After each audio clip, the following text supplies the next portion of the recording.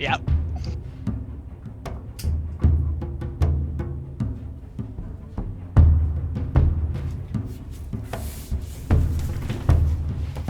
All right, broadcasters live, and let's start the recording. Boom. Recording started? Is it gonna record? No, you're not gonna record? Oh, numlock. There we go. All right, recording is started. Let's kick this pig. Why are we kicking pigs? That's animal abuse. That's animal abuse, Brandon. Okay, hold on. To the authorities. Let me rephrase that. We are started. Bob's your uncle. So, I'm kidding. Ooh, man, my web camera's messed up. Let's turn that just a little bit. Welcome to the Ilderon Tales. This is the Nobles Saga 1, episode 24 of their campaign. 24 sessions. We come a long way. We're playing Dungeons and Dragons tonight, and everything you're going to see is live storytelling. Nothing is scripted, and we will see where we land. Of course, for D&D, there's rules that govern, how the classes work and how we roll on stuff, but probability lets these events turn out in a myriad of different ways. If you're under the age of 14 and you are watching tonight, please stop right here and consult your parents, because you might see content that's inappropriate for you. And finally, we are playing in a homebrewed world of our own creation, is the world of Ilderon. You can Google search it and learn more about it. It is a very fun setting. We got a full party tonight, and that is quite wonderful. Let's jump into the recap. So last session started off on the 31st of Noble. The party had just welcomed Talia into the studio, house, room, apartment, space. Well, just go with apartment. Yeah, and she had brought gold to share with the party that she had acquired off of from the burning building. At which point Lumilia had proposed to her, and Talia accepted and pulled Lumilia aside to discuss the terms and conditions of their relationship. While they were discussing that, everybody else was in the background doing not much of anything super important. Claw decided to leave and go out for the evening. Seeing as Claw was leaving and going, Andrea decided to also leave and go out to the evening. When she tried to go off on her own, Claw instructed her that she was going to accompany her, and she did not want to be accompanied, so they decided to go to a bazaar together, at which point Claw bought a spell scroll for her to add to her spellbook, and Andrea wasn't too appreciative of being told what to put in her spellbook. From there, the Claw and Andrea returned to the party. The party went to sleep for the night. Everybody woke up on the 32nd of Noble. I don't think I'm missing much of anything important that happened that night. That morning, Talia came by with groceries, and everybody started cooking and getting ready for their day. As the party was deciding on their travel plans, Andrea excused herself and left out of the room, to which, after a little bit of discussion, it was decided that Anderson would go after her. Andrea commented on the fact that everybody else gets to come and go freely on their own, and she unfortunately doesn't get treated like everybody else. And her and Anderson had a heart-to-heart outside, upon which she calmed down a little bit and returned back to the party. It was decided that the party would travel on a boat. Talia spotted a boat in the harbor that owes her a favor, and said she could get the party passage on it. And the party agreed to this. They went to the boat, and saw that the boat was still there. After questioning around a little bit, they found the boat was waiting on a blue contractor who happened to bump into the party on the docks. With a little brief discussion, the blue contractor let the party on board and let them travel to Marbleport for relatively cheap, so long as, you know, they had a little bit of coin and they weren't going to cause any trouble on the boat. As soon as they got on the boat, the captain recognized Talia. Talia informed the party that she was running from some assassins that she hired in Marbleport, and that the boat captain let her stow away on deck. In exchange, she filled out all of the paperwork and the manifest for the captain, serving as the captain's risen scribe for the duration of the trip. The captain, happy to see Talia again, allowed her on board and considered the favor repaid, and told everybody to get the ship ready to depart, or all of the deckhands. There was terminology used, I don't remember it. I was like really vibing that session. From there, the boat did not move as all winds avoided the boat. Magical wind broke around the sail, splitting in directions and reforming at the front of the ship as the boat just drifted on the currents. Confused and puzzled as to what was going on, the arcanists on board determined that the ship was cursed. The entire vessel was cursed, and that things like this were much more powerful than what most mortals are able to do. So, feeding into sailor superstition, she began, or rather the captain and her began questioning the crew if anybody had angered the gods, particularly the gods of the sea, and began questioning the crew and the party of their sins and their transgressions. Before the party was able to state all of their transgressions, Lumilia was able to pray to Galesong and figure out that Galesong had cursed, Stradora's sword, and Galesong gave Lumilia the power to suspend the curse temporarily. And after doing so, the boat began to be affected by the winds again.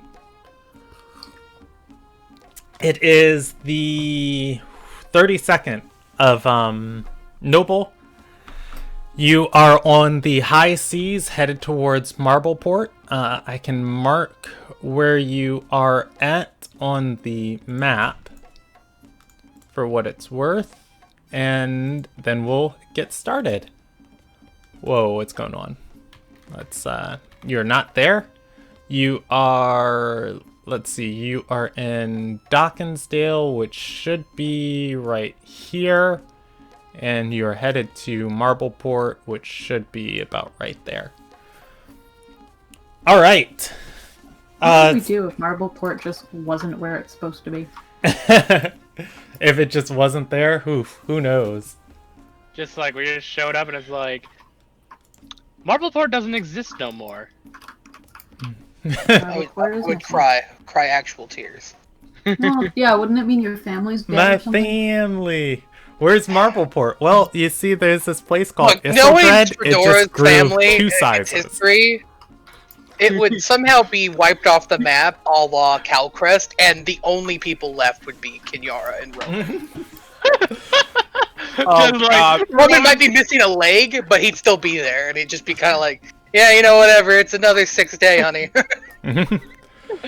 All right, you all are on the high sea. There were some actions that were happening that let me go back through those, and then we'll fast forward through the rest of this travel. So, Claw. Wait. Let me start at the top. Kenneth wanted to talk to Oswandria. Fedora. Oh, Stradora. Okay. Wanted to talk to Stradora. That's my bad on that. Jeez, Brandon, do all princesses look alike to you? Yes. No, I mean, think everyone's a princess. Well, Princess you're- Brandon, apparently, judging by the party. You're almost attached, but to the hip. So I mean, honestly. Lumilia was guarding the sword in the barrel, I believe. Yeah. Guarding the barrel more than the sword, but yeah. Okay. And Claw wanted to do something below decks. I didn't write it down, but I had your card turned sideways. He wanted to tell Alexandria his name at night. Oh, okay. Yes. All right. And Anderson and Sergey. This is exactly what it Andrew, you know, actually, I did want to try something kind of below decks. I wanted to see if I could contact my warlock patron of my own will, instead of being called upon, or at the very least, I'd make the attempt. Okay. Whether it works or not, no idea. All right. I am going to. Well, Stradora, is there anything you want to do with your character before I handle this stuff? I wanted to bug Anderson, but I can bug Anderson after I talk to Kenneth. Okay. I'll just roll down straight through the list. So it is the. I guess, yeah, you guys do leave at the top of the morning. You do leave at the top of the morning. And as the boat begins sailing through the seas, you would all have space to go about your various tasks. Kenneth and Stradora can find a modicum of privacy. You know, if you want to talk in front of the eyes of Lumilia and Talia, you can. Otherwise, the deckhands are all working right now, you know, going into their quarters or where they sleep in like the back of the ship. Or below decks, there's a little bit of privacy there. You might bump into Anderson, who's also looking for privacy, but you can tell him to skedaddle. Okay. Okay, yeah, I guess find a relatively quiet area. Relatively quiet area. You guys are able to do so. Okay. Alright. God, I had this start out in my mind like 2 weeks ago. Now it's all gone. I've been there. I wasn't.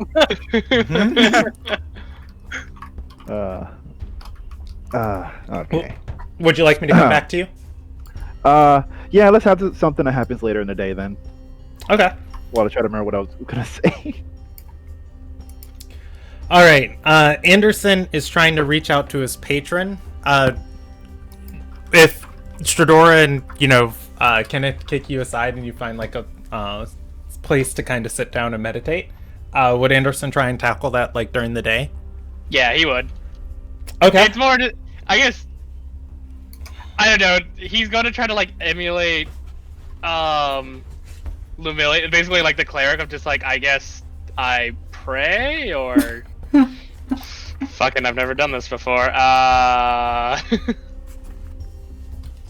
Martlin, are you Remember to there? invoke him by name. I did. His name is Martlin. That's all the advice I have. So let me Oh boy. I want to have a chat with you. You say that out loud? I don't know. I guess I'm trying different methods. I guess first like meditation and then like out loud and like quietly, because I still don't want like people to hear me. But you know, kind of like that whisper. Like you still want to say it out loud, but like you don't want to be heard. Okay, roll me a wisdom check for Anderson. Wisdom check. It's probably a good stat for a barbarian. I mean, it's not awful actually, considering. Oh wow, the rolls look different now. Look at that. That's D&D Beyond. Okay, hold on. Let me. I mean, I can do. No, that's Okay, fine. yeah. That's fine. I've got it. I'm just I was making sure my UI was properly set up. No. Oh. Yeah, no, 'cause that's from here. Yeah, Anderson, as you try and connect with Martlin, and the strength save, you're just flexing the new. No, wisdom. that was just me testing the UI thing. Okay. I As mean, I you, guess I can flex on Martlin. It's like, I have bigger muscles than you ever did in life. as you reach out to Martlin and you try and form some line of communication, you get no response. But I mean, that tiny sense you have where like you're sitting down like eating your dinner and you just kind of like you're at a restaurant and you feel somebody is watching you, look over and kind of like they look away, like you get that tingle of just like you don't particularly feel alone. Not that Anderson's ever felt alone, but like I guess more so paying attention to it. I guess I just look around to see if anyone is like watching me. You don't see anybody. Was that progress? Did I make progress? Did I do good? I don't know.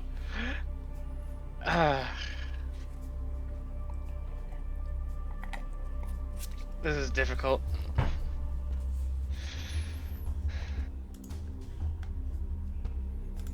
Alright, I'm done. Alright. Just as a play, I mean, like, Anderson will continue, but like, I don't have anything else to really roleplay off of it. Okay. So Anderson continues to sit there in meditation for some while longer. You probably stay like that for maybe 40 minutes or so before you finally feel the feeling fade away.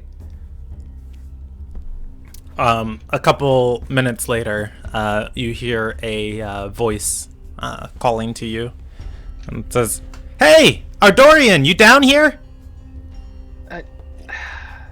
Yeah? What? Can you move some barrels? Is it? I forget it. Sure. Where? See, this is the benefits of being the strongest, but being a 4'11" teenage girl.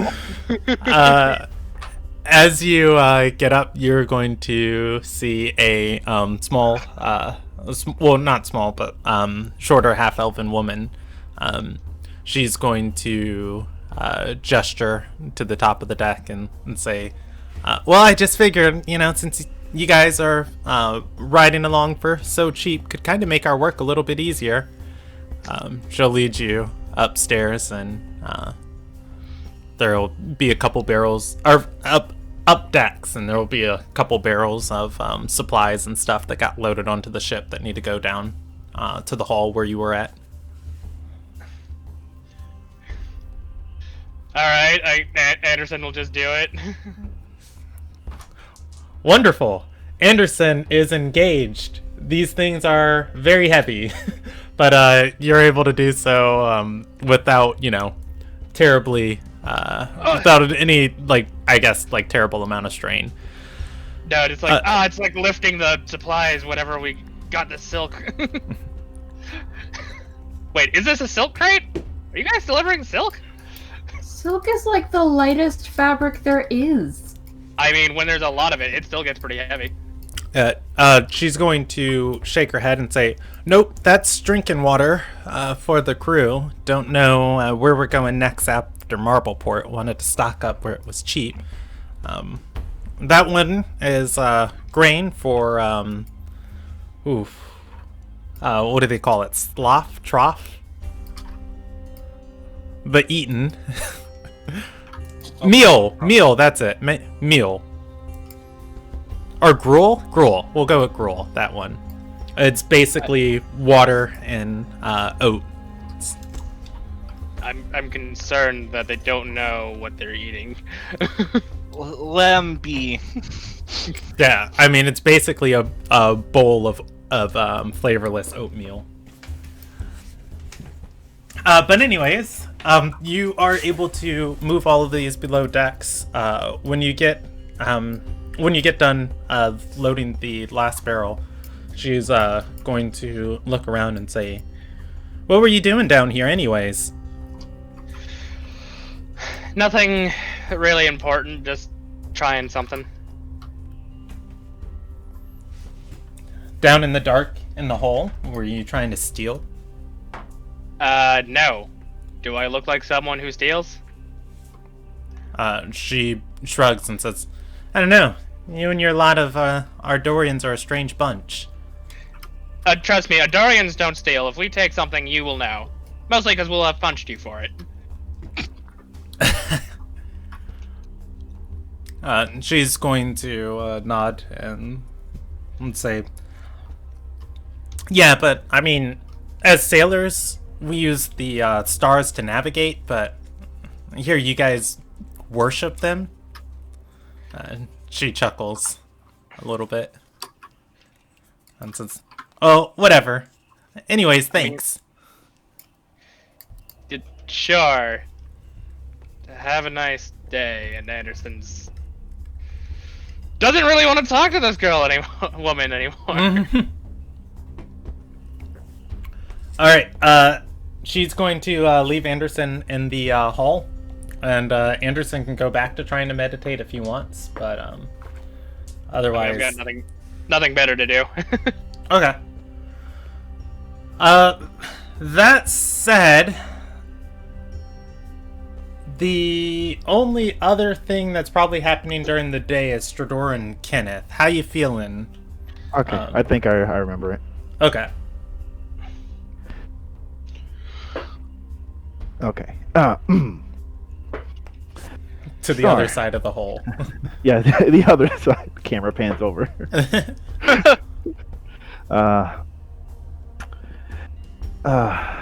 Star. I'm concerned that you're using my short name. Good. You should be. Star, I've been thinking about how to handle this situation I've been put in not recently. It's been a while now. So, you aren't someone who probably handles too much with subtlety and that type of crap. I can tell how you are. You're a headstrong kind of girl. I prefer people be upfront about things. Right. Man, people would probably find you really boring in Ardor, but they have funs with these backhanded compliments and talking about things, trying to be smart. It's their whole little game for some nobility. So that's I'm going to be upfront with you with this.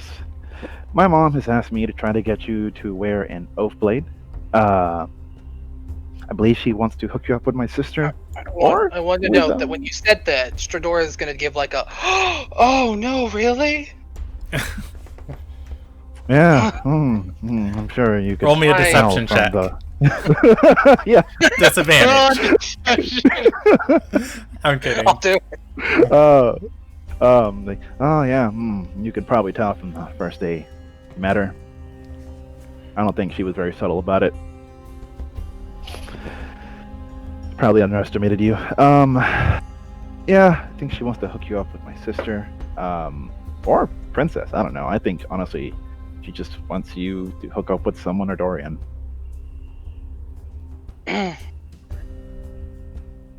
Why? If I try to figure that out, I'm pretty sure my brain would hurt.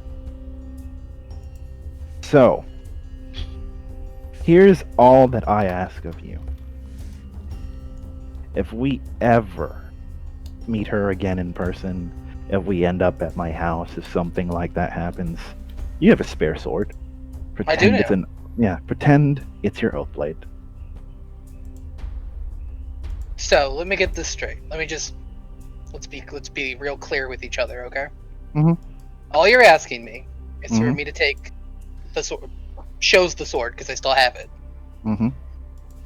This and put it on the I'm looking to get hitched hip. Mm-hmm. And That's it. yeah. And we just so happen and maybe to be... amuse your sister if I'm introduced. Sure. You could also, kind of play up how much you are interested in the princess, which I mean, that probably won't be too hard, but You get glared at. There's a glare now. Adorable. Uh, uh, that's honestly it. That's my Fine. solution to this request of my mother, which just means I have making a request of you. I'm not a huge fan of it, to be perfectly honest. I know you don't like lying, but honestly, when it comes to Aussie, are you really? Look, I don't want to talk about anything that has to do with Alessandria and my emotions right now. Keep my lips sealed. Won't talk about it. Okay? That is a different subject. If you want to talk about that, we can talk about that. I don't know why. I did that thing where I look at my fake watch, but I'm like, why would Stratora do that? The watches exist. Yeah, it's like... My Time time keeping devices exist. It's like, we can talk about that in a week. In a week, we should be away from my father, and we should have her deposited in a university where I never have to talk about it again. Fair deal. As the other thing, whatever. I don't like it because it's an invitation. You know, I'm young. Oh, I know. I honestly don't know why she's trying to get you to do this at your age, but I don't know. I guess she wants the idea in your head, which is, I guess, what I'm doing. Damn, she's good. But yeah, fine. I'll wear it on the correct hip, and pretend that I'm actually looking for a suitor in an active way. That's all I ask. Happy that I can help you please your mother. I know that can be hard. Sure. If you ever need my help, I'd be more than willing. I'll keep that in mind. All right. Is your sister nice? Yeah, it's really nice. I am afraid, partially. A little bit of Aussie, but with more confidence. It's terrifying. Yeah. You like her. Well then, if it ever comes up, it'll be interesting. It will be. Thank you for indulging me. It's fine. We're friends. All right, let's see how this boat ride goes, and I don't know. We'll stop by your parents' house and meet them. I don't know if Mom's home.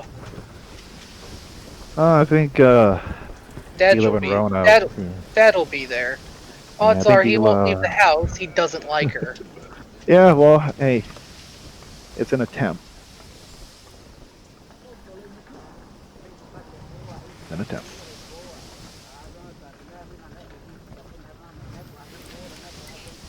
All right. Do you guys walk back up to the top of the decks? Yeah, I'll just start wandering around. Okay. Yeah. All right. Actually, where's Anderson, how much longer does Anderson stay down here meditating? I guess we'll go for another hour until he gets too bored and it's like, nope, I need to walk around. I need to do something. Okay.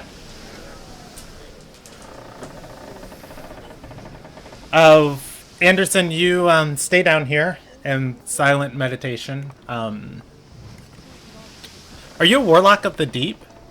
No, Faye. Oh yeah, Faye.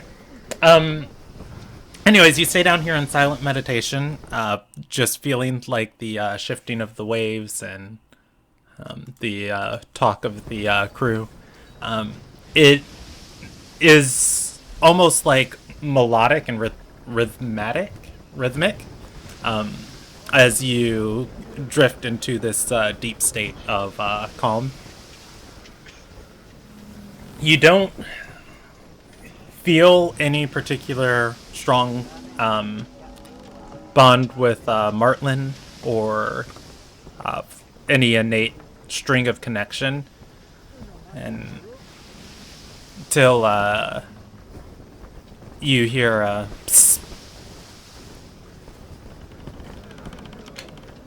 Trying to talk to God?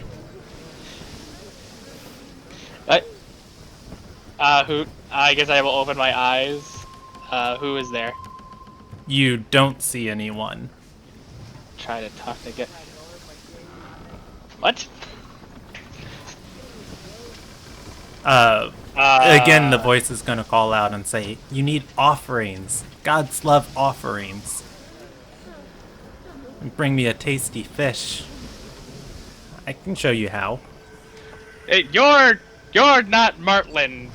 Who and where are you? You can roll a perception check, but you can't see the person. It's coming from the boxes and crates down here. The voice is going to speak up and say, "All you gotta do is wrap it in some cloth or some soaked leaves. Leave it on the floor over there and I'll grab it, and I can teach you how to talk to the gods."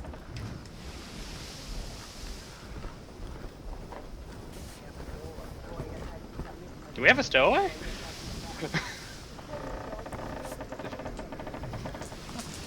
You know what? Fuck it. I got nothing better to do.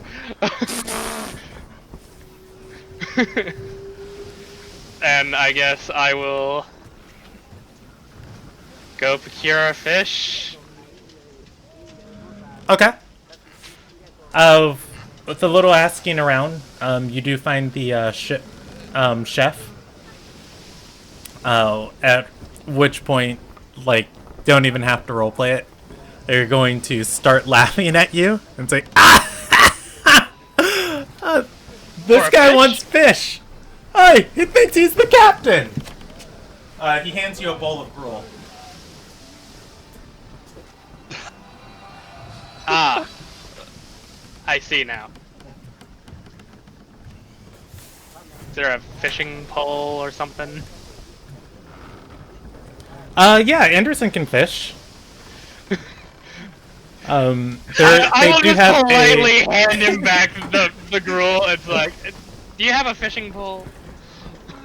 Yeah, going up to the top deck, you'll be able to find a box with some tackle and bait. Anderson can spend the time fishing. Roll me a survival check, though. Survival check? Yeah.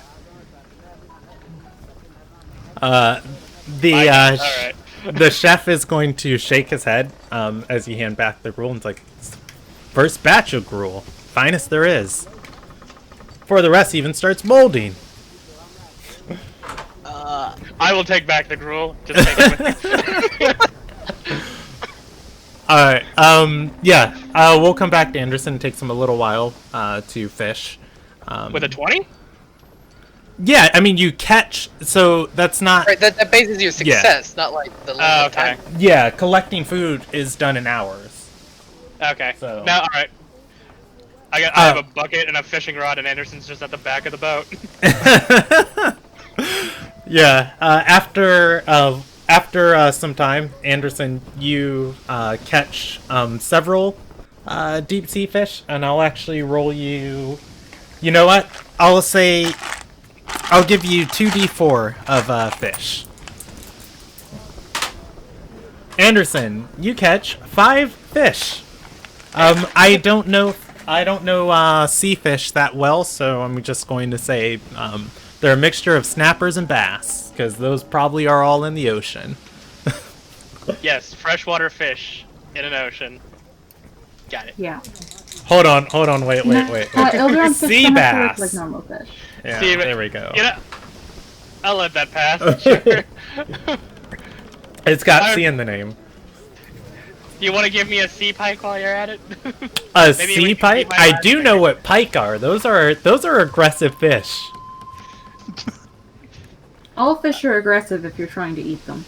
I don't know. I just live in the land of 10,000 Rock cart. lakes. I'm gonna not much subtract- to do with fish. I'm going So- to subtract one Oh, of no, your... they shouldn't exist, so they accept it. Yeah.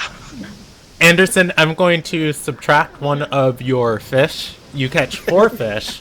The final fish you catch is a sea pike. It tries to snap your line, but the sailors have it reinforced. You yank it onto the deck, and it is going to begin jumping around. It is very aggressive. Roll me initiative. You're unarmed. I punch it. You can punch it. Roll me initiative. Alright, I've seen somebody try and catch pike with their hands. You beat it for initiative. It rolled a 19. Fine. All right, roll me Wait, roll me does an anyone attack else roll. see this happen? You know You have what? advantage on it. I have magic. Just Eldritch Blast. Eldritch Blast of fish? You can. It's force damage. It won't affect you.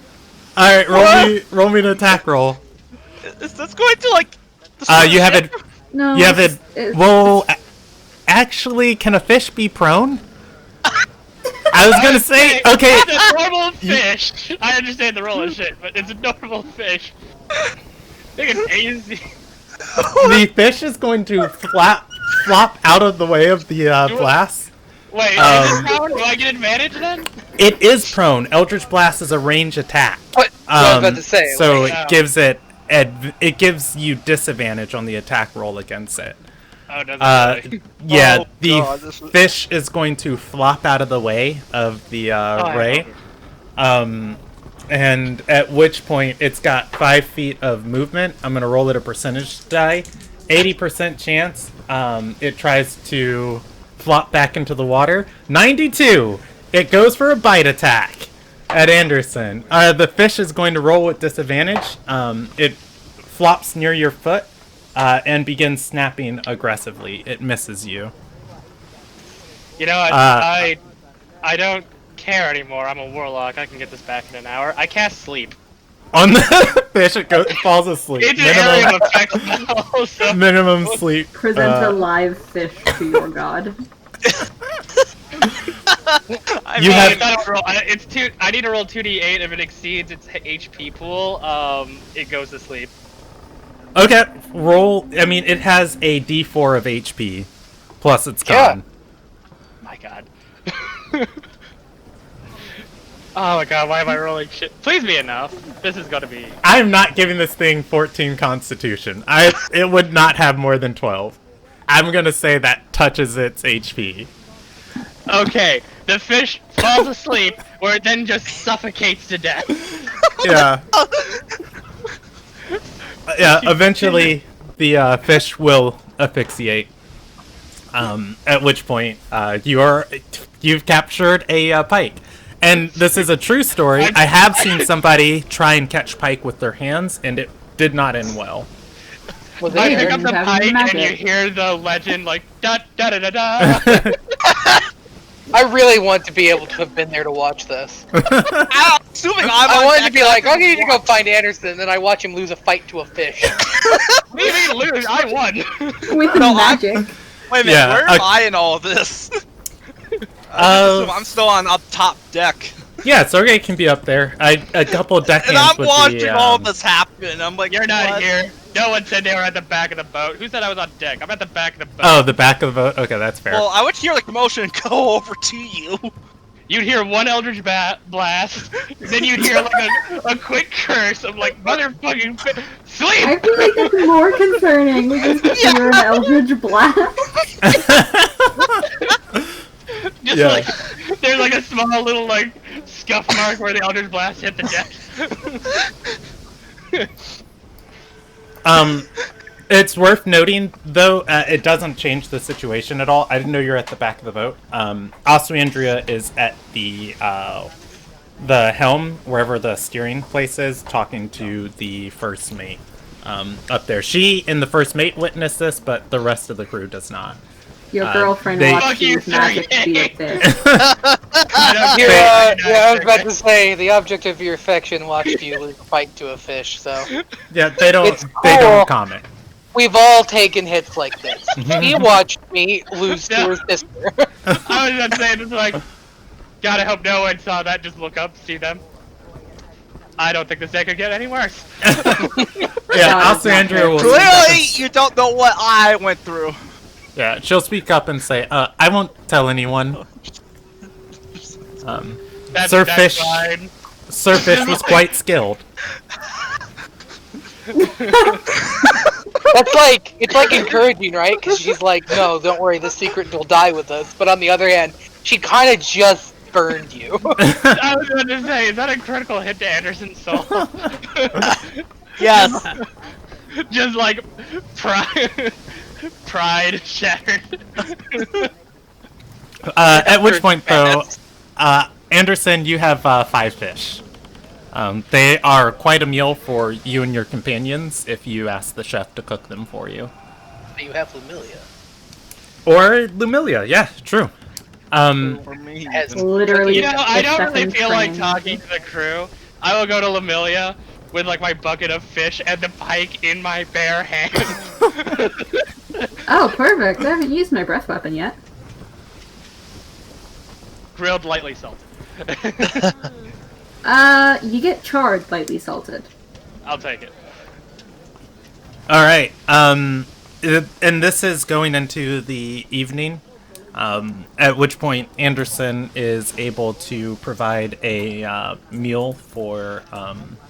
Ooh, I saved How the many of pike you? for the mysterious question, the mysterious voice. Which, by the way, I'm not eating Yeah. with a group. I take my own fish, and I take the fish, and I'm going to go back to where I was. each fish feeds 2 people. Oh, okay. So- Then I will only take one fish. Yeah, so let's see. You provide food for pretty much the entire party. Well, color me You have impressed, fish then. instead of gruel. You're welcome. I'm gonna go eat in my corner. One person has to eat gruel. There you go, Sergey. Don't worry, it's from the first batch, so it hasn't molded yet. Fuck you.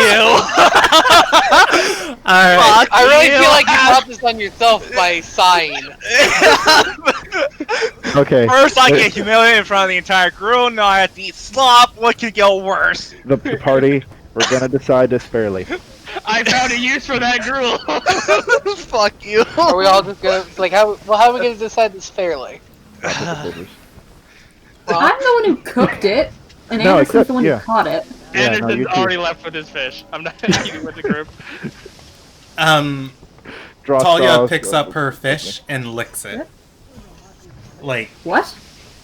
There are my eyes at her like, She lays claim to it. No, it's the rule. It's the rule of the lick. You take a piece of food, you lick it. It's yours now. I'm gonna look at her and just go, I love you. I will grab the gruel. I'm gonna look at Talia and you'd be like, "You think I'm not gonna eat that? I would eat that.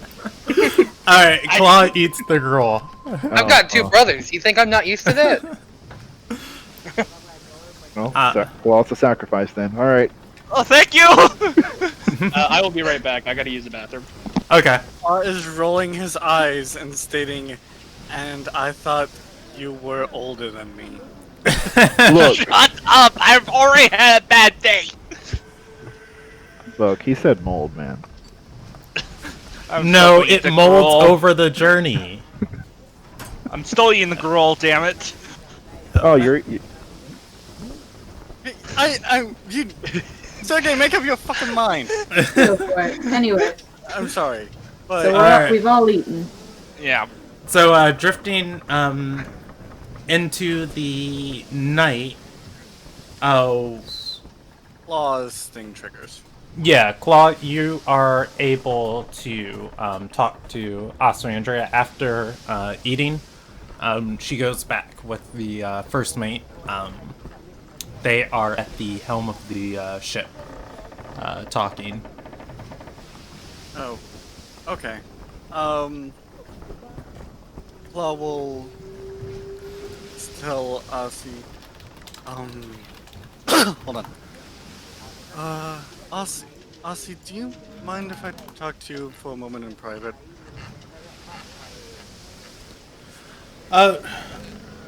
She'll, not, stepping away from the, first mate. At which point the, first mate will, stop her and say, if you really want to figure out how it works, though, here, you can study it while you're on the ship.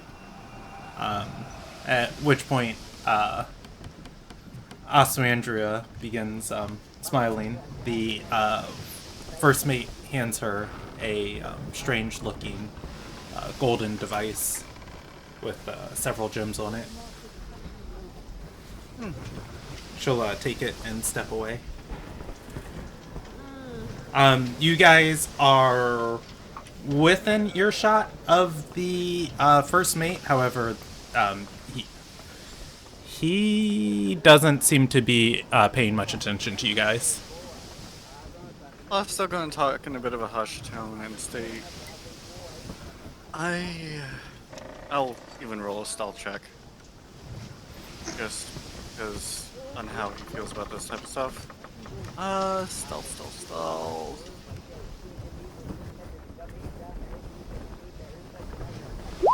20. Okay. Not bad for me. I'll see. I feel like I know. Well, okay. That's no. I rolled it with claw stats. No. Okay. Don't question it. Sorry, you threw it off. Aussie,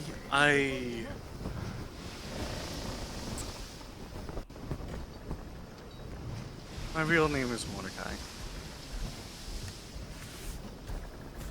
But while I would appreciate it if you continued calling me Claw around others, this might sound strange, but knowing my name,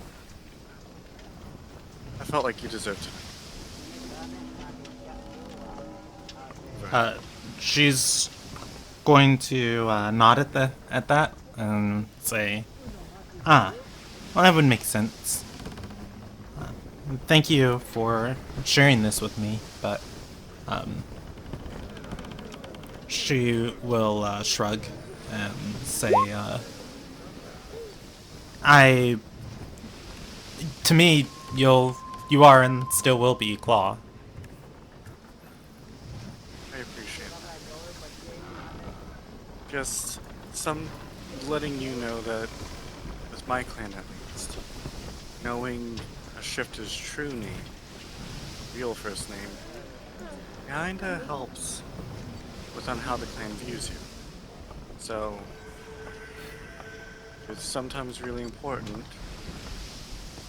telling them that you know that what my real name is sometimes gives you a little bit more.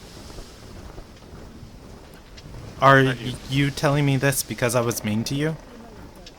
No. I'm telling you this because I consider you a close friend. I only tell close friends. Only people who I trust know this. Well, I deliberately tell.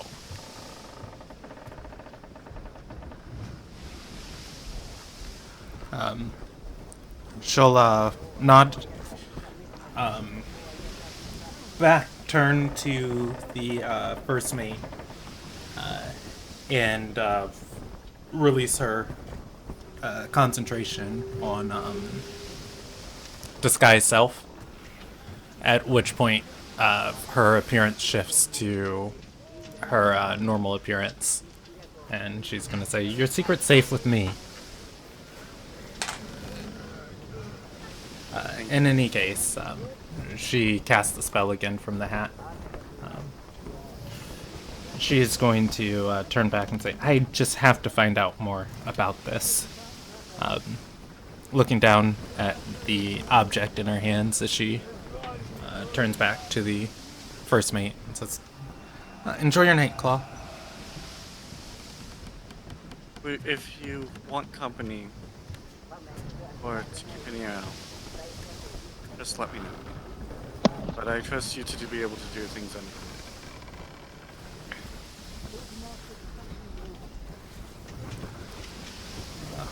She's gonna smile at that.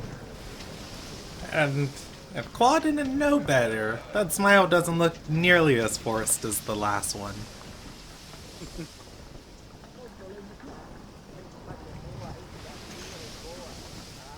Good night as well. See, make sure you get plenty of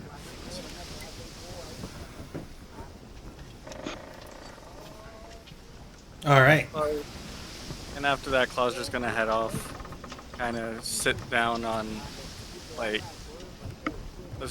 one of the steps on the upper deck a little bit, just enjoying the night air before heading downstairs to go to sleep. Okay. I would have noted that the fish I took was the pike. Alright.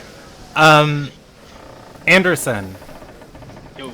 you are able to eat half of your pike and, leaving the other half on the side of the hall.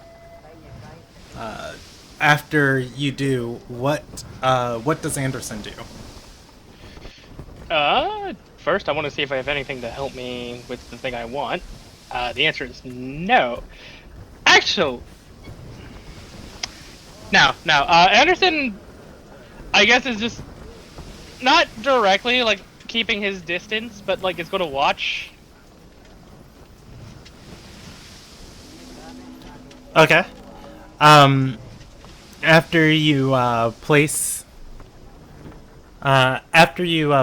the pike down and you go back to sit down, you sit and start staring at the pike on the floor, and something just zips by. You hear a creak, and something zips by. Looks like a giant rat, or some blur grabs the pike and goes back between the boxes. Like, whoa!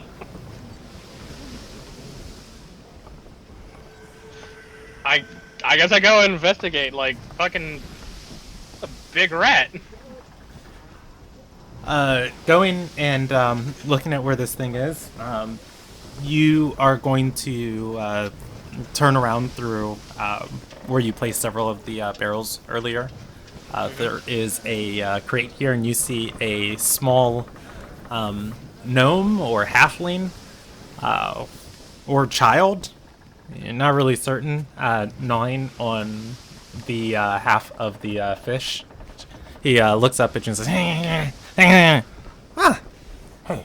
you're the one who's trying to talk to God, right? I told you I'd help you. You need offerings.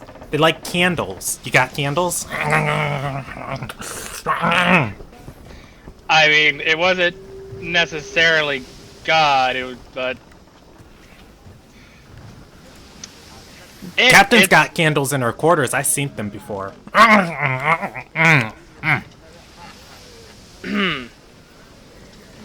Right.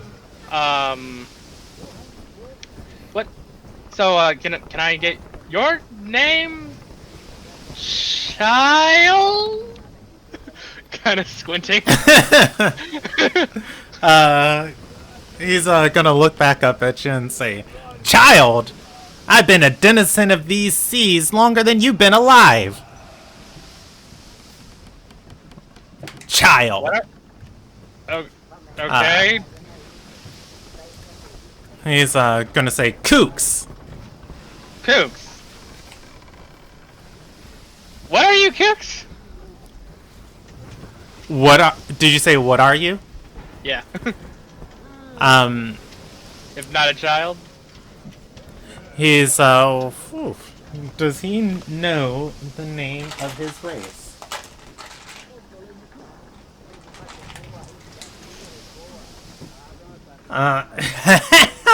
He laughs and says, "What am I? Some scholar?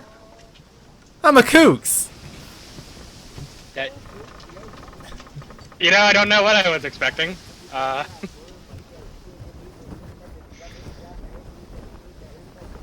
I mean, Okay. for Anderson looking at him, little shorter than a dwarf, taller than a halfling. Does he have any, like, certain features, elongated ears or something? Something that doesn't look like a race, I guess? I mean, so for you as a player, he's a gnome, but he doesn't know that. But yeah, he looks, it kind of looks like a stubby halfling. Without the pointed hat. Yeah. At which point, he's going to say, I heard your cleric earlier. She's got holy water, probably got candles too.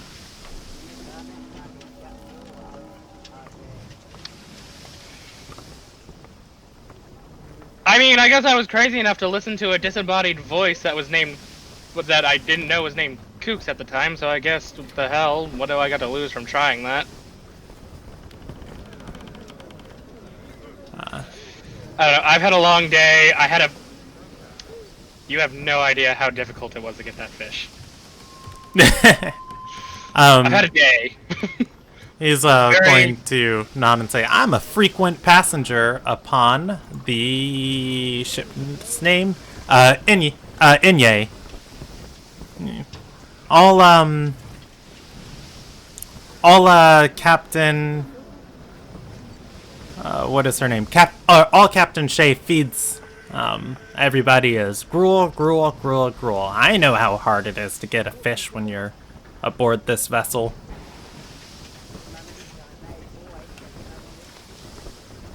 You're gonna make the ride, though, to Sky's Reach, though, just that much smoother.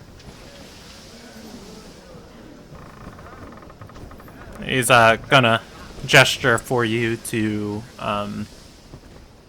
come closer.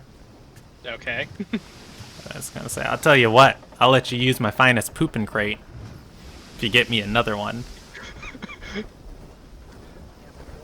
You know, that's very kind of you, but I'm good. I don't need a pooping crate. Although I'd like to know which crate is the pooping crate, specifically so I could avoid it. Like I tell you! Please don't be the one with the sword in it.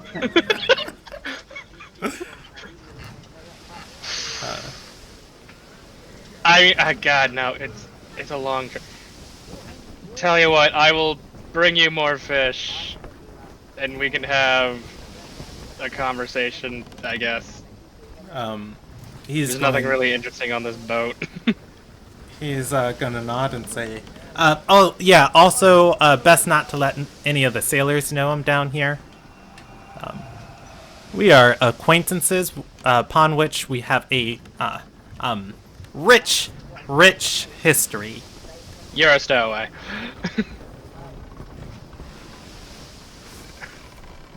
Is it like that kind of relationship, or? He's going to say, I'm not cargo, I'm a passenger. Right. I ought to stow my fists away the side of your head. You weren't all the way up there. Now, go on and get praying to your god. It's not Umiya, is it? Right? No. I doubt it's a god you've heard of. He's going to shrug. For starters, he's not a god. You, after a while, he puts down the fish. He's going to... Wait, it's not a god. As he starts walking back over to the set of crates he was stashed in, he's going to turn and say, what are you praying to? It's not praying, trying to communicate. I don't know. It's weird. It's a mental connection thing, soul bonding. It's a soul thing. I don't know. You ever heard of a great mage called Martlin? Oh, she'll roll. I'm gonna say it's a 20% chance he has a chance of knowing about this, and then I'll roll him a history check. But yeah, and then he's gonna say, mage. What? Everybody in a Lil Nagai are Arcanists. Well, he's What's not. a mage? Someone who's very powerful at magic. Who lived a very long time ago, is dead, but can talk to me for some reason.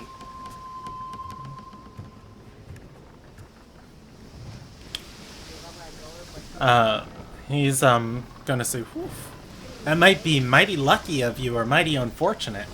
You know, Yeah, the seas have a." Oh, go ahead. I was just gonna say, yeah, I haven't quite decided yet either if it's luck or bad luck.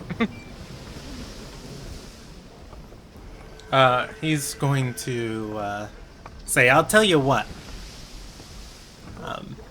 The seas have a way of discerning these types of things for you. Catch me another fish. If it's red, it's an omen. If it's another yellow one, he's going to give you a satisfying nod."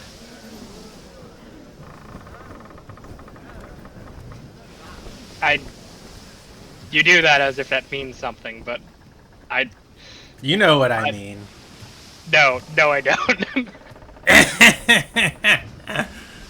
You think I'm the dumb one? No, I legitimately don't know what that means. He's going to say, "Well, I mean, if it's yellow, it's a blessing." Well, isn't red the blessing? You said it was an omen. And he's going to say, "Omens are bad. You don't want omens. You ever see dark clouds above a ship before it sails? That's storms. You want those going the other way. If it's red, you better throw it back in the ocean, or give it to me. I'll dispose of it." This just sounds more like an elaborate way for me to get you more fish. Well, you won't know until you try.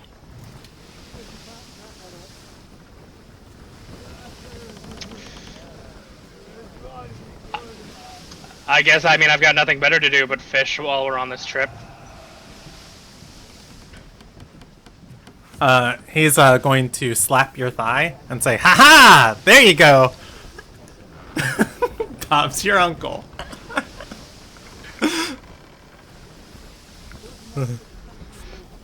This is gonna be... Or no, here we go. Stradru's your father. Who? No, he's not. Well, he's my granddad. It's a constellation. It's the constellation of father. This... Is this At how which point- Sakura feels? Yeah, at Is which this what point it's like? the gnome is just gonna say, "It's, how do y'all say it? An expression."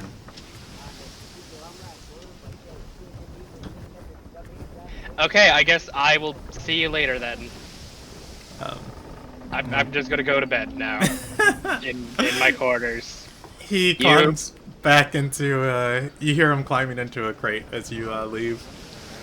Enjoy the fish and your pooping crate. No, it's not just a pooping crate. It's the best pooping crate. It seals better than the rest of them, so you don't have to smell it. That is actually pretty good. Alright, so Anderson goes to sleep. Anderson just goes, lies down, it's just like, the fuck kind of day did I have? Alright, does anybody want to do anything before I skip to the next day?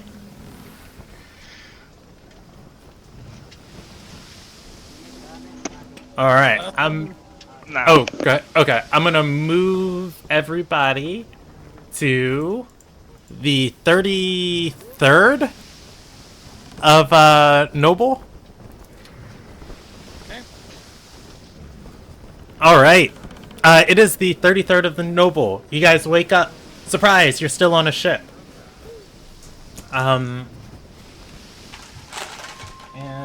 let's me roll some dice. As everybody wakes up, Asuandria is the only person who is still knocked out, sleeping, in her hammock.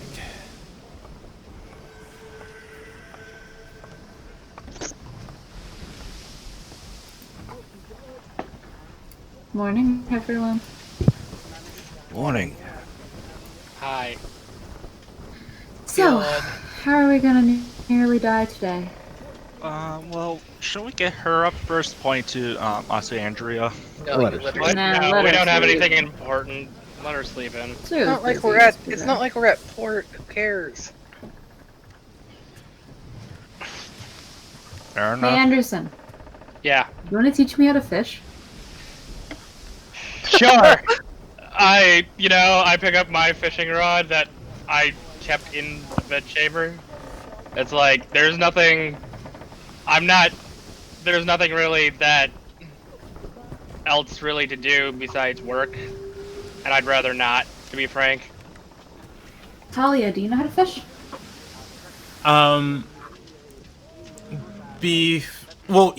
Before we get to that, I will respond to that. Anderson. Yeah. Yeah? Something that is worth pointing out for you. Oh, gosh, I don't know when this would have came up for Anderson. But I did roll for everybody in varying capacity. Anderson, you might have been with your father at a party and you might have been talking to some military official and they were like showing off one of these. You become very aware. Asuandria is clutching something extremely dangerous. It is a magical device that you saw somebody talking to your father about it. It is capable of creating blast of magic in its barrel and launching them forward. Somebody gave her a gun. She has a gun! Good. Oh yeah. Yeah, it is a strange arcane tube with gemstones on it to everybody else. To Anderson, Which, by the way, that this- is actually my reaction of like, wait, she has a gun? yes, she is sleeping know what a gun with is. it clutched in her hand. And I would say for the most part, it's probably hanging off the hammock. She has a what? A gun. It's a weapon. A very experimental weapon. Last I heard.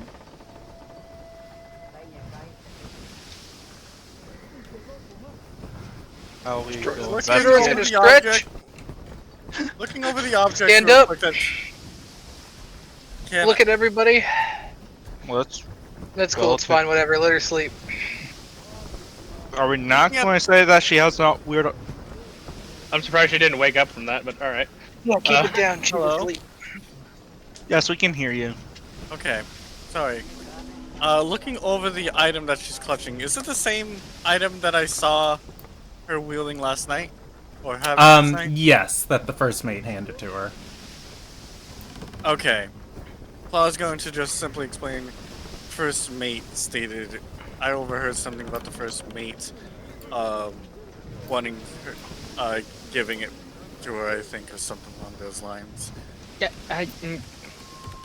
Either way, I told her that she said she was going to try and learn that thing, so I think that considering we have several people here that can help remedy anything that goes wrong, gestures towards Stradora and Lumilia, I'm not too worried. I can't replace fingers. Fair enough. I can't We replace also- fingers yet. But also, there's a mentor who seems to be trying to help her learn. Well, if we still have the finger, maybe. It. But Either that doesn't way- sound like the finger would stop. Either way, let's not try. If she's trying to learn a way to defend herself, I don't see too much of a problem.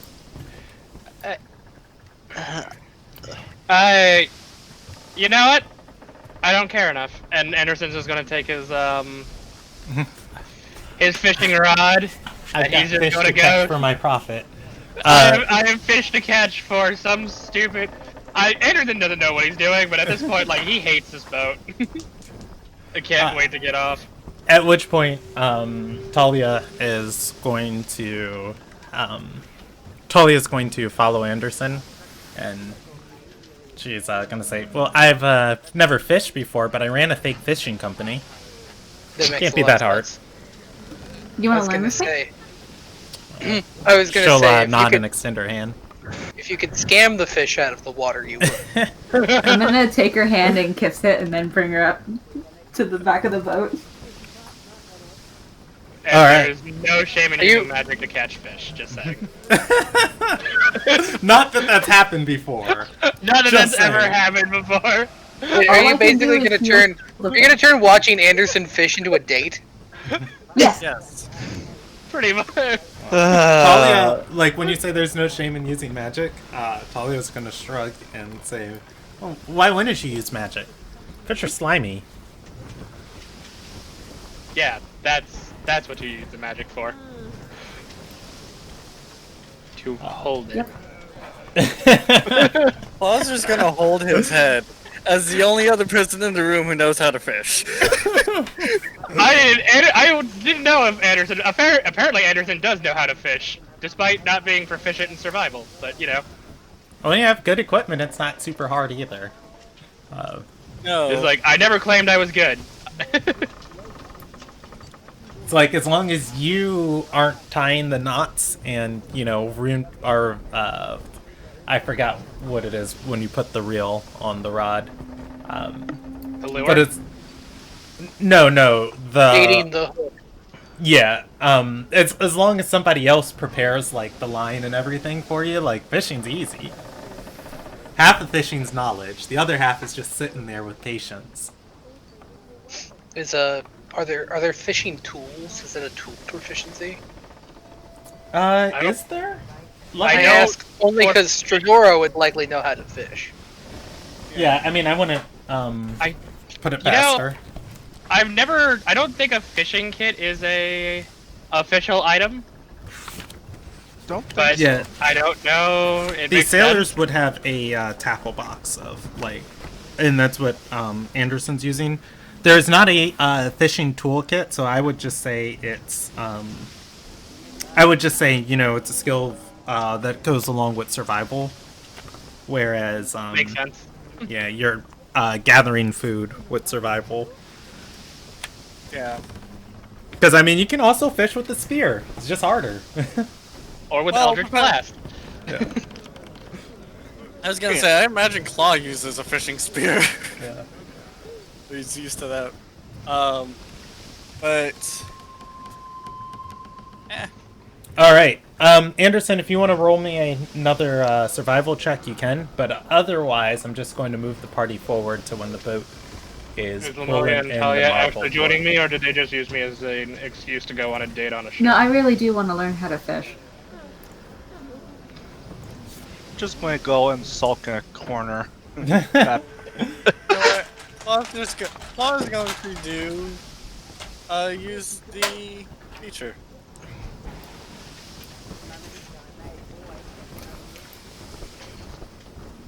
Wanderer feature. Cool. Okay. I'm sorry to tell you that you can't find fresh water, or you did. Yeah, in so- the barrel. Yeah, you go downstairs and you find fresh barrel or a water barrel, and then you hear a Oh, whisper. God, saying, I didn't "You write got it the down. fish." Damn it. I'm sorry. Can you tell me the name of like the gnome I met earlier? Kooks. Kux. KUX. Yep. At which point, though, Claw, there are more than one fishing rod up here in the tackle box.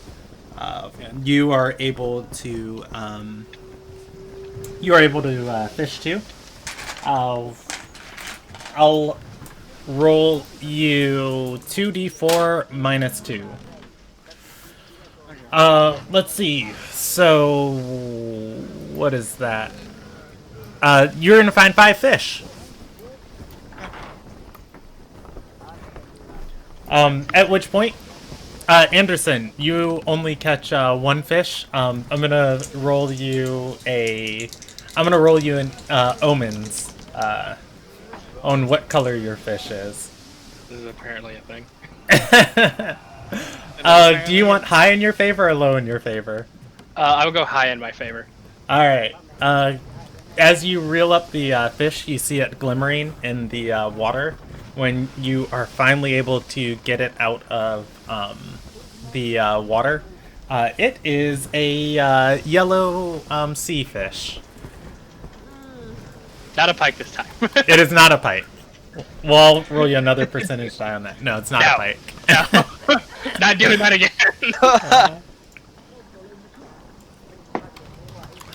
But yeah, it's yellow. It's a good thing, according to Kooks. According to the crazy gnome that shits in a crate. this is like Sorry, the person taking advice from.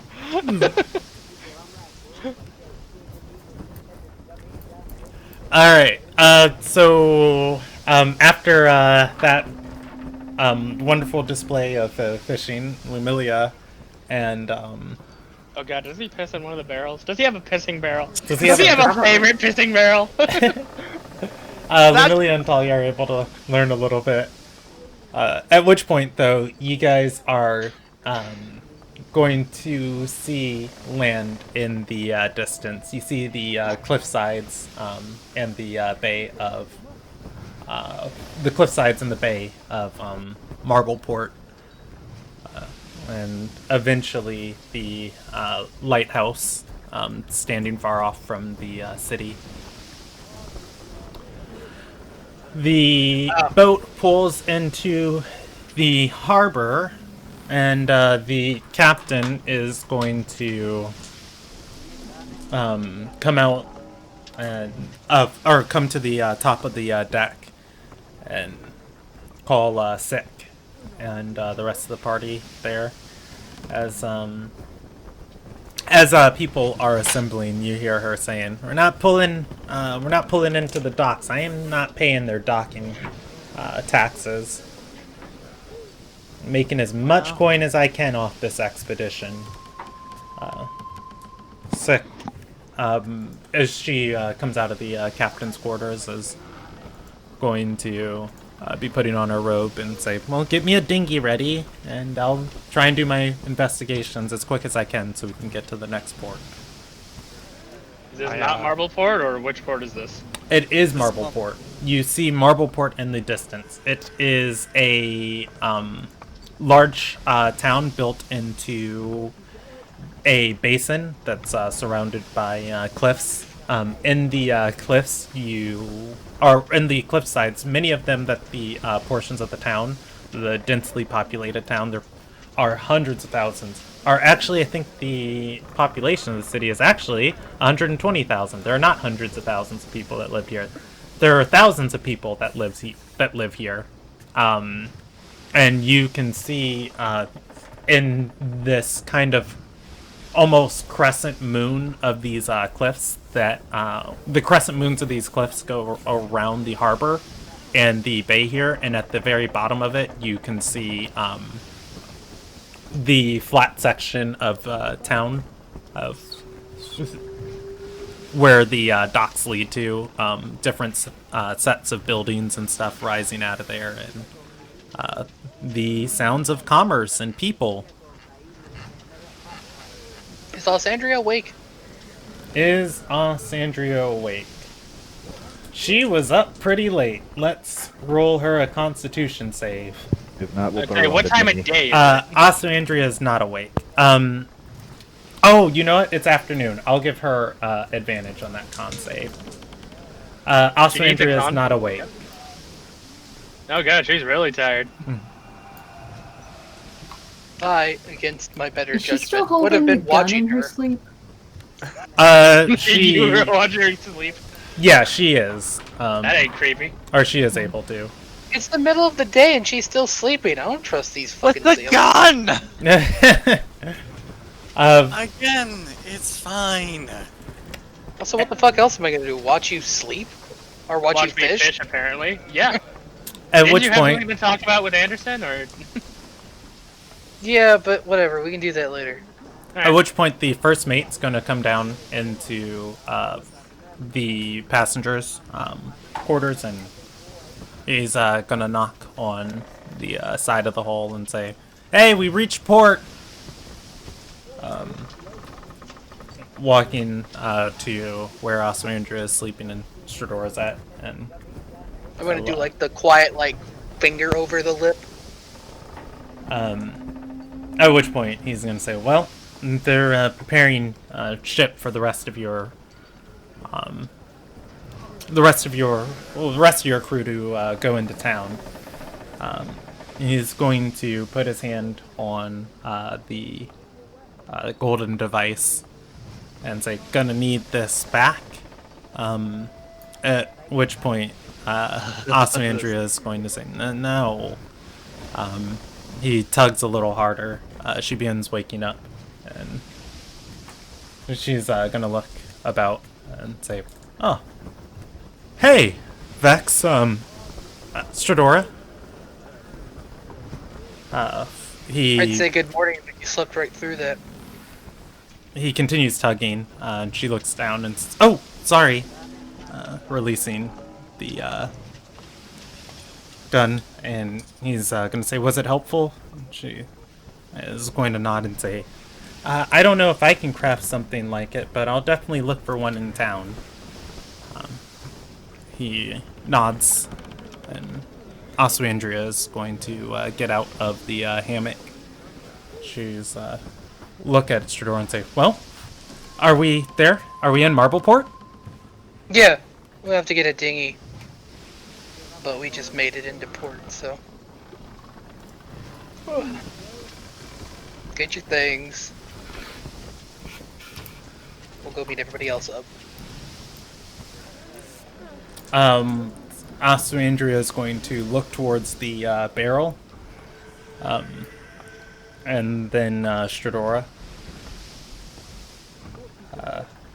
And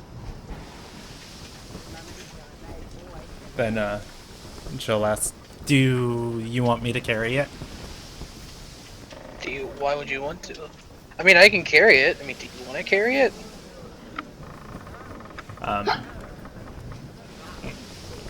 She's going to shrug and say, "Well, I don't know if you'd be upset that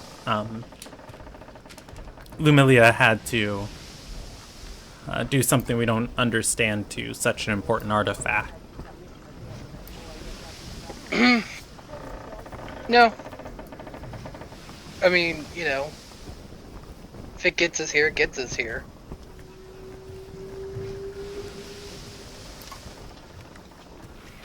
Like, I'm kind of like, take it out of the water. Okay. You take the lid off the barrel. Yeah. When you do, you can see where at first there was just kind of like sediment, almost boiling off the sword. This water is almost pitch black as you take it out.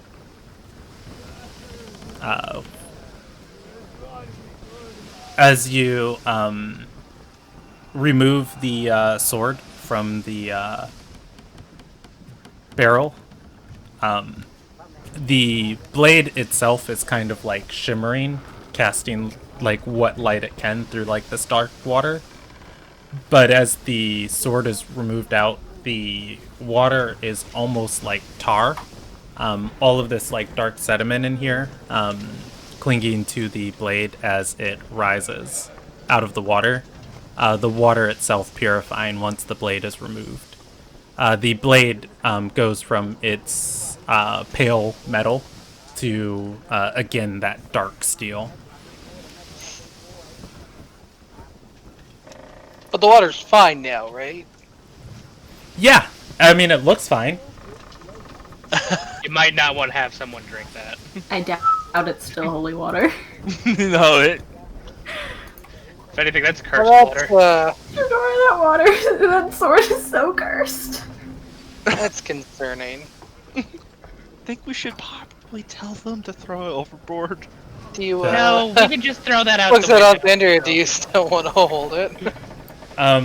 Also, Andrea is going to have a grimace on her face and say, "What's wrong with it? The thing's supposed to be like a holy Ililnagian artifact." Goddess of Death.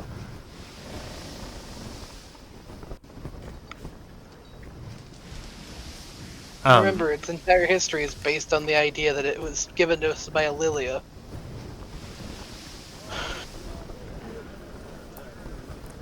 She's going to nod and say, "Well, while it was in the water, at least the blade kind of looked pristine. I don't doubt, though, that it'll still serve its purpose."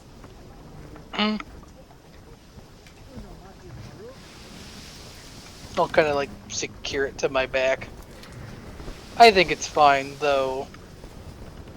Maybe it's something we can look into when we get to the university. She'll nod. You and also Andrea, though, are able to head up to the top deck. A couple people have been lowered down in a dinghy. You guys are late. You have to climb down a ladder, jump in a boat. All in all, not a particularly difficult task, though. Shadora, I'm not making you roll a athletics check for this. I was actually gonna ask if I could like go first, for no other reason than to like catch Osandria. I mean, it doesn't matter when Osandria rolls a 3 and falls. That's not true. If she falls and I go second, I have to watch her fall from the Fair. boat. If I watch her fall from the dinghy, I could catch her or dive into the water and save her. Well, I mean, it's not a particularly deadly current. You guys are like in almost a cove of the harbor. At which point, Osandria is actually falling above the boat. The ship is anchored, and I guess, I'll just let Stradora catch her, because I won't make you roll a dexterity save or anything for it.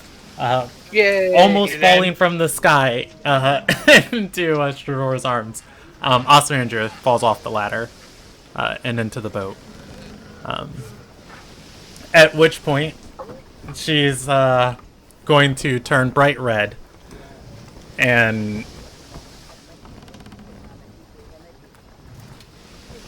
look at everybody, say nothing, and affix herself and sit in the side of the boat.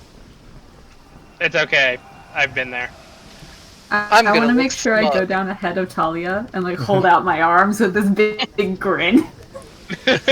Like, you can fall too if you want. Do I want the person to push her? I feel was like Brandon assuming- gave me a lot of leeway because I'm the child of a sailor and strong. Yeah, I was assuming that... It's mostly an act. Yeah, I was assuming Lumilia and Talia were already lowered in the boat as you guys were on deck when they were, calling for people to get ready. But, yeah, I'll allow that. At which point, push Talia Talia is into going to... the ocean. Yeah, she's going to shake her head and say, no, I'll take the safe way, thank you. Question, do we have time to cook the fish and give it to... I No. breathe fire. We can cook on the go. No, I was just wondering if I had like another interaction with Oh, Cool. wait, or... hey, dump them in the water barrel that we poisoned. See what That we happens. poisoned? It'll be fun. I don't think we have that with us. Well, No. I when we left get it off there the for boat. people to drink from. Yeah, put the fish in it before we leave the boat and tell the gremlin. The It's a gremlin. gnome, not Oh, a wait a gremlin. minute, wait a minute, wait a Oh minute. God! What is wrong with you? Wait a minute. So I want to much. maybe retcon something real quick. You don't know about the gnome. I haven't told anyone. Oh yeah, I'm speaking out of character. Nope. Oh, actually, you know what? Never mind. If you gave me 10 minutes, I could purify that barrel of water before we left, but... It's probably fine. It's fine. It's fine. We like the next harbor we go to. We hear the tragic. Worst case scenario, it how like there was inspires a the boat with bloodlust nothing but like before. dead people. Worst case scenario, it inspires the bloodlust that you get when you draw the sword. Second worst case scenario, it gives you Taco Bell shits. I don't know which one's worse. I think the Taco Bell's worst. One worst case scenario, it feels like you got a bunch of iron in your stomach. Don't know why. Once Yeah, everybody that'd be, like, is... the ideal. Aren't you sure that's both options? Water's really metallic and death-like. Once everybody's in the boat, the sailor is, or the deckhand's going to start, rowing it. She is a half-orc, and she's going to, probably going to be like 2 people, be one of the larger dinghies. But she's going to look over at Sick and say, Master Arcanist, I don't think this favors you well. Sick looks up and she says, winds went stale. Bad omen. I just hang my head in shame. No, I don't know, but while I was fishing, I caught this golden fish. Does that mean anything? Sick is going to, or not Sick, Thumb, she's going to shake her head and say, nah, that's just an old tale of the sea. Sea's blessing, though. Probably good favor. Yeah, I'm sure once we get rowing, the wind will probably pick up around the boat. Good favor. I have a good feeling about it. My golden fish. Just put it down. Yeah, Sick will shrug and say, honestly, I don't lend much credence to omens and fate. I'll find this person Master Erler is looking for, and I'll return what was taken. If that means in this port, then so be it. If that means in the Tide Gate, then so be it. If that means in Sky's Reach, then so be it. Nonetheless, you shouldn't all complain. You're getting paid the longer this expedition goes on. Thumb is going to grunt and say, Captain Shay's just using all that money to pay off her debts. Cheap old bastard.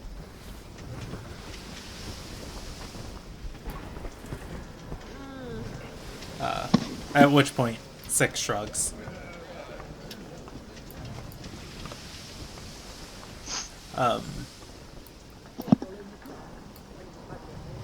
You guys are rowed to the dock. At which point, Thumb is going to climb out and start tying up the dinghy and helping people ashore. Everybody is able to get out of this large rowboat. At which point, Asuandria is going to stop and talk to Thumb.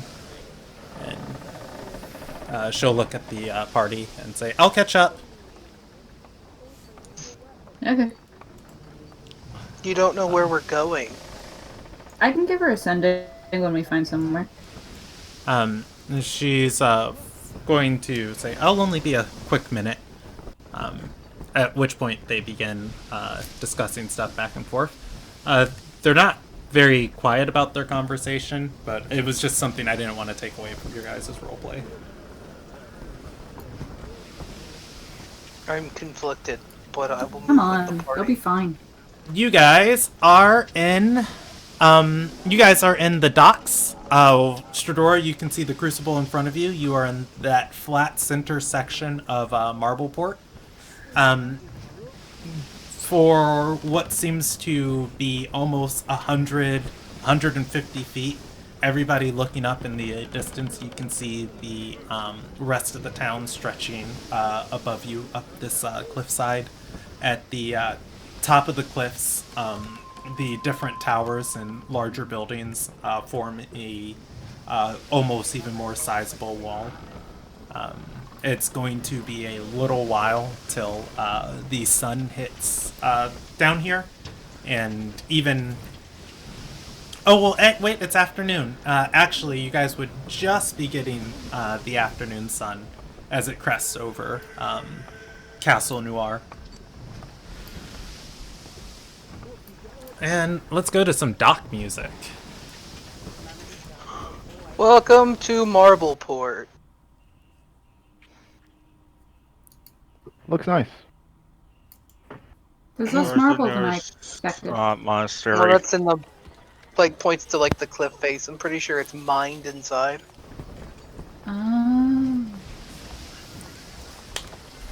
Yep. If you're in a little Nagian with entirely too much coin to spend, you come here to get something to make your home more aesthetically pleasing. I will write this down. Also,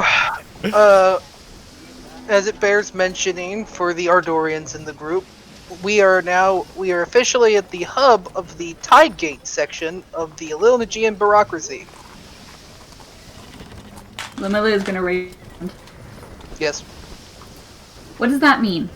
So, in Dawkinsdale, there was Lancaster Watch that housed Supreme Light Lancaster. That's part of the Dawn Touch. Mm-hmm. The Dawn Touch. Ilderon is divided up into 6 city-states? Yes. 6 city-states, 6 Supreme Lights. So they cover a certain reach of territory. This is This is where Supreme Light Noir lives. She runs the Tidegate. Jurisdiction matters, like our blue contract. Odds are that don't apply here. So you need a contract for each region, basically? Yeah. You have to get clearance from the Supreme Light of the region. What Okay. about the contract the lady on the boat had? Sick is not too far from you guys. Does that work here too? Presumably, or she doesn't care. Or maybe I'm wrong about how blue contracts work. You can ask her.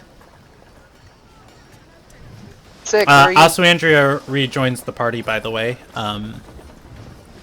Thumb, rather than getting back in the dinghy and rowing out, walks off the docks into the city past you guys.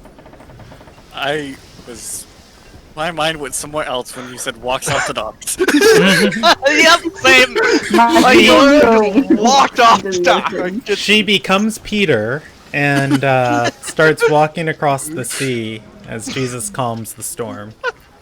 So, Sick, are you blue contracted to work in the Tidegate? Sick will look over at you, and she is going to nod and say, "Yes, I have a blue contract that I maintain in 4 different regions of Ilderon." Kind of does a gesture. See? Someone knows what she's doing. She's going to say, "If you need me to hunt somebody down for you right now, unfortunately, I'm already on a job, but I can, if my search proves fortuitous here, then perhaps afterwards." By the way, what brings you lot to Marbleport? Oh, I live here. Ah. Yes, this is the person whose family lives here. Yes. I have to go talk to my father about a business arrangement with another person. That's like the most suspicious way you could say that, by the way. Yeah, I don't like using the names because the names attract attention. What's the name again so I don't say it out loud? Are you asking as a player? I mean, I was... Or are you asking as Sergey? Well, I would assume Sergey doesn't know who her father is. So you're asking as Sergey. Yeah. Do I really have to do this in front of all? Like, I honestly can't. Claw is right now, just face palmed Heavily. We can Fine. do it. We don't want to be shady about it. I have to go talk to my father, Roman Drake, about a favor Dila Winrona asked him for. We all happy now? Oh, right. Oh yeah. Okay. She's remember that. going to whistle and say, "Oh, you're rather connected." And she's going to hold out her hand. Mist swirls from her hand into a illusion of a person. She's going to say, "I am looking for. I'm looking for this man. Is a elf of sorts that you see. You can, from what you can tell, I guess, from her image, he is slightly shorter than other elves that you've seen, and he is very nicely dressed. Also, you're not sure if it's her magic or he actually looks like that, but his eyes are glowing in the illusion. And she's going to say, his name's Zav. If you could ask your father if he's seen him around town, I'd appreciate it. It'll make quite a splash if he's been here." Yeah, I mean, I can ask Dad about it.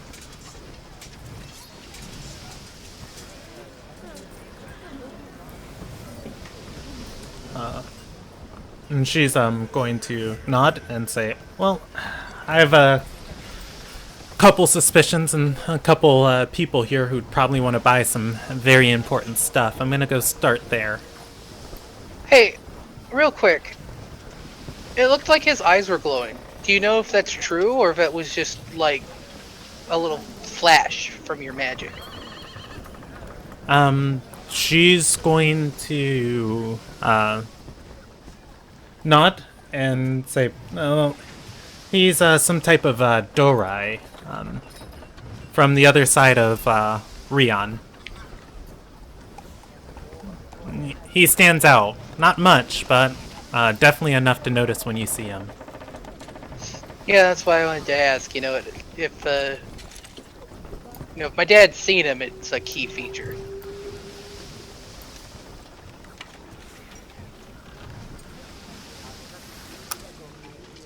She'll nod and say, "Well, if you encounter him, definitely can't miss him. Hope you enjoy your time with your family." Oh, me too. At which point, Sick is going to walk away, walking across the docks. Also, Andrea is going to smile and say, "All right, so where's your family live?" That's a great question. Rob says to the DM. So I actually rolled for this earlier. Your family lives in a area. Your family lives in an area of the docks that connects to the Crucible. It is called Murky Lane. It is one of the less nice places. It's nice. It's nice for, areas inside the Crucible, but also it's in the Crucible. Like, most of the upper citizenry live in, near the gates at the top of the town. Most workers and people live inside the Crucible. At which point, Aswandra is going to look around the town and point to the castle towering over the city, and she's going to say, "Do you live up there?" No. That's where the Supreme Light lives. She'll point to a tower next to it and say, "How about there?" Nope. What is that tower? A random tower in Applegate. Okay. No. I live in the Crucible points. So, Going all the way from, I guess, like the top of the horizon down to the crucible. Oh. Sandra is going to smile and say, "I'm sure it's lovely." You're gonna be very disappointed. Oh, so just like home for me.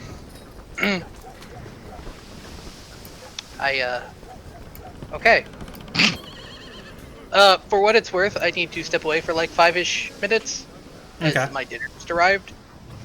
Okay. Which is like weirdly timed, because this is where we hit the very Shadora-centric portion of the session. But Well, it saves me from getting my head bashed in. It's fine. You guys can start walking towards the lane. If anybody, I also won't, like, I won't hear anything, too. Okay. So. if anybody wants to talk or discuss anything, you're welcome to, and we can make time for that. Otherwise, we can take like a 5-minute break for a second. No, I don't have anything really. I'm just going to try to find the nearest monastery. Monastery for what religion? Oh god. We don't have you to wanna- handle that right now, but I just Yeah, no. want it in my mind so I can start making sure. I know it's Will appropriate. mentioned one earlier. Are you before- actually gonna go do it? I was like, are you actually gonna go get You cleansed? don't have to. I might as well Well, just. It was an excuse, man. Unless you actually feel like sin does that. Look, if I. Like, I thanks don't know for about the listening. barrel I'm gonna grab a crap. sip. Sergey does not know about the barrel. Unless you told him. Will not stop you, but you know, just don't think it's necessary. Yeah. Again, But, did you guys the tell me? reference, the one I recommended was Aurelia. But of Okay. course we told you about the barrel. Okay. You shoved a cursed sword into a barrel of holy water. That's something I'm gonna talk about. Okay. Yeah. Fair enough. Fair enough. Also, I made holy water. I've never done that before. I won't do it again for a while. You can So do you it. learn the spell. Well, no, it's not a spell. It's just you expend a spell slot.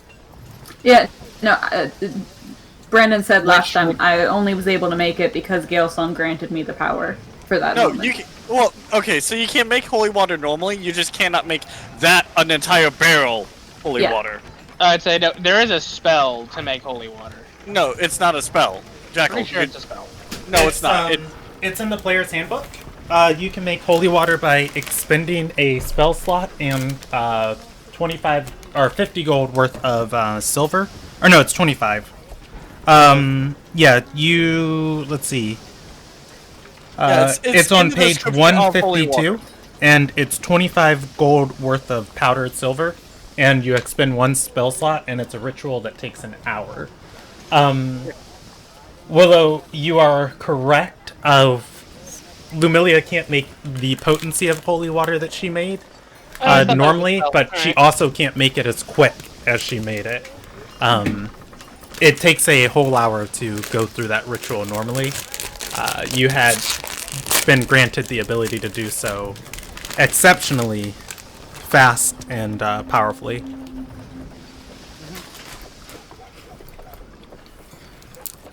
Alright. Paladins and clerics. But I can't think of anything for claw. Ooh.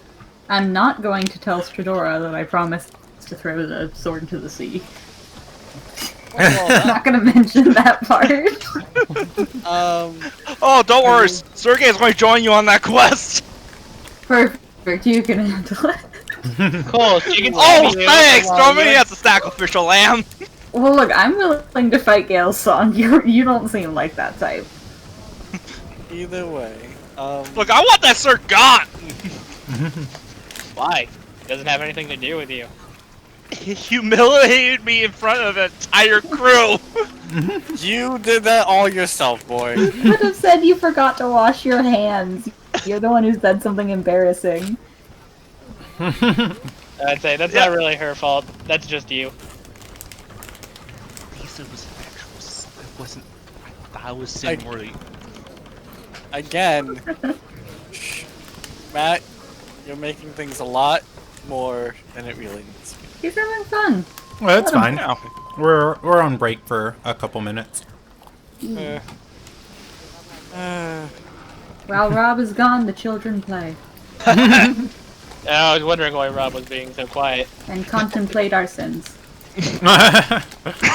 Are there a lot of sins? Yeah. Apparently we're Sergey. Oh fuck! No, just one major one. It's fine. That we know of. On what's the thing for my snake? What? Transferring it to the bestial spirit and stuff. We have I'm back. And Welcome I back. was just about to say I'll be right back. Yeah, that's the only. 22 That's the only seconds or other. so. All right. That's the only other thing. For now, I don't know if that's gonna be done here or not, but you for know, now, that's- if you get into the combat, you know, it'll function with the statistics and abilities of, you know, the updated one. But thematically, you know, when we get to the point where it happens, you'll gain the ability to summon it and switch and that. dismiss it like normal. All right. Okay. I just grabbed something to drink while I was downstairs.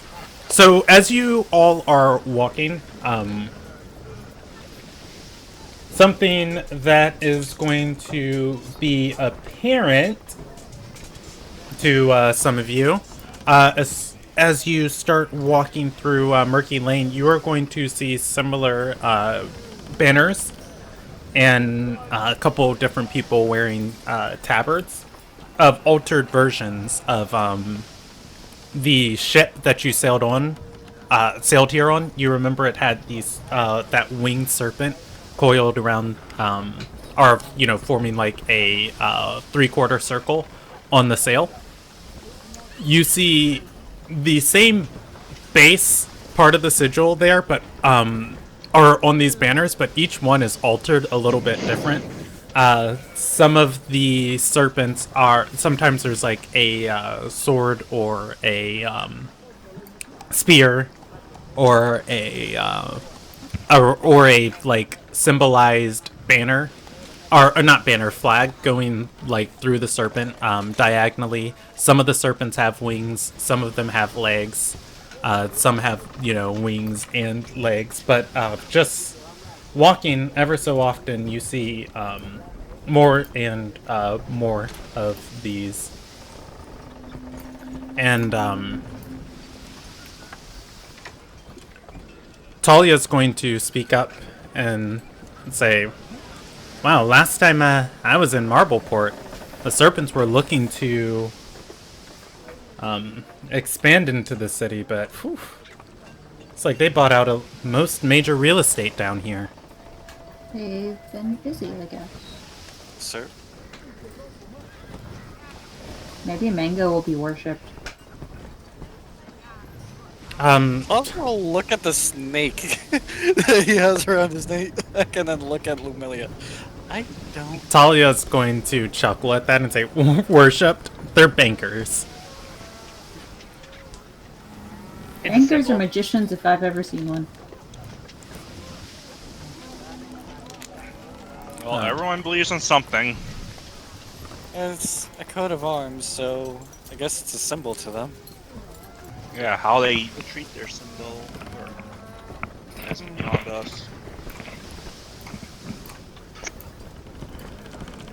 She's going to shrug as you guys continue walking. Stradora, eventually you lead the party to a road off the main way of Murky Lane.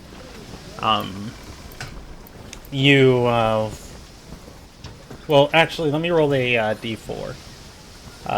You bring the party to a tall, four-floored house sitting off the main way. There is a tiny courtyard that it's able to afford in front of it that a lot of houses on this way aren't able to have. But the house directly across the street from from the way of your house has the same courtyard, creating almost a small park in the middle of the city. Very micro park. in that of leading the party up to your doorstep. I don't even know if Stradora would need to knock. I'm going to knock as a courtesy because I'm bringing a bunch of strangers. Fair. Well, actually, let's just roll a d4 minus 1. And then we'll just count down.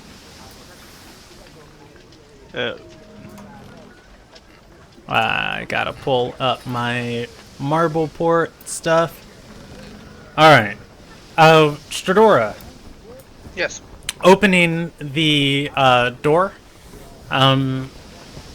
You don't see, or rather the door opens after a few moments. You don't see anyone until you look down. You see, I gotta get the names of them. You see Ren, your young brother, as he looks up at you. He's going to turn back and scream and say, "Dad, the cootie factory's back, and she brought friends."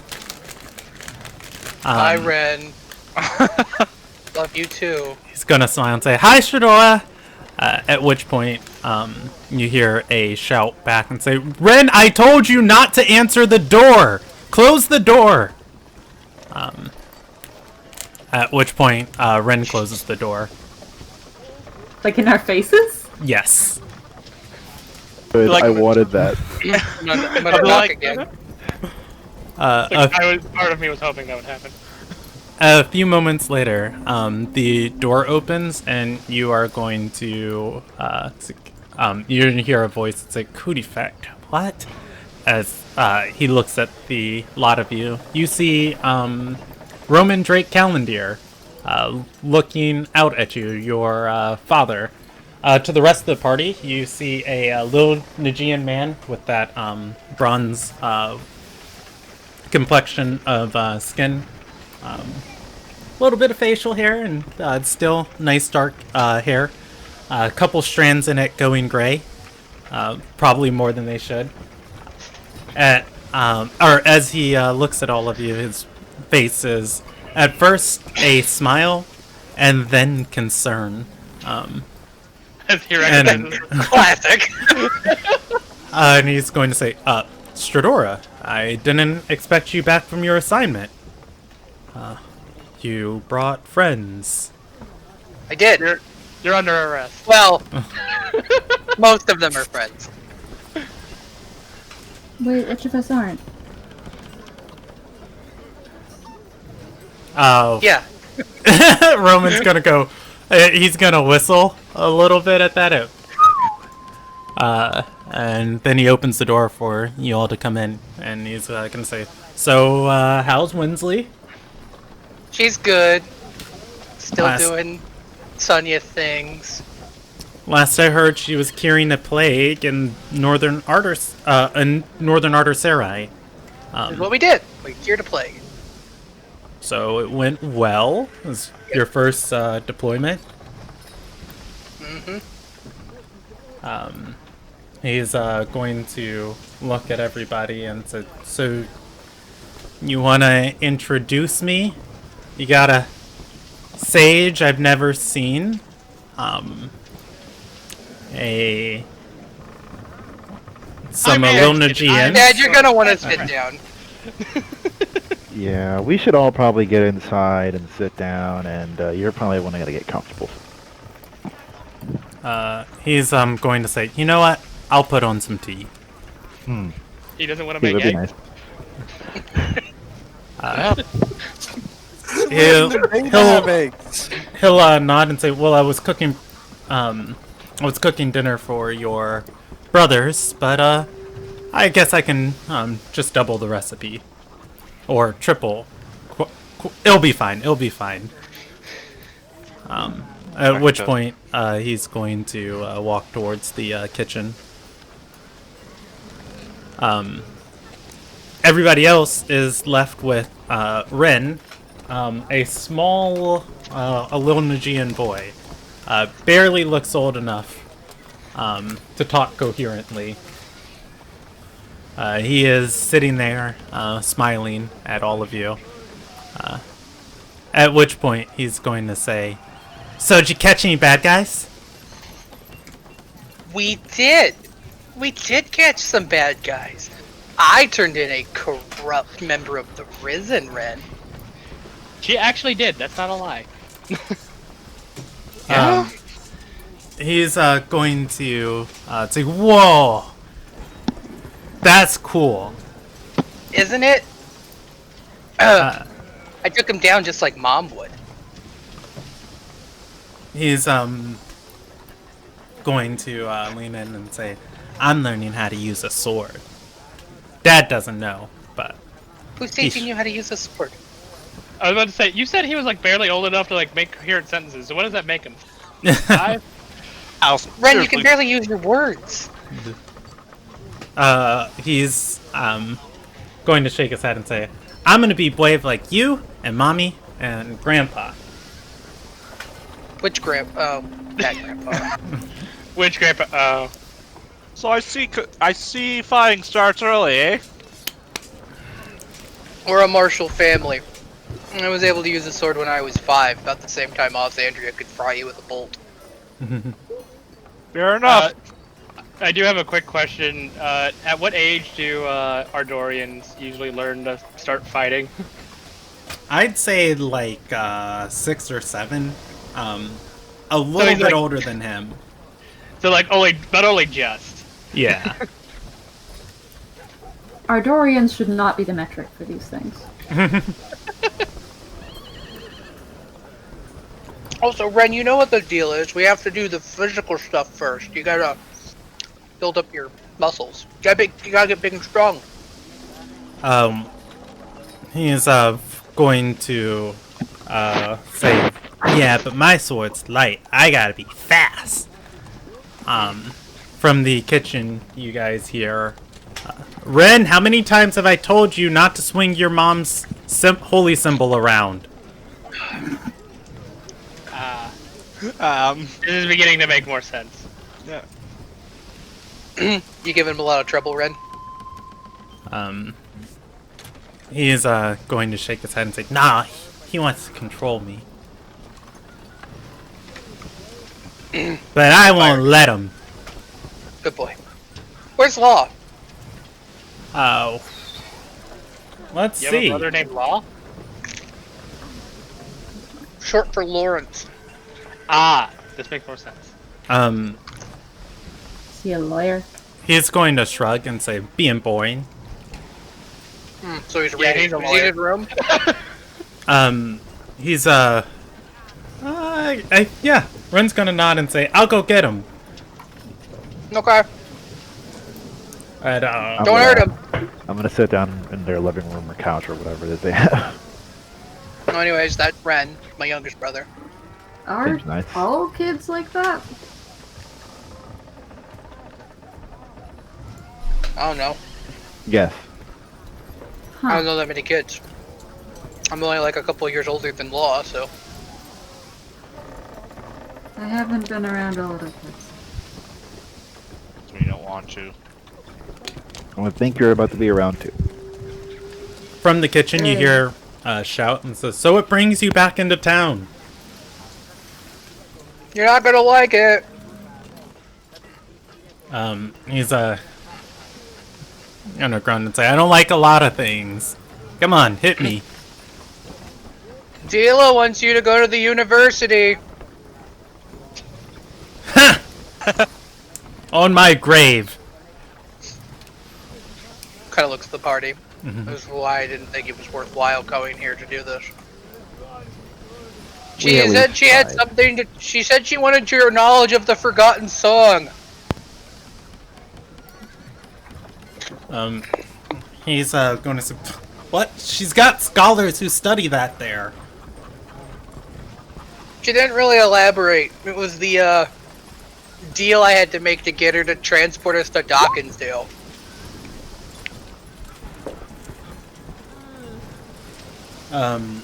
He's going to stop and think and say, "Wait, Dila was an Arter? Yeah. Does it have anything to do with that guiding star appearing?" Which one? Oh boy. Bridge, damn it, there were two, weren't there? Yeah, it was the first one. Valrier spoke. Huh. Well, I'll be. What'd he say? Shh. What did she say? She'll release him? Yeah, she will release him. I think. Huh. So an ascended, or so there are 3 ascended gods, or 4 ascended gods awake now. Oh no! He just said that and then went back to bed. Yeah, he's not awake. Sleepwalking is always entertaining with a sleeping god. I'm sure it's nothing ominous. Yeah, that's why they gathered a bunch of all the all the nerds in the world together in the not nerd capital of Ilderon. And the top nerd then wants to talk to you about the Forgotten Star.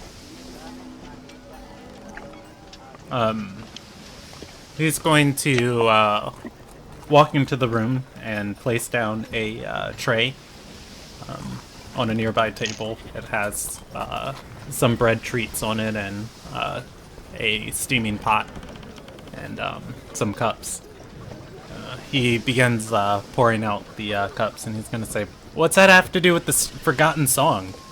Like I said, Dila didn't elaborate. Sounds like an excuse to me.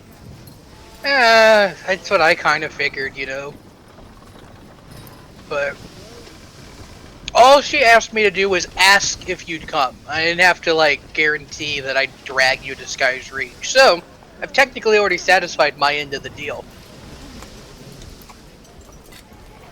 You guys hear footsteps on the stairs, by the way.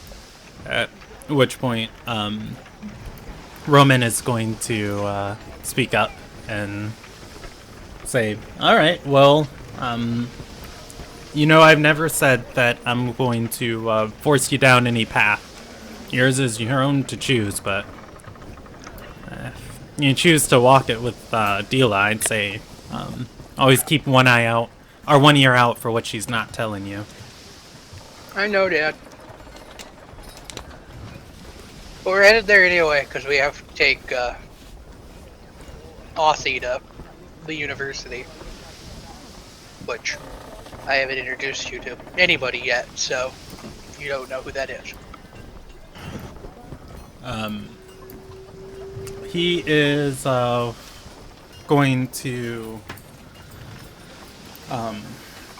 look over everybody in the party and again point to what symbol is Lumilia choosing to wear today? Yes, He's going to say, "I only recognize the sage." Oh, I'm not a sage at the moment. Sagai? Are you not? Currently a Shia daughter, previously a Sagite of Soyesa. Nice to meet you. I'm Lumilia Earthfire. He's going to nod, offering you a cup, and say, "Roman Drake Calendar." I've heard a lot about you. Alright, so let's do the introductions. So you know Lumilia now. That's Talia, her girlfriend, and a criminal. No. Talia is going to bring her eyebrows together and say, I was never convicted of anything." A very good criminal. A criminal that wasn't caught. She was cleared Accused of all her criminal. That's, this is Kenneth Albarea. His, mom is a noble in order. She wants me to start wearing an oath blade. This is Anderson Rayleigh. I'm her best friend. His dad's a tailor. That's Claw. He was raised by wolves. I did not hear denial. But get this. Noble wolves. That's Sergey. He tells me he's an investigator in Dawkinsdale. I think I've only left out Alessandria at this point. I give him the sort of I hate you at this moment. Right, that's it. I've covered everybody but Alessandria. I believe so. Yes. And that's it's Alessandria Bertolf. When he's going to stop as he's handing out the tea. Let's see, 1, 2, 3, 4, 5. Anderson, he stops just short of handing you a cup and says, "Bertolf, like the sitting magnate, Bertolf." Yes, exactly Good like name. that one. He's going to say, "I heard the princess doesn't ever leave the castle, like Well, ever." she's in your living room. So Andrea waves and he's going to say, "Huh. Well, I'll consider it a visit of good faith." And If goes back anybody to pouring asks, tea. if anybody asks Dad, she probably wasn't here.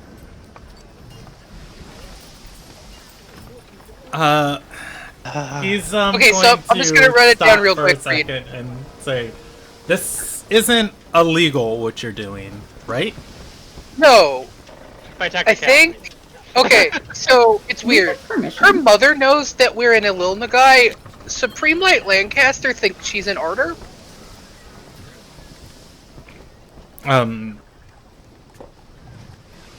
As you can continue talking. As you're talking, there's another knock on the door. Ren and Lawrence are are standing near the steps listening. Ren shouts, "I got it!" as he runs to the door. No, I'll answer it. You were Should just you? told not to answer the door. Oh. You are able to walk out of the room into the door. Let's see. D4 minus 1. Stradora.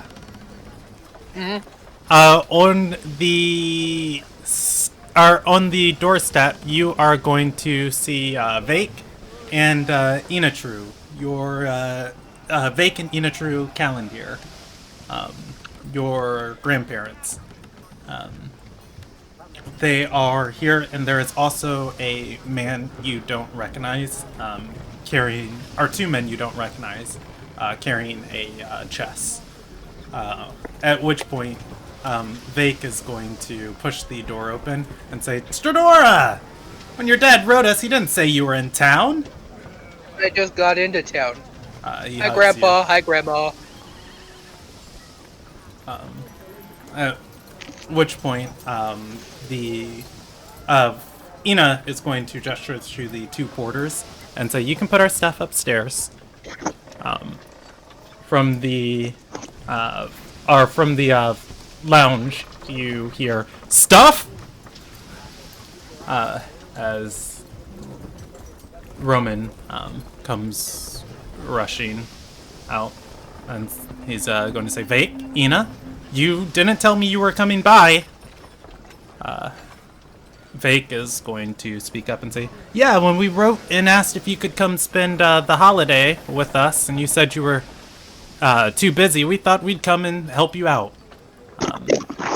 He's going to say, "Oridelia is 2 weeks away."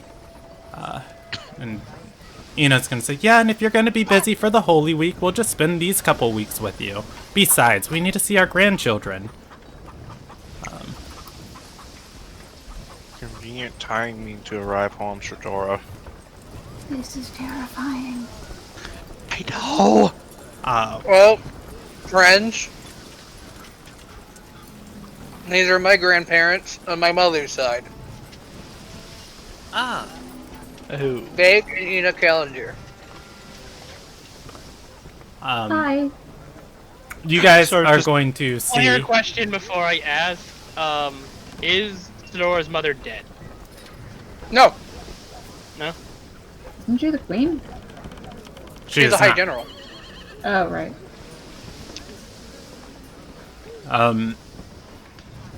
Roman's going to run his hand over his face and say, "Whew. Mom, Dad, Kenneth, Shadora, Lumilia, Mordecai, Anderson, Sergey, Talia, Asu Andrea." Claw. Oh, I'm sorry. Claw. Yeah, he says Claw. He says Claw, not Mordecai. I was looking at my list of cards. And he's going to then point at the man and say, Vague Calendir, Ina True Calendir. And Ina is going to step forward and bow very briefly to Austria-Andrea and say, "Your Highness, are you serious?" She looks over to Roman. Roman shrugs and says, "Apparently." Ina is going to ask, "Do you have a sigil ring or a writ of nobility?" Also, Andrea is going to look momentarily confused as she then begins digging through her pouch. At which point she's Cassandra doesn't have to like prove anything to you people. she's going to look up and Those say, "I bird- think I left it back in the castle." We've been traveling incognito. Which is Well, true. We haven't. As incognito as, you know, a handful of bumbling giants, a wolf, and two princesses can.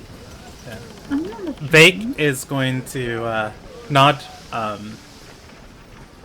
and he'll throw a arm on Stradora, although, you know, Stradora's much shorter than him. And he'll say, "Besides, Ina, you know we Calendirs keep high company. Why, in this room we have 3 of the world's most renowned adventurers. Our daughter is the country's greatest general, and I mean, you run your guild and everything, but who's to say they're not traveling with the princess? Seems about right for me." I am a princess. 2 princesses. Your daughter technically counts. And he's going to say, "Yes, yeah, of course. I meant another princess in your company." Lumilia's half hiding behind Talia at this point Roman is because going. big families are intimidating. Roman's going to speak up and say. Roman's going to speak up and say, "Dad, how many times have I told you? Shadora's not an adventurer. She joined the Sun Yeth.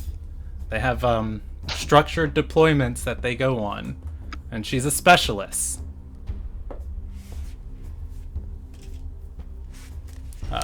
Fake is. That I've been to 3 countries in a week. I think I'm an adventurer now. I was thinking you guys have really messed up somewhere. Vake is going to like give Shador like one of those hearty shoulder rubs and say, "Ah, that a gal. Taken after the Calendir side of the family, right?" Yep, you know it, Grandpa. Tries to like turn and be like, "Oh my God, safe."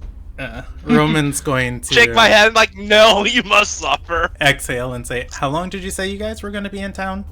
For a couple of weeks. Are you talking? No, he was talking to Ina, but also that's fine. As he looks back at Sergey and just Ina's going to say, "Well, you said you were so busy with the kids. We thought that we'd come and help out. I've just got a little bit of paperwork to do for my guild. Where's your risen scribe? Roman is going to put a hand to his head and say, I told you, Ina, we don't keep a risen scribe on retainer. Last time you were here. And she's going to say, oh, I'm sorry. I just thought that since last time when we had this discussion, I explained how valuable they were to have around, that you would have hired one by now. None the matter. I'll hire one to stay at the house while we're in town. Roman is going to say, no, just go to the Supreme Light's offices. She's going to say, nonsense, I'll pay for it. Besides, you can keep her on even after we leave, and when she's not filling out paperwork, you can just have her help out around the house. It's their job to serve. Roman's going to exhale and say, I'll go keep cooking dinner. It's like, I need some eggs. And then he come and not say anything.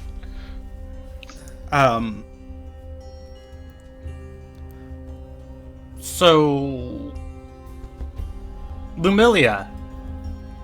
Mm-hmm. You said you're hiding behind Talia? Yep, this is scary. Talia is standing up, and she is holding you in her arms. Her back is turned towards the rest of the party. I'm only used to my parents. Not really big, loud families. Are you looking at Talia when you say that? Yeah. Talia is going to... or as you look at Talia, you see that she seems more concerned with what's going on at the doorway. She's not looking in that direction, but her eyes keep kind of shooting over there. Please tell me you didn't rob one of them. She's going to say, no, I don't rob anybody. Please tell me you didn't con any of them. She's going to thin her mouth and say, that woman runs the investments for the Gilded Serpents. She may have paid me 3,000 gold for business opportunities here. But she thinks I'm dead. At which point, Talia, still holding you, is going to start walking forward and saying, or is going to say, oh, if you're feeling uncomfortable, Lumilia, we should go into the kitchen. A lot fewer people in there. That way you can kind of relax. Yeah, she I starts can help with the cooking. Walking You can forward. give my dad a hand. He's actually a pretty good cook. Great, I can learn some more. Subtly speed walk to the kitchen. Ina is going to call out for a moment and say, Amelia, is that you? No, my name is Lumilia. No. That voice, it's very distinctive. Oh. Oh no! Talia is going to turn around with a thin smile, at which point Ina is going to say, oh, by the gods, you're alive! What a blessing! Talia is going to smile and say, yeah, I'm alive. And Ina's going to say, well, I bet you think that I'm here to collect some sort of debt. I'm not. I'm here to visit my family, and we won't say anything of the 3,297 gold that you owe the serpents. But I will have you know, I was very concerned when the time for payment came, and those assassins were after you. Horrible thing. And I just wouldn't stand for it. Anybody that I do business with not feeling safe in this city. So I hired contractors and hunted them down, and you know, the funniest thing, the same stamp that paid those assassins to go after you was the same Risen member stamp that was on our contract. Talia's going to Cold Going sweat. to pipe up and ask. Nah, Oh, I'm laughing. I'm chuckling. Not like ha ha ha. Like this is what you get for not knowing who I am, bitch. and she's going to say, oh, funny thing. And Ina's going to say, so I tracked down the Risen member, and I wanted to have her stamp negated and her thrown out of Marble's reach, but she disappeared into the wind. Same thing as we thought you had, but turns out that you lived that little engagement. In any case, I don't want you to sweat or worry. Whenever you pay the money back is fine. Just remember the interest rate upon it. And I'll let my associates and the Supreme Light know that you're still alive. At which point, Talia's going to nod and say, yeah. And she's going to... Ina's going to brush a hand forward and say, anyways, I'm here to spend time with my family. That was low-key intimidating as fuck. Vake is going to say, Ina, don't bring business into this mess. She's It's like I'm looking at my mom again. Like, Amelia is just smiling, but her eyes look dead inside. like every Calendar adult in this room has a sword. And like, Oh, we're so know the screwed. history of Shadora's parents and the fact that No, her we're not screwed. is a Just doctor, her. and the banker lady might be the scariest one in the room. And I'm over here just in real life eating my popcorn. Don't think I won't use you as a Oh. shield, Sergey. I already assumed you were. How does everybody enjoy the family? I assumed as soon as you went to go behind Talia, she moved behind me. No, I'm gonna pull Talia into the kitchen. Lumilia and Talia are going to step out. As Shadora asked that, Ina's going to step forward finally and give you a hug, and she's going to say, well, we wrote your father about coming to spend the Holy Week with us in Amirian since your mother's been out, but we decided to come spend the time leading up to it since he's going to be engaged during the Holy Week. Is he? Did he just say that so they wouldn't come? Do you ask But that? I know. Not out loud. No. Would Stradora know? You can roll me an insight check. Like, is that a move my dad would pull? Oh, As the man that once controlled Roman Drake, it feels like a move he would pull. Yeah, Stradora, your dad doesn't really celebrate the Holy Week like everyone else does. It's more That of would his make time to sense just because, kind of like you know. relax and unwind. And like, wait, Dad's got plans during the Holy Week? Since when? Stradora's gonna kind of tap her chin and be like, that makes sense, you know, he's a busy guy. And then I'm like, if you excuse me, I have very important diplomatic things to talk about with the other princess. Ina's going to nod and say, well, we'll just be settling in upstairs. Vake is going to nod as you walk away, and he walks to the stairs and it's like, you have to tell me about your travels, Stradora. Did I ever tell you about that one time I caught a horse thief?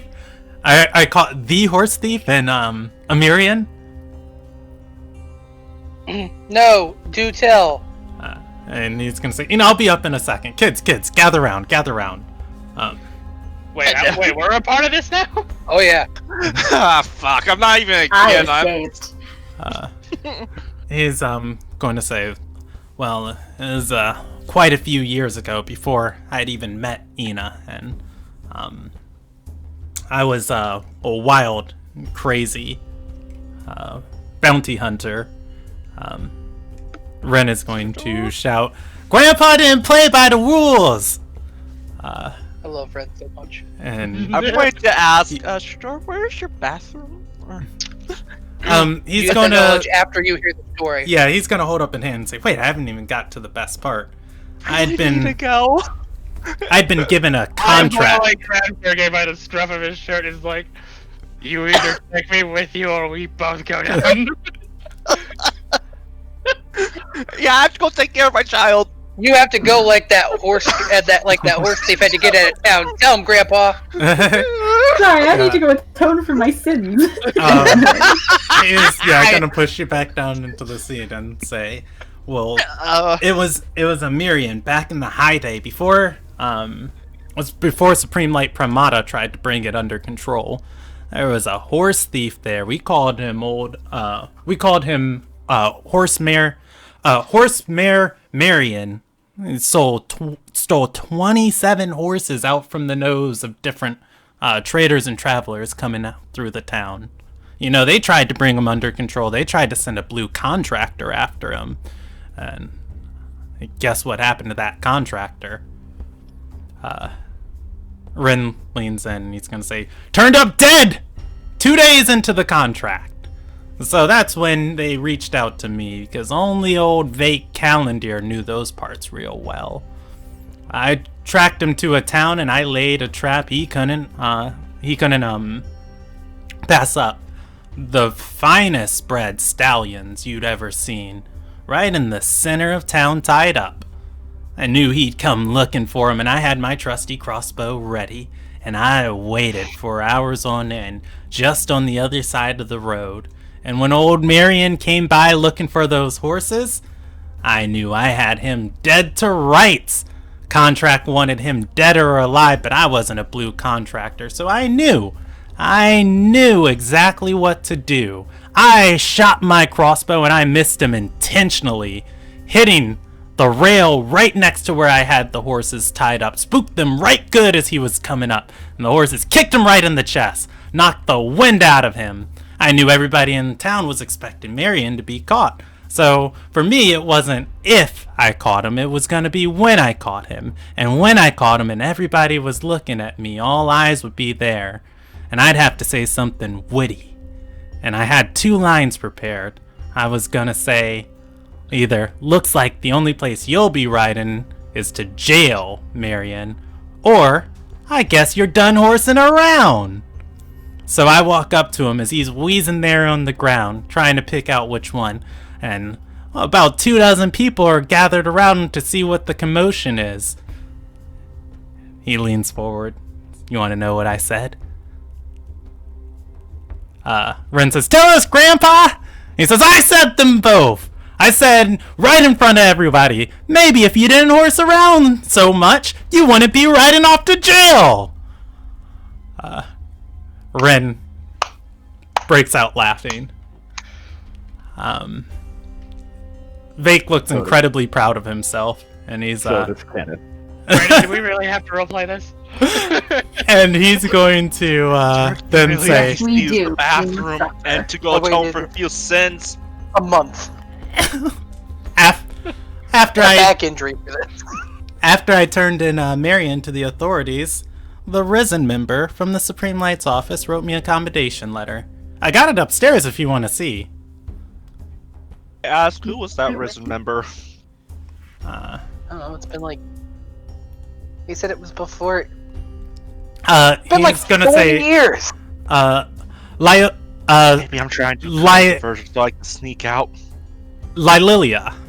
You are doing a terrible job of creating diversion Of by elegance. directing his attention towards you. Maybe I'm letting you escape and I be the pawn. The great story, Grandpa. He's going to nod and say, "Well, if you guys want to hear any more, you know, your grandpa's been around a Luna guy a couple times. I was a white contractor back in my day." Well, you know, Sergey is an orange contractor, so maybe you he work could for look the at government. you as a role model of sorts, as he looks for a new career opportunity. But like I said, I have to talk about very important diplomatic things with my good friend, Osandria.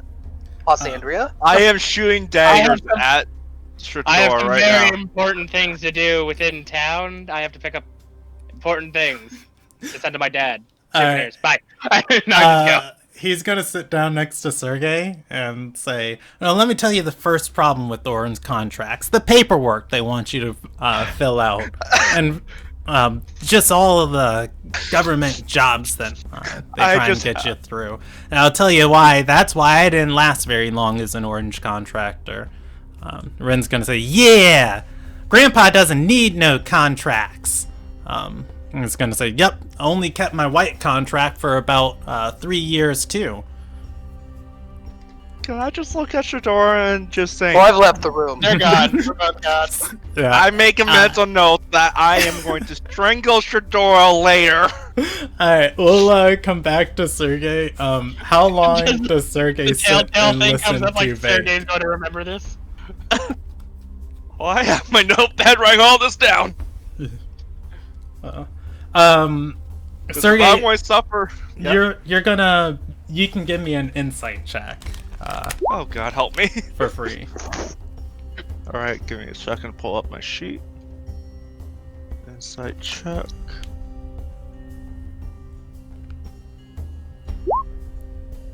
L.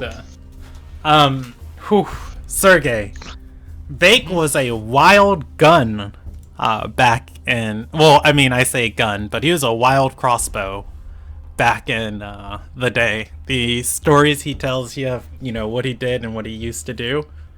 This guy's a pretty competent... it's a pretty competent and pretty amazing and accomplished adventurer. That's the word, accomplished. Adventurer and contractor from his day. You probably have something you could stand to learn from him.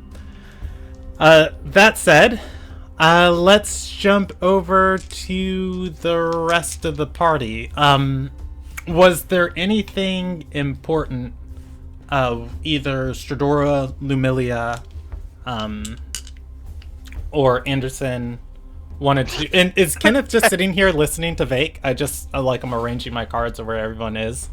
I'm just sitting here, relaxed, drinking tea, going, Kenneth, you're entitled to the same insight me check. and my suffering. By the way, you're entitled to the same insight check. I kind of know it's already bullshit, but I'm just having fun listening to this man. Well, let's see. Yeah, I kind of have a feeling it was all bullshit too. Where's my insight? There it is. I don't know about bullshit, but greatly exaggerated. Aw. You don't, so you sit there too. Hey, I'm fine with that. I'm like, Well, thank you for staying Kenneth, with me in my suffering. As I'm you not suffering. are listening to these stories from Vake, there probably is a shred of truth to each and every one of these, but they're not particularly like the wild craziness that Vake says they are. You think he might have earned his reputation as a wild crossbow, that one, crossbow, from his lack of ability to follow the basic structure of rules, and not in, he's doing anything amazing of like flipping off buildings or anything, of just like, alright, you turned in a criminal, please sign this. No! I ain't signing nothing. If they ever want you to sign anything, you can hire a Risen member to sign it for you. I get paid to do all that, so... Anyways, you guys can listen to Vake for as long as you want. He is filled with stories. God. Go ahead, Willow. In the kitchen, I'm gonna help with the cooking, but I'm also gonna casually mention to Stradora's dad, like, oh, by the way, Talia's been going by Ilya lately, so you can call her that. Amelia? Ilya, that's what the grandmother called her, right? Amelia. Amelia. Yeah, okay, Amelia. Sure. Yeah, this is Amelia.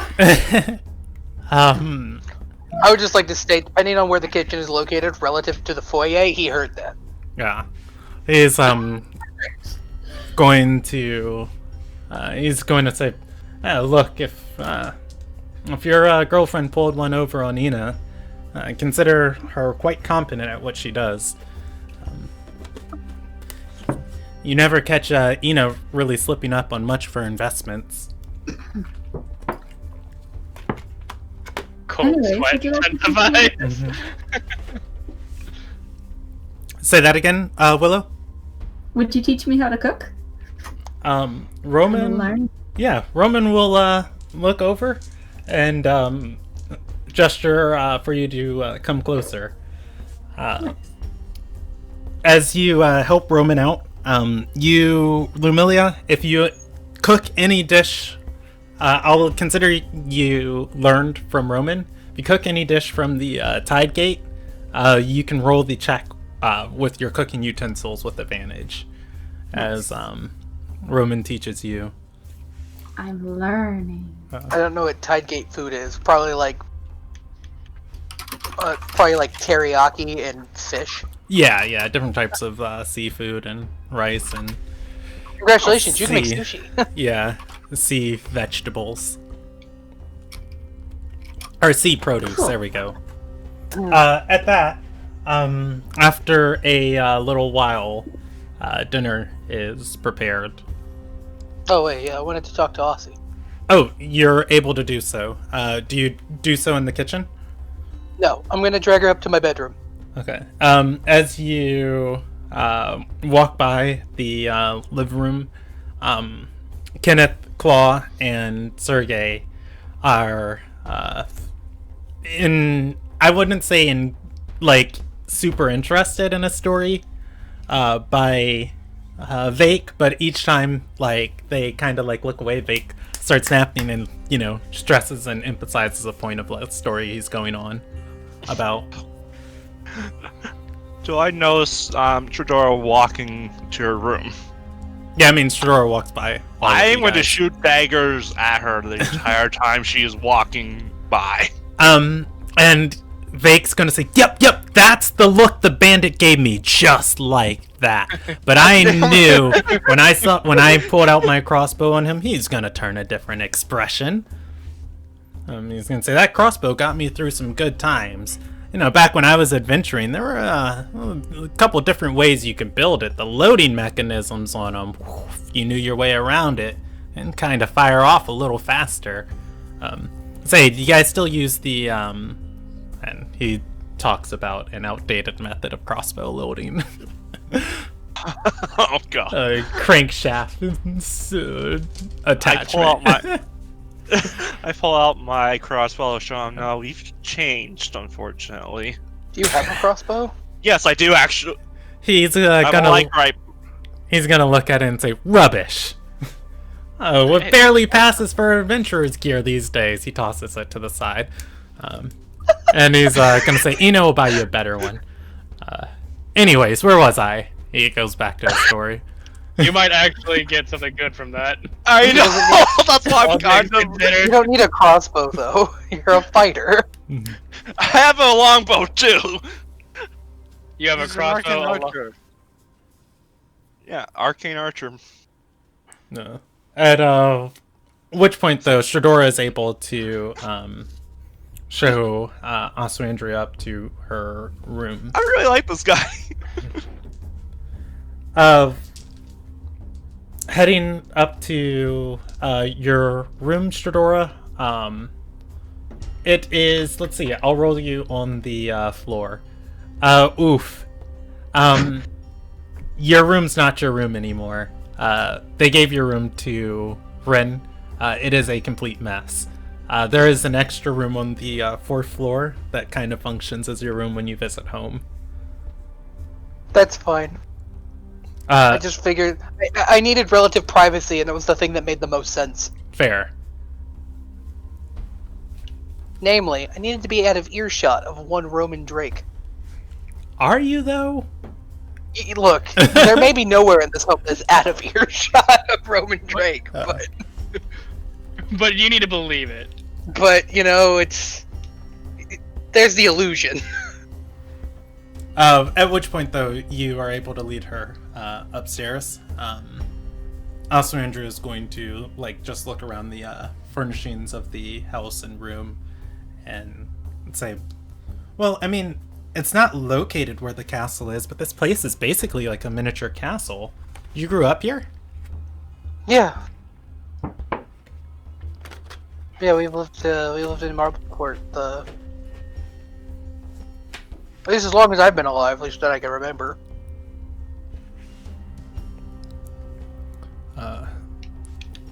she's going to nod and say, "So, what do you want to talk to me about?" How much do you want me to drag my father with us to Sky's Reach? She's going to shrug, and say, "Well, I mean, you know how I feel about forcing anyone to do anything. And if he comes, it's his choice. If we're unable to bring him, we can Look, at least say the parameters were filled." Well, look, I'm not suggesting that we kidnap my dad. Because, frankly, I don't think we could hold him.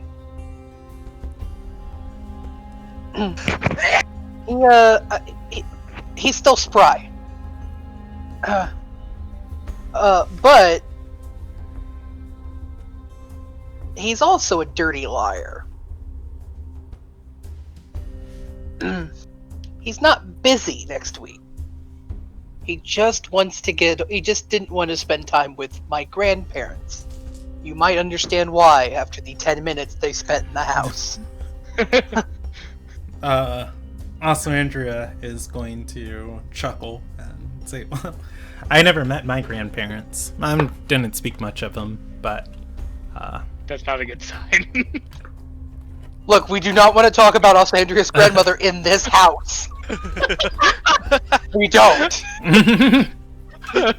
Roman's an accessory to her death. Oh! Okay, so for context for the one player who wasn't with us. We can talk about that after the session. Yeah. Yeah, Yeah, no, I get that. I didn't even know. Well, you know, it sounds bad, but bacon it's Anya. No, I'm sorry, I'm back in character. It's like, you know, bacon. Enya? say that How do you again." pronounce- Oh, pronounce Vake them? and Ina True.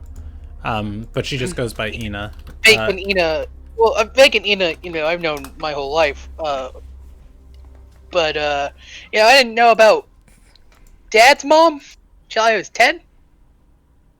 So, I get that. And she's going to say, "The Holy Week, do you celebrate it?" No, we're not really big on it. Remember, we're not Will's followers.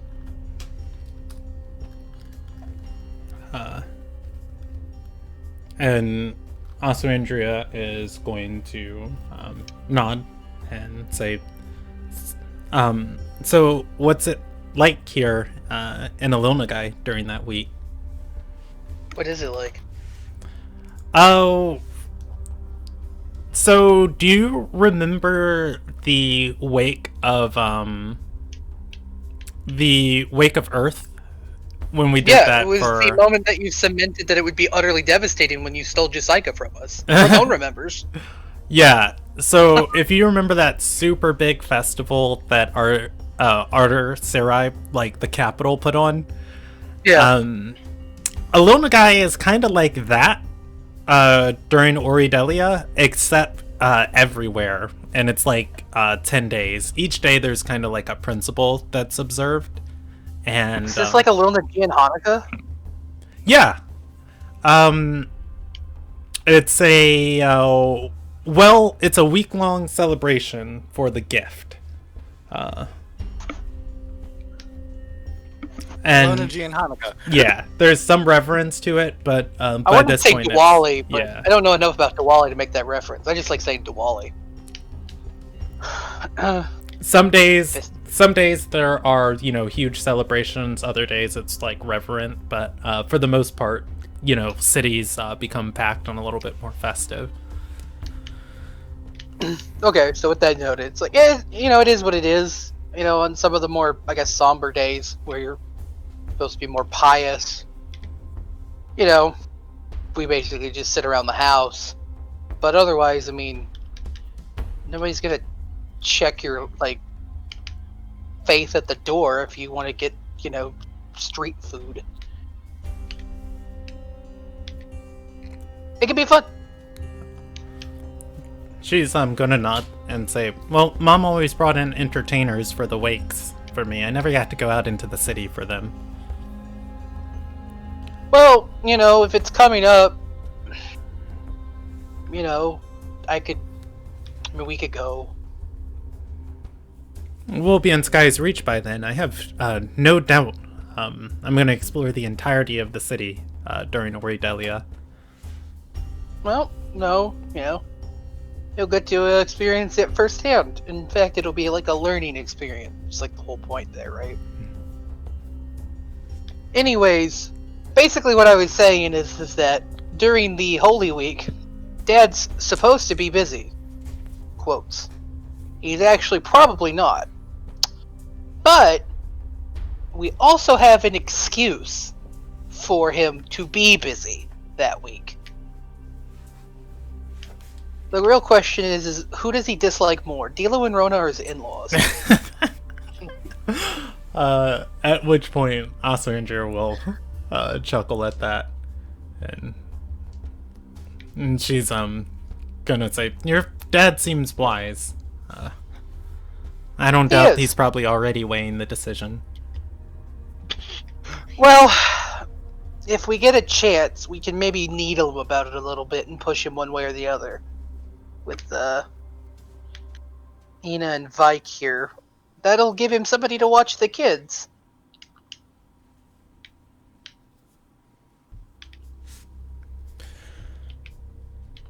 Well, yeah, Asandra will nod at that and say, well, your brothers seem nice. I only got to know my sibling for a few days before I had to leave. It took me a minute to remember that Maria counts. I genuinely forgot, and I was sitting here in shock.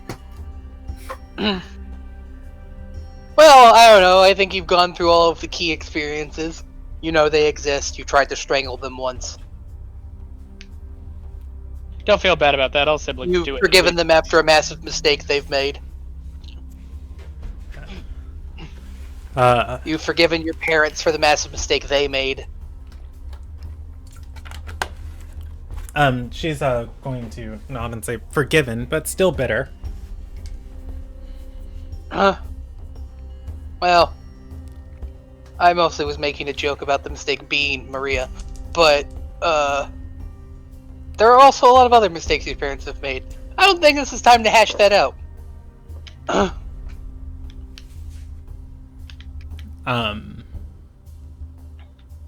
Asandra is going to nod and say,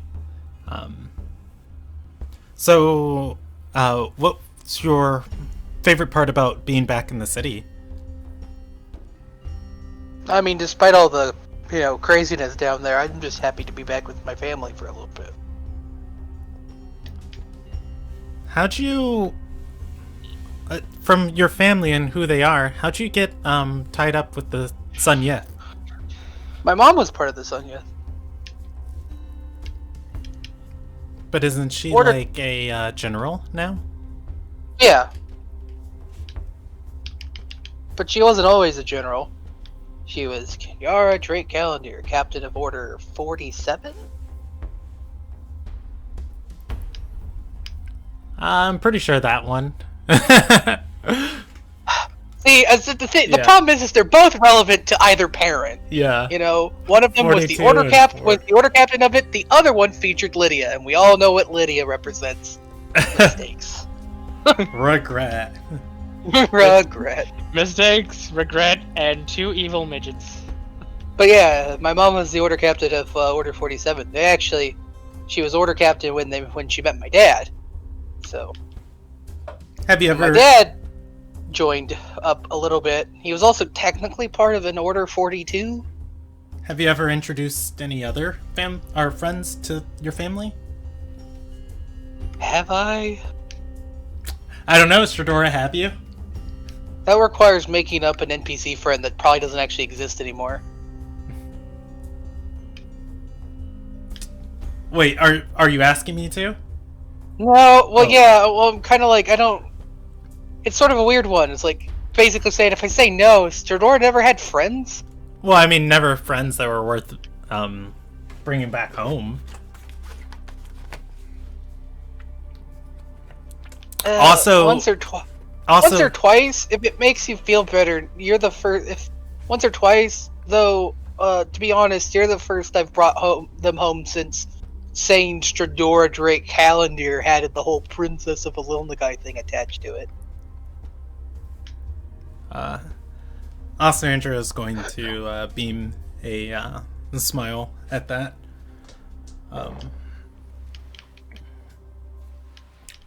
I rolled dice without percentage checks. Okay, there we go. Or I rolled without parameters, so that's a shot. Anyways, as she is sitting upstairs, she's going to say, "So, how long do we wait here before we head back to, or before we continue our journey to the university?" Are we sitting? I guess we're sitting now. If Stradora sits, Ostrander will sit next to her. I don't know. I figured we'd spend at least the night. I guess it would maybe depend on if we can convince my dad to come with us to the university. If we use the Holy Week as an excuse, we'd have to wait for the Holy Week. Well, maybe not. He doesn't have to come with us. I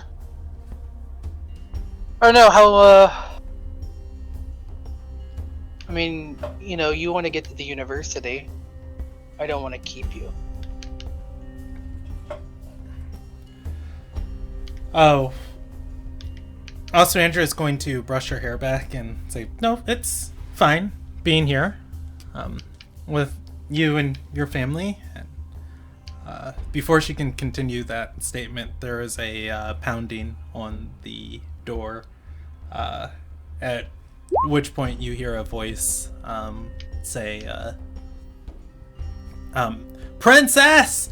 You're missing the best parts of the story! Stradora's gonna get you sick! She smells bad!" That's Ren. It's the 4-year-old, He's 3. 3-year-old. I know. God. You're apparently missing the best parts of the story. Yeah, I Apparently know. I'm going to get you sick because I smell bad. She's Swing it going backwards. to say, "Well, I think it's fine. Your grandpa is interesting, but I mean, I've been surrounded by knights and valiant fighters my whole life. It's nothing new to me." Yeah, all of his stories are embellished anyway. Wait. Really? Yeah. I'm not saying he didn't catch a horse thief, but he probably missed that crossbow because he's a bad shot. And he just got lucky. As for the, one-liner, if he said a one-liner, I would bet he said that one-liner because he got it crossed up, not because he actually decided to say that. And he just spins it as a cool moment because getting your words mixed up doesn't sound as cool. It's just supposed to make him sound better, So, we think he's cool. And he's fine. Also, Andrew is going to nod and say, "I think a one-liner that has 2 lines is a monologue." Yeah. And only villains do that. Don't be. Look, right As now, a- it's and go I kill can vouch- Stradora's I can vouch. grandfather. At And, which point, if anything- the pounding on the door loudens as Ren yells, "Princess, I'm here to save you!" Ren, the door's not even locked! A few Oh, I moments shouldn't have said that. later, You idiot. you hear footsteps, and you are going to see the, or you're going to hear in the hallway, "I told you to tell your sister dinner's ready." Roman opens the door and says, "Stradora, dinner's ready." Oh. And Ren is going to say, "I was getting to that." Yeah? Huh? What are you gonna save her from, huh? Me? I'm gonna, put up my put in my hands. Ren is going to put up his. Does he have a weapon near him? Oh boy. It's a 3-year-old. He's going to grab a cooking dagger off of Roman. At this point, by the way, too, is wearing an apron and a chef's belt. He's gonna grab a knife off of Roman's belt and run at Fedora. Roman just grabs him by the collar and starts walking downstairs. We'll be down in a second, Dad. He's going to just grunt, heading downstairs. At that, Oswandria is going to stand up and say, "Oh, better not to keep everybody waiting then." Right. They wouldn't want you to think that you got cooties from the cootie monster. She'll shrug and say, "I don't think it would be that bad." Kind of like looks at her. Oh, really? I mean, if I did, Lumilia could hopefully cleanse them. You do know cooties aren't a real thing, right? She's going to sweet as a child. She's going to smile, nod, and then start walking downstairs. Just like walking off, playing it cool. You know, it's fine if you don't. It's cute. At which point Stradora and Oswandra are able to rejoin the party. There is a large dining room that has been set up. Roman begins setting the table for the 1, 2, 3, 4, 5, 6, 7, 8, 9, 10, 11, so 12. I'd like to remind the DM that Anderson has actually people. left the house for town, saying he was buying souvenirs for his dad. Okay. I mean, do you come back for dinner time? I don't know what time dinner time is. Well, I How mean, long has it been? presumably soon. He was cooking dinner as you guys arrived. If you don't, that's fine. Just I actually did intend to buy souvenirs. I can roll you souvenirs on the trinket table if you want. Sure. Otherwise, yeah, sure. I'd be back for dinner if I had time. Okay. To the trinket table. Let's see. What was that? 160. Until we walked into this house, it hadn't occurred to me that Lumilia was never a child and has no real reason to ever be around children. So it has now been decided she is afraid of children. All right. Wait, you're scared of Ren? I'm intimidated by Ren. I do not know how to He'll process enjoy this that small because human. he's an intimidating boy. He's mommy's little crusader. So much better. I thought you were about to say mommy's a little monster, but you know. I started life at the beginning of puberty. I don't know how to handle this weird little creature. All right. Being a kid that you just start at puberty, like the worst part of teenage. So I decided, because I was curious, to look up the phobia of children, and there is a phobia of children. That's not a phobia. I mean, there's a She phobia just of everything. didn't It's like get Rule 34. If it exists, someone's afraid of it. Yeah. No, but the Alright. name of it is... Real quick, Jackal. Yo. You find 3 souvenirs. Cool. The first one is worth 4 gold. It is a pipe that whatever substance you put into it, rather than producing smoke as you burn it, it produces bubbles of vapor that pop. The second, it's that one costs 4 gold. Question: Does any of them go like over 100?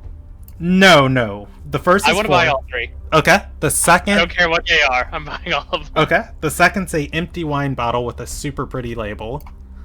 The third is 88. What is 88? A book that tells the story of a legendary hero's rise and fall with the last chapter missing. Yeah, that's on brand. Yeah. Oh man, the Ilderon Tales last session, all of the groups except for D. Yeah. This one's about a person named Ramen Flake. I kid. All right. So no, it should have been Roman Dyke. Roman Dirk. Romaine Wyvern. Yeah. Alright, so anyways, you can add those 3 to your inventory, and let's see, 2 plus 4 plus 1, all together they cost you 7 gold. Quick math. Okay. I'll roll you a percentage die of how on time you arrive for dinner, with the actual percent equating to a hour's time of like how much you arrive into it.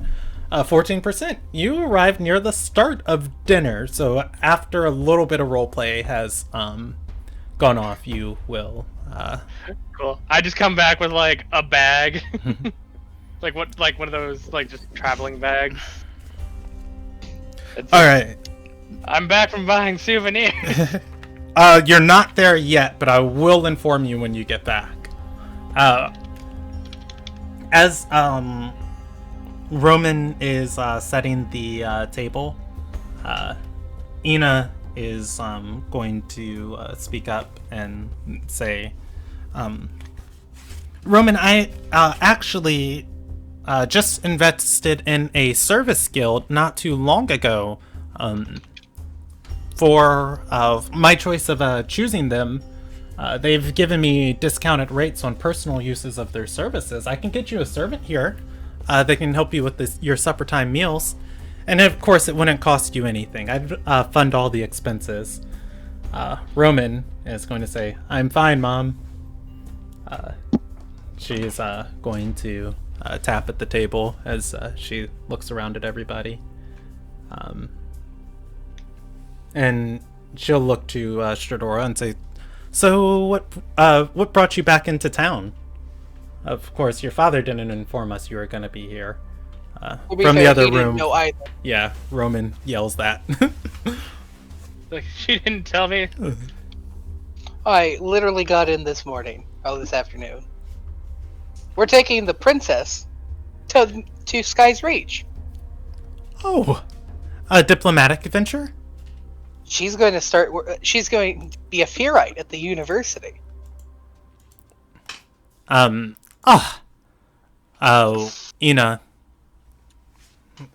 is going to, her expression goes a little bit, not disgusted, but like, I guess scoff, that's it. She scoffs, at that, and she's gonna say, a Fearite at the university? My dear, you want to learn magic?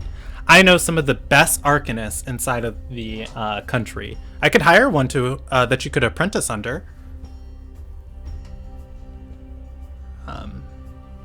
I don't know how to handle this. I'm stuck in that moment of like, heal, Grandma, but also like, I don't want to speak for Osandria. Osandria's gonna shake her head and say, no, I'm quite excited to go to the university. I've been pretty sheltered, and I kind of want to see what life is like with everyone else. Ina is going to nod and say, well, you'll spend some time with the masses, and then you'll understand why people always try to pull themselves out of it. She's gonna say, when I was your age, the serpents were just the Gilded Serpents were just a small investment guild focused in Emirian. I'm not a major factor in the guild, but I'd like to think that some of my decisions have helped us expand beyond that, and it afforded me a better life for my daughter and and ideally my grandchildren too. I just imagine if someone would let me. Roman walks back in the room and says, by the way, could you stop buying properties in the neighborhood? She's going to say, well, I just don't want any riffraff messing with you or my family. This place could be cleaned up a little bit. And besides, the people I've sold it to are going to develop the properties much nicer than they were. Ah, yes. Gentrification. the greatest magic. And Ina's going to look at Stradora and say, "So, what are you going to do after you take the princess to Sky's Reach?" I haven't thought that far ahead. Probably report Vake back to slams Winsley. his fist onto the table and says, "I like it! Take life by the reins."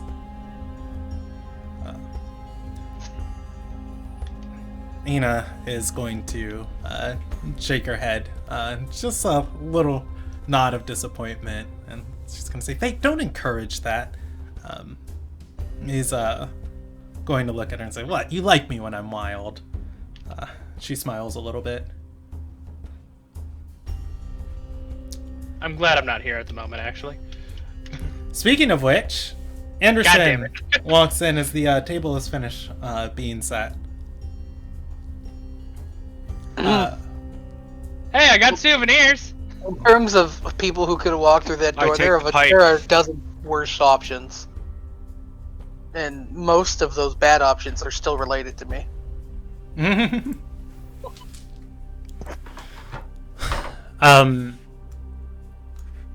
After the table is set, people begin digging in and eating their meal. Ina's going to, let's see, let's go to some more appropriate music. Every time you say Ina's going to, I'm like, who's her next target? Who's her next target? She's nice. She's terrifying. Fair. All right. I guess they haven't really talked to me yet, because I I escaped. mean, she's after like that. You're she's next. like exactly like that, like domineering mom who like comes from money and then wonders why you're not like, you know, doing more with your life.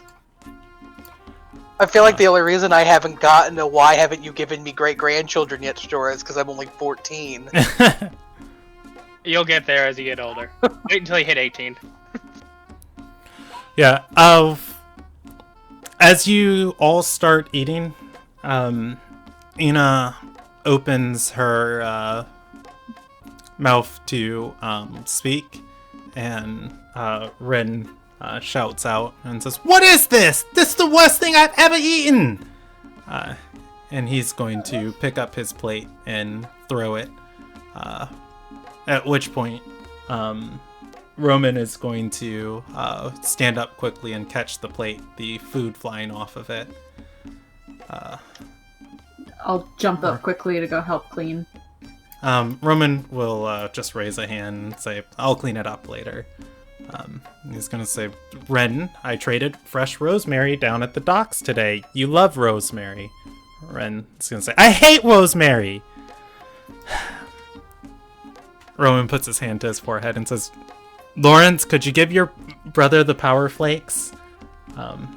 Lawrence is going to move his tray over and say, "Oh, Dad got your plate mixed up with mine." You guys see Lawrence cast a spell. The rosemary on his plate begins glowing. Ren begins eating it ferociously. Did he just Ro- cast light? No, he used the press cantrip digitation. Oh, that's even better. At which point, Roman is going to look to Lawrence and say, "I'll get you another plate." Ina's gonna speak up and say, "Honestly, if you just had a Risen member here, you could send her to fetch one." "Alright, maybe next visit I'll hire one." "Nonsense! I've sent my porters to, with the necessary paperwork. She'll be here by the evening." 2 weeks, 2 weeks, 2 weeks. Roman walks out I of the feel like room. this is a prime opportunity. At which point,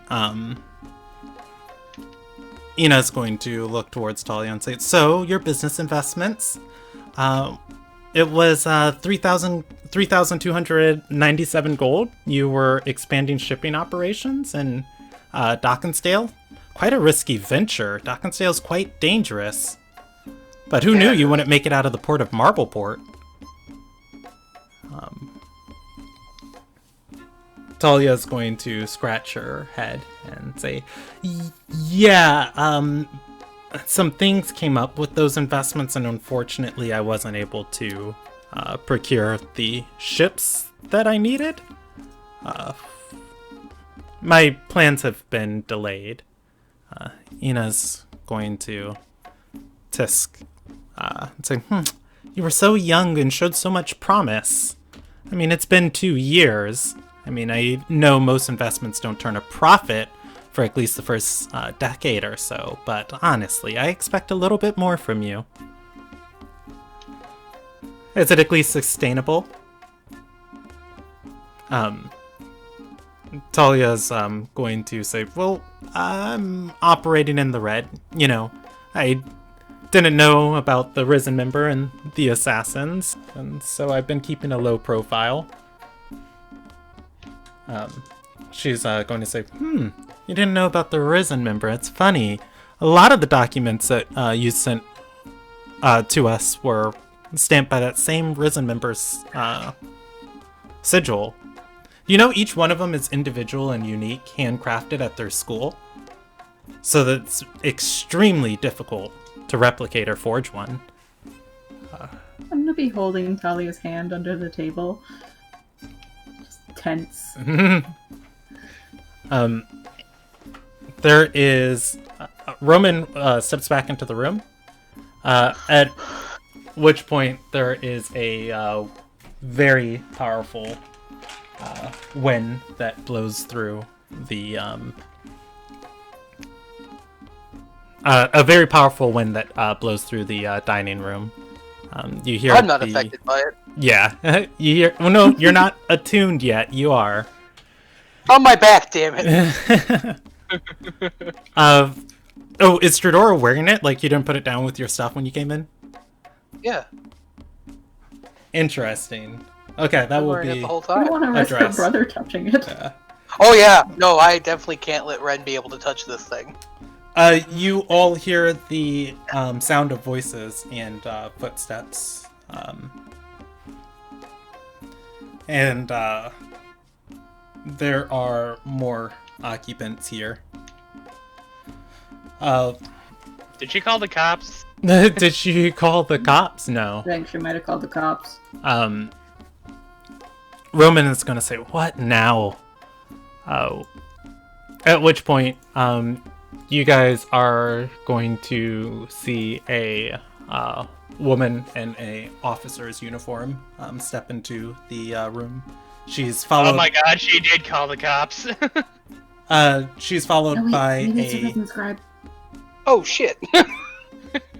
She is followed by a Risen member and an Arcanist and a bodyguard. The bodyguard at which bearing a sword, or rather carrying a sword on him. She'll talk back to him and say, you all can relax in the lounge. I'll spend the evening dining with my family, and then we can teleport back. Roman's going to look surprised and say, I didn't know you were in town.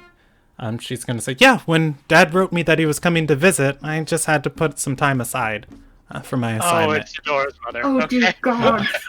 And she's going to look and say, Stradora! Mom! So She's concerned for a second. going to hold out arms to hug you, at which point Ren is going to push out from his seat and run in front of Stradora. And Kenyara is going to say, Ren, who's Mommy's brave crusader? And Ren's going to say, it's me! I'm Mommy's brave crusader! Vake is going to stand up and hug her too and say, I'm happy you could make it! She's going to say, yes, but we'll be needed back in the, Alien Forest by nightfall. What's going on in the happening Alien Forest? Also, quick, somebody check on Roman. They mentioned the Alien Forest. Roman is going to say, what? Your deployment's there? she's going to nod and say, yeah, it's nothing. The Forest Witch has popped back up this year. Old Ililnagian rumors say, if you talk to her, she tries to trade power and boons to those, and citizens always try and wander into the woods to make a deal. Anyways, we've organized several guilds, and we're doing patrols to keep people out of the forest until the Dorai get it under control. I have a quick question. What did Roman make specifically? What did Roman make specifically? Yeah. Let's see. It's probably Get gonna. the meal generator. Yeah, I was gonna say to the meal generator. It's probably gonna be some dish. with Ramon gets it. Let's see. Color. Here we go. Meal generator. Apparently has romaine in it. So. Yeah. Let's pick the best of this. All right. It is salted turtle with mulberries, garlic salt, cantaloupes with a salad of sliced Brussels sprouts and raspberries, and it is, and the turtle is also seasoned with a pinch of parsnip and rosemary. I don't know what stresses me more, that we're eating turtle or that we're eating mulberry. Hey, right, it's a generated thing, so yeah, we'll go with that. Allergic to mulberry. Anderson will just look at his turtle and quietly eat, hoping that no one notices him sweat. Yeah. At which point Roman's gonna walk over to Kenyara and begin whispering, and he's gonna say, "I didn't know your assignment was in the forest. Isn't there another director they can give this to?" Kenyara's gonna say, "It's fine, honey. You're stressing. Calm down." He's gonna say, "Well, we'll talk about this later." At which point, she's going to look at the large table, which is normally too large for the family, and say, "Oh, I didn't think we'd ever be out of space at some place like this. I'll pull up a chair." Should I do the introductions, Mom? She looks around at everybody and says, "Oh, yeah, of course." Alright, so this is Lumilia Earthfire. She is a Shia daughter from Ardor. That is Talia, her fiancé, from Dawkinsdale. Sergei, he is an investigator from Dawkinsdale. Claus, an Ardorian noble. So is Anderson Rayleigh. His dad is Taylor. This is Kenneth Alberea, also an Ardorian noble. His mom is conniving. Kenyara's gonna say, "Strador, that's rude." She's trying to convince me to wear an oath blade for political purposes. Yeah, I'm not gonna say she's wrong. Oh, well, okay, never mind then.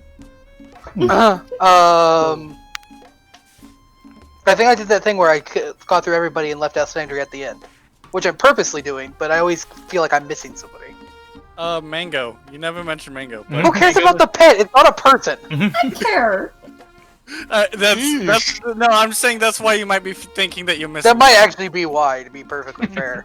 Like that's why I brought it up.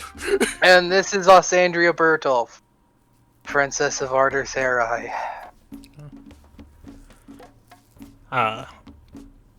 She's going to nod and then say, "Oh, royalty in your country, I bow." And she bows. Since it's another director who actually handles diplomatic visits and emissaries. It's an honor to have you here at our house, in our home. I assume your travels have been pleasant? Oswandra is going to nod and say, "Yes, I rode a ship for the second time ever." Oh, you went sailing. Roman loves sailing.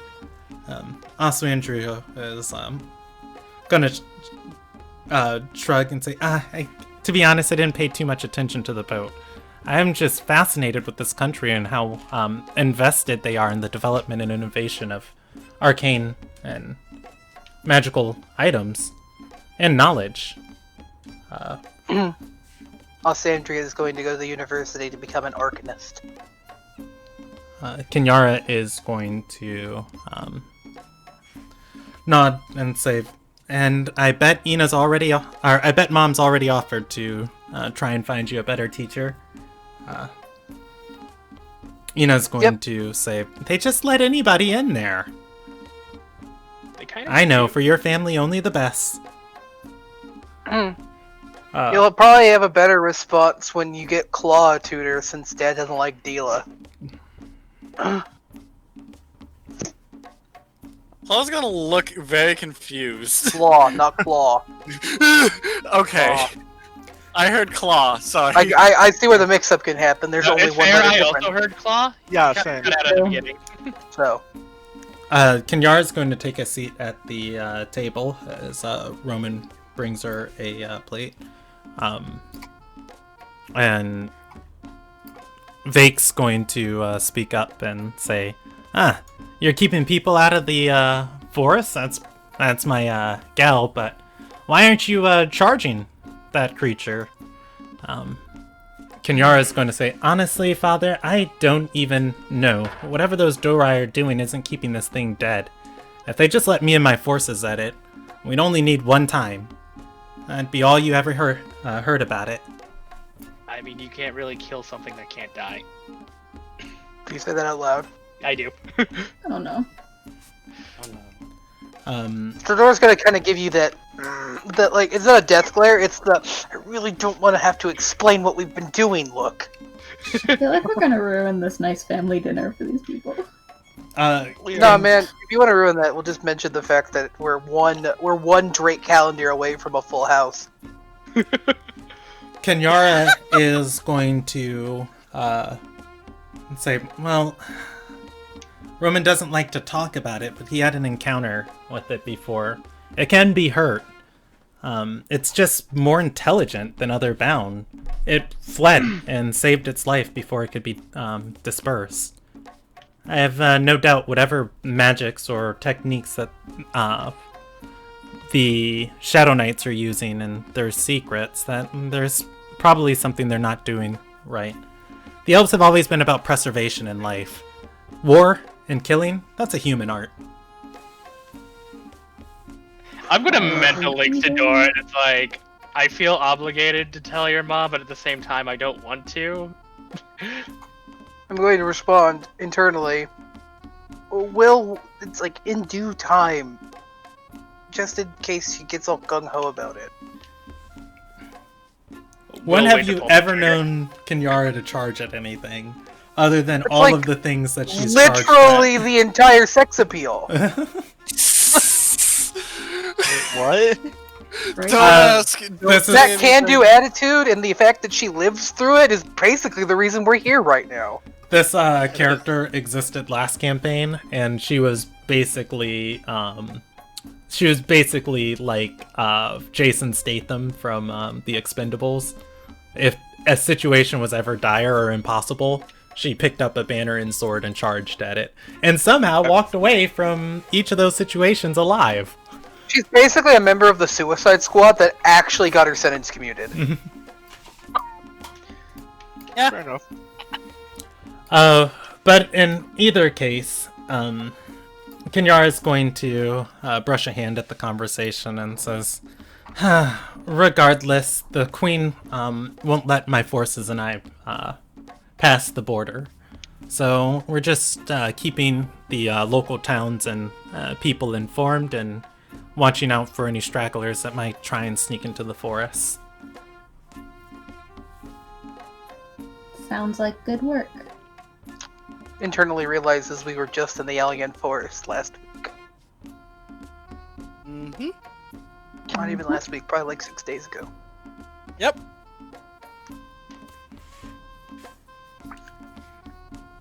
You know what? I'm gonna roll Oh no. a... So do I keep my mouth shut die? This is what got Lydia in trouble. let's see.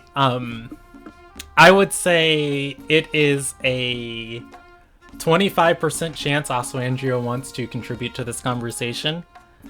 So 1 through 25 she contributes. Anything above that she does not. 88. Oswandria continues being a fly on the wall, watching this conversation back and forth. As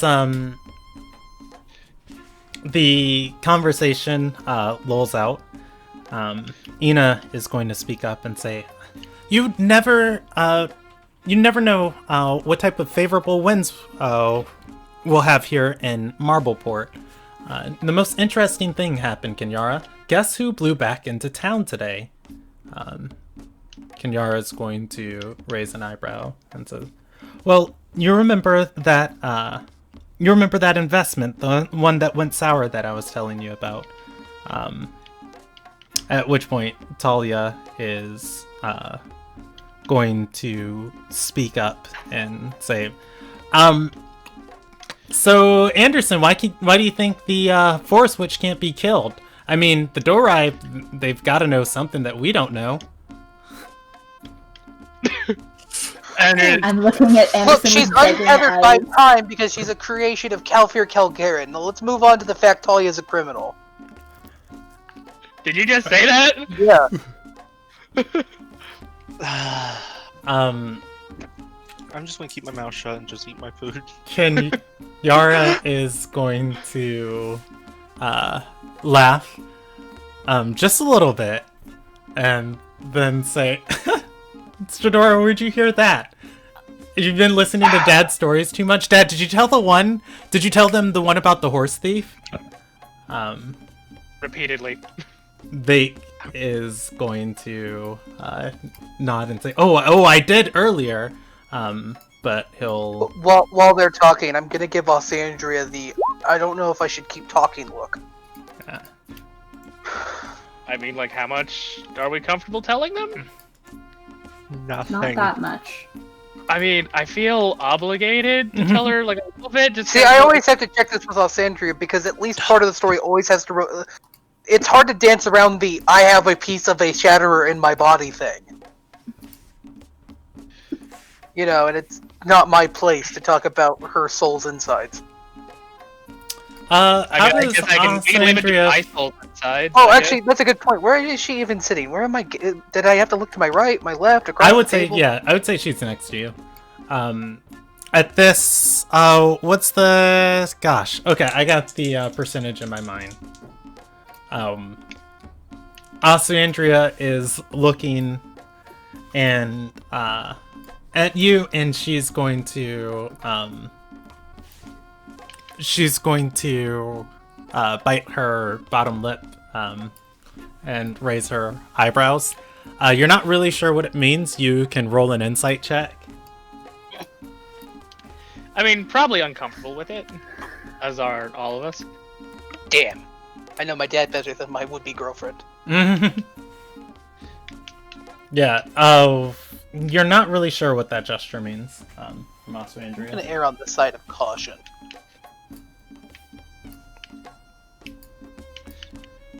I mean, I guess we could just leave it to my soul, because I guess I don't mind sharing that. Well, you can always peer into my brain, or I guess I could give you a mental link now talk. Like, look. I mental link. To Stradora, you can speak to Stradora. I can speak to. I'm speaking to. If you guys aren't speaking out loud, Vake is going to speak up and say, "Well, I told the horse thief story earlier, but I mean, I don't think that one heard it." And he begins telling it again. No, I knew he couldn't be stopped. So I'm using his story as cover to figure out what we're gonna tell ours. Yeah. You guys Let can him speak talk while we think. mentally. I'm going to step to the restroom and use it, but I'm still listening. Okay. So, I mean, like, if your mom's getting involved, like... You remember how I said we have to wait? I don't think we can wait. Because I can't... Shut up. That's okay, I've already... are you fine with me talking about your weird Martland situation? Yeah, we can talk about Martland. I feel we should leave the Shatterer part of, like, the princess out of it. Offie's giving me Offie's giving me a look that I don't feel comfortable airing her part of this. I mean, I don't feel comfortable, period, but, like, we're gonna have to say something. Yeah, but, like, at least your part isn't concerning. It depends how you look at it.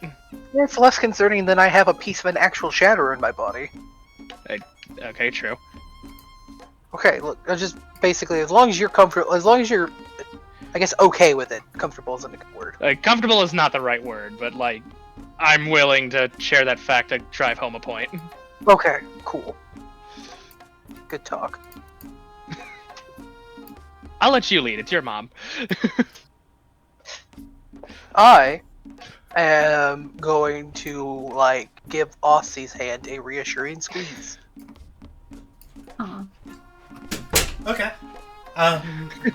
Also, Andrea is going to speak up, and she is going to say, we were in the Alien Forest. Well, we're not really sure if it was the forest. It was, we were teleported there by what equates to our country's Arcanist. At which point, Kenyara's going to look over at Asuandra with a sharp look and say, your head diviner, they call it, teleported across foreign borders without informing anyone.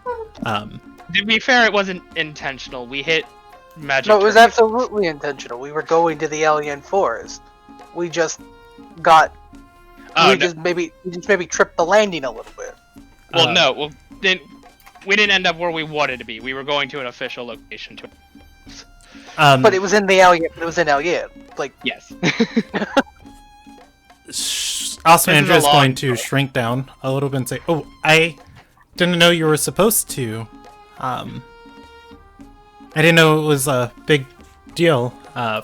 Kenyara is going to say, "Well, it's not technically illegal, but it is still of good faith if an official of another country is coming into a foreign country just to send word ahead of time. Our bonds with our sister nation must remain strong at this time. We don't want another Lost Fire conflict breaking out." Right. Dad can only talk us out of so many wars. Roman is going to look over and say, "And Stradora, were you with them in the forest?" Stradora's gonna bite her lip, look down. Yeah. Roman is going to stand up for a minute, and he's going to say, "Everybody, I hope you enjoy the meal. I'll be back in a few moments." And he's gonna stand up and walk outside, or walk out of the room. I think I broke my dad.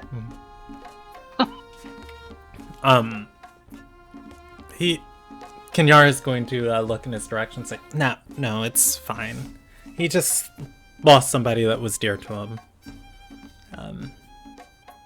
It wasn't in the forest, but the forest witch was involved in it. She's gonna say, besides, the witch is being hunted by the Shadow Knights, so you guys were probably miles away from any danger. And they drive her to specific areas when they try and kill her. Yeah, I mean, we didn't see any whiff of it. We weren't there to, like, hunt her or anything. Yeah. At which point,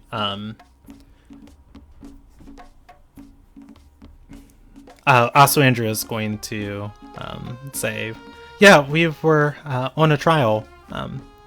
We met one of the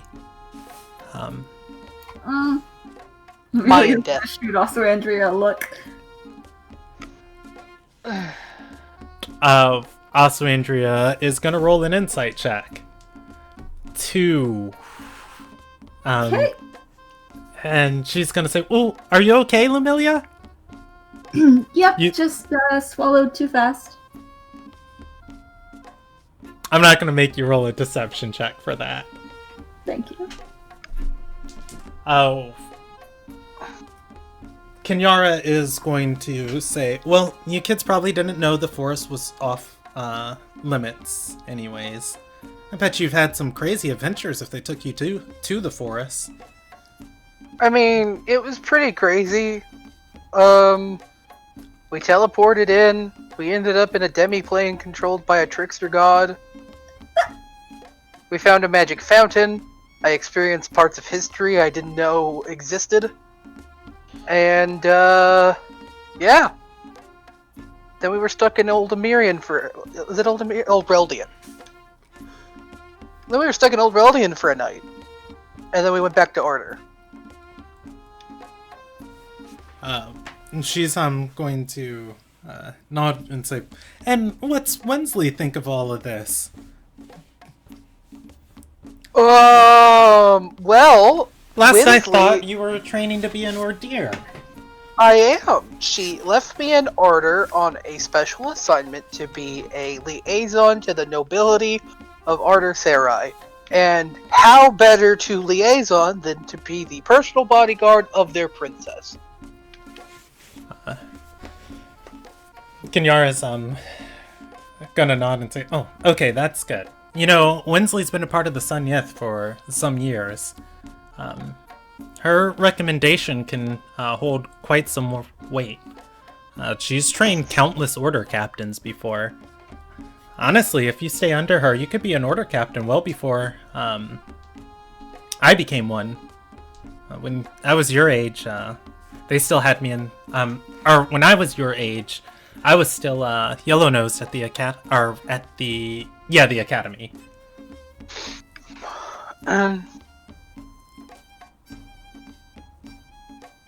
But yeah, like I said, Wensley had me acting as a liaison of sorts. Though, technically right now I'm off duty?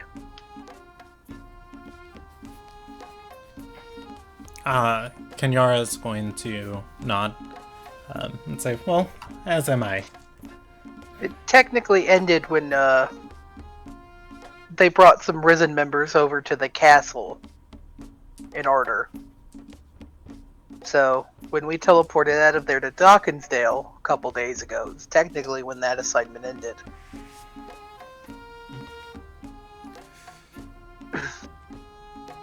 But I don't think it'd be appropriate to not, get Osandria to the university first.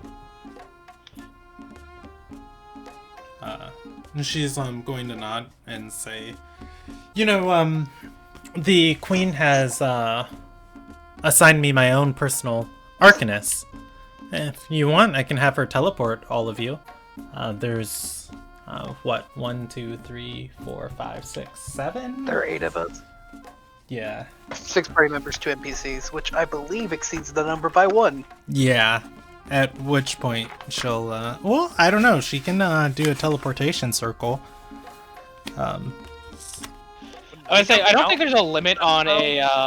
Teleportation circle's limit is just can you run through the hoop in time. Yeah. Yeah. Sometimes you can't. Sometimes a dwarf pushes you out. And other times, somebody just decides to body block in the middle of it, knowing that they're gonna die by getting split in half. I don't know. Oh, That's how that you works. and up to 8 willing creatures. Oh no, then just one teleport. Yeah. Sweet. So she'll say, well, hold on. She needs that teleport to get back to the field because they don't have a circle. But Kenyara will say, I don't mind spending a additional night here if you want to use her services to get to the university a little faster. I mean, that'd be nice, Mom, especially since presumably it would be cheap. It's mostly why we didn't teleport out of Dawkinsdale, and since I'm sharing a lot tonight, boats are iffy for me right now, because I have Stormbreak.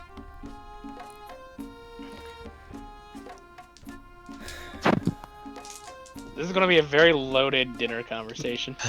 I'm just. I kind of wish Grandma Oridora would show up to diffuse the tension. Just sip your tea. Roman is going to walk back into the room. Into the doorway, hands clasped together. And say, Stradora, you know that Yes, blade Dad? killed a former companion of mine. Which one? That's a No, I'm honestly trying to remember which one. And he's going to say, Lumigrax was bound in service to a task that was much further above his head. And it's not that I don't think you're capable, it's that I don't think you should be fulfilling the Gatekeeper's calling this young in your life. It's fine, Dad. I've already used it. I was fine. I mean, she did. If it makes you feel better, I'm not even attuned to it yet. And what do you mean it killed Lomagrax? You never told me it killed Lomagrax. You told me he wielded it, but that it didn't kill him. If anything, he killed with it. He's going to I really shouldn't be probing this particular area. He's going to say, I have... oh god, what was her name? What was her name? Ilderon. There he goes. I've spoken with Sky Queen Ilderon of Elegance, and Lumigrax was given the blade to hunt down an individual. Hunts aren't always successful. Sometimes you try your hardest and you can't find your mark. And it's okay to have an unsuccessful hunt, because you can always go and hunt again. But Haldora doesn't always tolerate failure. I haven't been commanded to do anything. I just have the sword. We have also found a way to subdue its powers for a time. He exhales, and Ina is going to say, that's on your back, not a replica? No, it's the real thing. Do you have a certificate verifying its authenticity? No. Ina is going to stand up and walk towards you and say, do you mind? Gesturing. I wouldn't. I don't really feel like restraining your mom. She doesn't grab it. She gestures for it and she says, no, I can inspect it and verify it's real. I mean, oftentimes I have to verify collateral that people try and give the Gilded Serpents. I've got quite the eye for it. Appraise, that's the word she uses. I have to appraise. If it is authentic, I can have my Risen Scribe, when she gets here, get you the proper paperwork for it. Hey, Mom. Why do we need paperwork for that? It's a Hey, sword. Mom. It's a sword that kills gods. Kenyara, who's eating her food and just kind of listening to this back and forth, is going to look up at you. Can you remove curses? Kenyara's going to scrunch her face and say, wait, can she? Hold on. Let's see. Paladins can, and unless she's... Yeah, if she, if it's on the Paladin spell list, she'll say, yes, I can. And with her current job, I'd say it's probably an 80% chance she has it prepared. She's going to put down her utensil and say, yes. That's a very ominous question, Stradora. More travels that you've yet to inform me of? No, it's just if I draw the blade from my grandmother to appraise, there's like a small chance that I'll be consumed by bloodlust.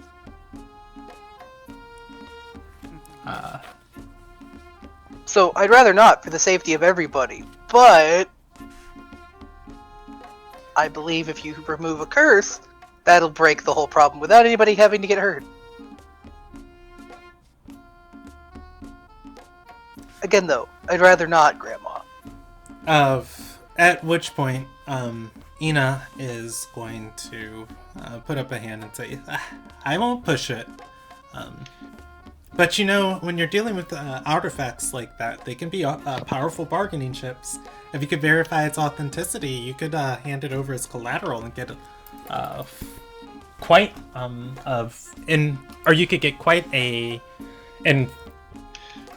infusion of funds. Or you could get quite a wealthy sum for it. And of course, once you pay it back, you could just get the item right back. Of course, that only works if you can verify it. Didn't we promise the God of Storms that when we were done with it, we'd throw it back in the ocean? What's he gonna do? Take it from me? Well, wait. About that? Did Lumilia actually I did tell not any of us? tell Okay. anyone about Okay, that. good. No, you guys do not know I promised that. Also, no, what's he gonna do? Take it from me? Redacted. He won't, but I might. I'm just gonna say, the Yeah, last I'll time gladly he have- squared up against an little Nagian royalty with this sword, it didn't go well for him. I don't think he wants to go 2-0. I'm just eating my Or O2. food, dying inside. We are all doing a very good imitation of. But yes, it is the real thing. I don't have papers to verify it, but I don't intend to sell it. She's going to shake her head and say, No, not sell it. Use it to grow your assets. That's how you have to think of it. It's like taking a mortgage out on a property. You put it down, you use the money, when your venture pays off, you pay the money back, you get the item. In any case, that's a lesson for another time. Vake is going to speak up and say, yeah, stop boring her with your accounting and investment. We lot are the lot that are called to a venture, called to bring justice. Me, Roman, Kenyara, and Stradora. All the powerful envoys of that holy ideal. And I mean, of course, you and your guild do good work, but Stradora's aspirations are something grander. Ina is just going to shrug and sit back down. I do appreciate it, Grandma, though. It is helpful advice.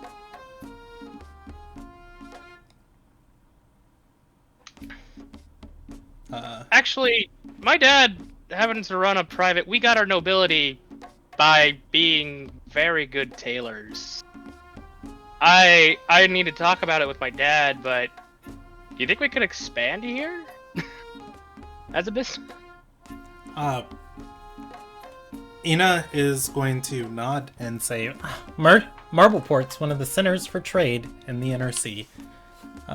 If you're looking for operations here, you can find property and a supply line, estimate what you need, and if it's out of your range of what you're available to afford, that's where the Gilded Serpents come in.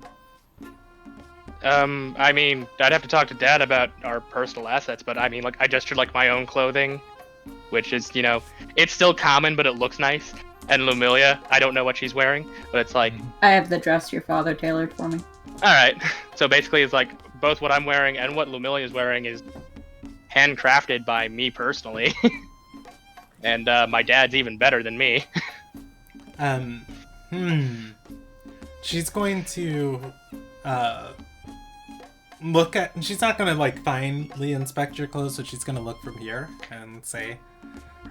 darling, I don't want to be rude.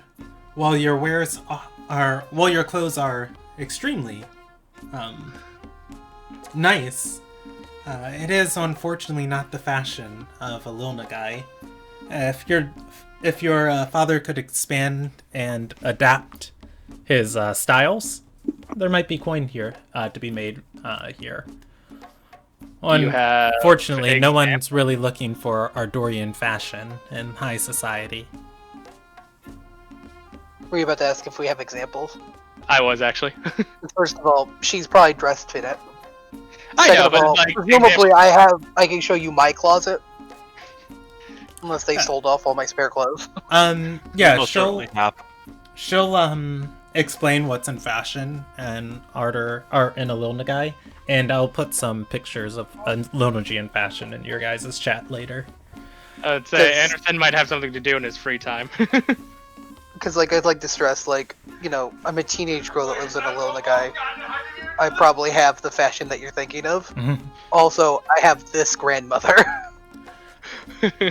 At So, what point, or at which point, I was going to, oh yeah, Kenyara is going to, say, Strora, you danced around the question about, what brought you into town. I told you, we're taking Osandria to I mean, we danced around the the Sky's question. Reach.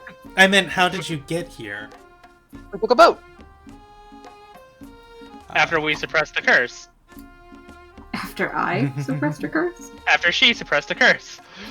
Or, I guess, is the problem that, like, I keep leaving out one part of the chain, Mom? Because it's like, we took a boat. A boat from where? A boat from here? How did you get there? And Kenyara is going to nod and say, "Oh, it just it seems strange that you took a boat, and not like a Sunyat caravan or a teleportation from the Supreme Lights Tower to the castle Noir. It just seemed of interest to me."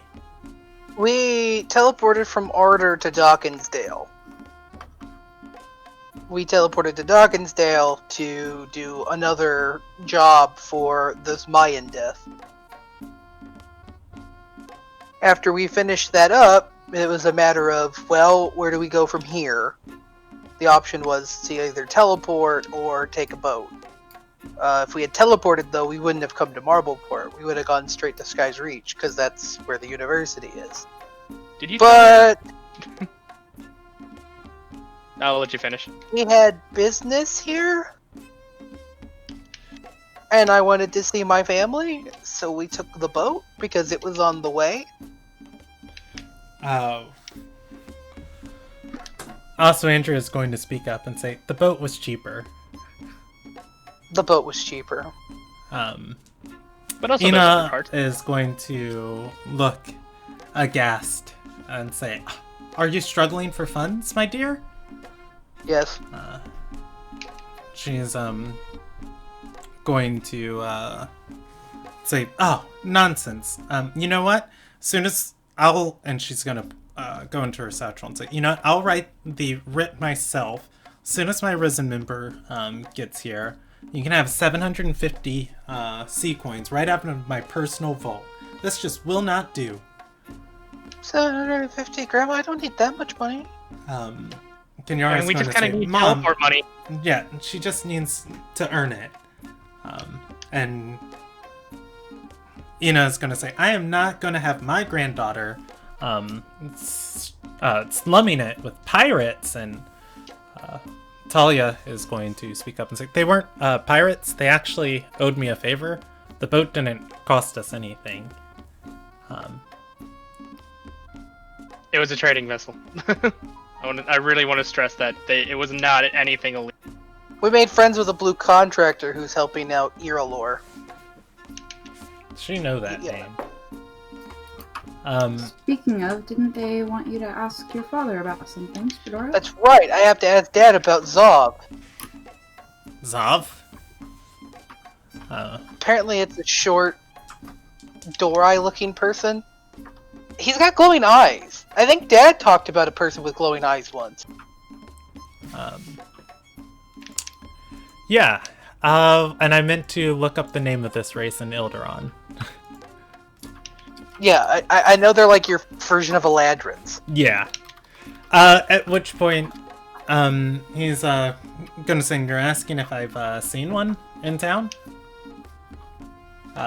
he's gonna say, yeah, a lot of people passing through the port earlier when I was down there for spices. I think I might have saw one. I have to go ask around. Might have just been out of the corner of my eye. Yeah, but the corner of your eye is still better than half the people they would have paid to hunt this guy down. Yeah, but I mean, there are thousands of people in this city. Like, yes, Roman saw him, but not, like, paying attention. Roman saw a crowd, and it's like, oh yeah, that one person right there, I think that might have been Waldo. But, Vake, again, slams his fist into the table and says, hot darn, you're looking for somebody? Now, Roman, this is a contest for the ages. New blood against the old blood? I bet Roman and I can find him before before you and your friends can. Yeah, I actually have no doubt about that. Have you lived with this man? Vake's gonna say, come on, there are, what, 8 of you?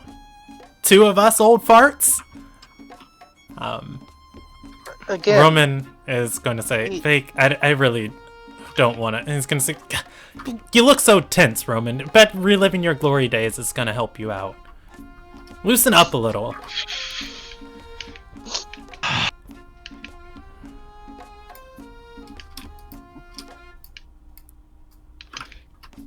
both generations of me have been so attacked at this table. Wonderkin, that's the name. Vake's gonna say, looking for a Wonderkin named Zav. Unfortunately, it's not really our job to find this person. I'd hate to deprive the Arcanist of her pay. I'd say we weren't officially hired, but He's gonna say, nonsense. When you work with other contractors, if you do their job for them, you just sell the labor to them. If we drag them, or if we drag this person to her, we just ask for a cut of the pay. at what point do we tell them that at some point we were given a blue contract? And Ina's going to say, I don't think it works in this part of the world. Also, did you whisper that? That was more of a player thing. Yeah, Ina's gonna say, Vake, you're gonna have to get your contracts renewed if you go bounty hunting again. He'll say, Roman, you've got one of those, right? Roman is going to say, I don't even know if mine is still valid anymore. Kenyara is going to say, oh, I did renew it for you, dear. I had my scribe fill it out. She didn't have much to do at the time. Roman's going to exhale a little bit and say, why is the contractor hunting this guy? He, from what I remember, Dad, what it was that this person was going to trade 3 artifacts for 1? 2. Yeah. I think it was 3 for 1. Okay, yeah. If I said 3 for 1, then it's 3 for 1. In my mind, I thought it was 2 for 1, but either way, yeah. I was mostly hesitant because I wasn't sure if it was like that guy had the 1 item and it was for multiple of Earlores, or the other way around. No, he has 3 items on him. Earlore was trading him 2 for the one that he has, and the guy took all 3 and ran. Yeah. So the guy, right? So the guy was trading an item to Earlore for a couple of items, and then he took all of them and ran. So the lady is just hunting down the person, from what I understand, just to bring him to justice. They don't even seem to care too much about the actual item. It's more the principle of the thing. Vake is going to say, let's make this interesting. If Roman and I win, he points at Stradora, and he's going to. Let me pull up the timeline. If Vake and, or I'm sorry, not Vake. If Roman and I win, you have to come visit your grandmother and I in Amirian for both Delph years. And what if I win? He's gonna shrug and say, "Name your price." Eno will pay it.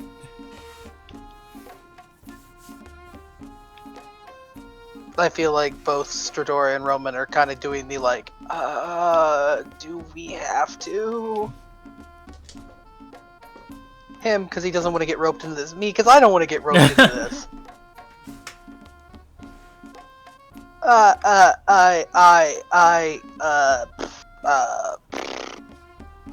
So anyway, why we think the witch is eternal and getting off this subject. Is that the subject we want to move back to? Really, out of all the conversations, this is not a character, by the way. I'm in the kitchen.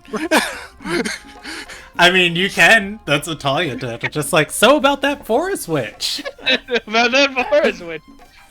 I don't know, Grandpa. I mean, you know, we don't want to get embarrassed by you and Dad's years of experience. He's going to slam the table. Roll me a persuasion check. You know, you can roll me a deception check. Either or, you pick. I'm going to go with persuasion because I'm not proficient with lying yet. Good princesses don't lie. That's why. It's also against your oath.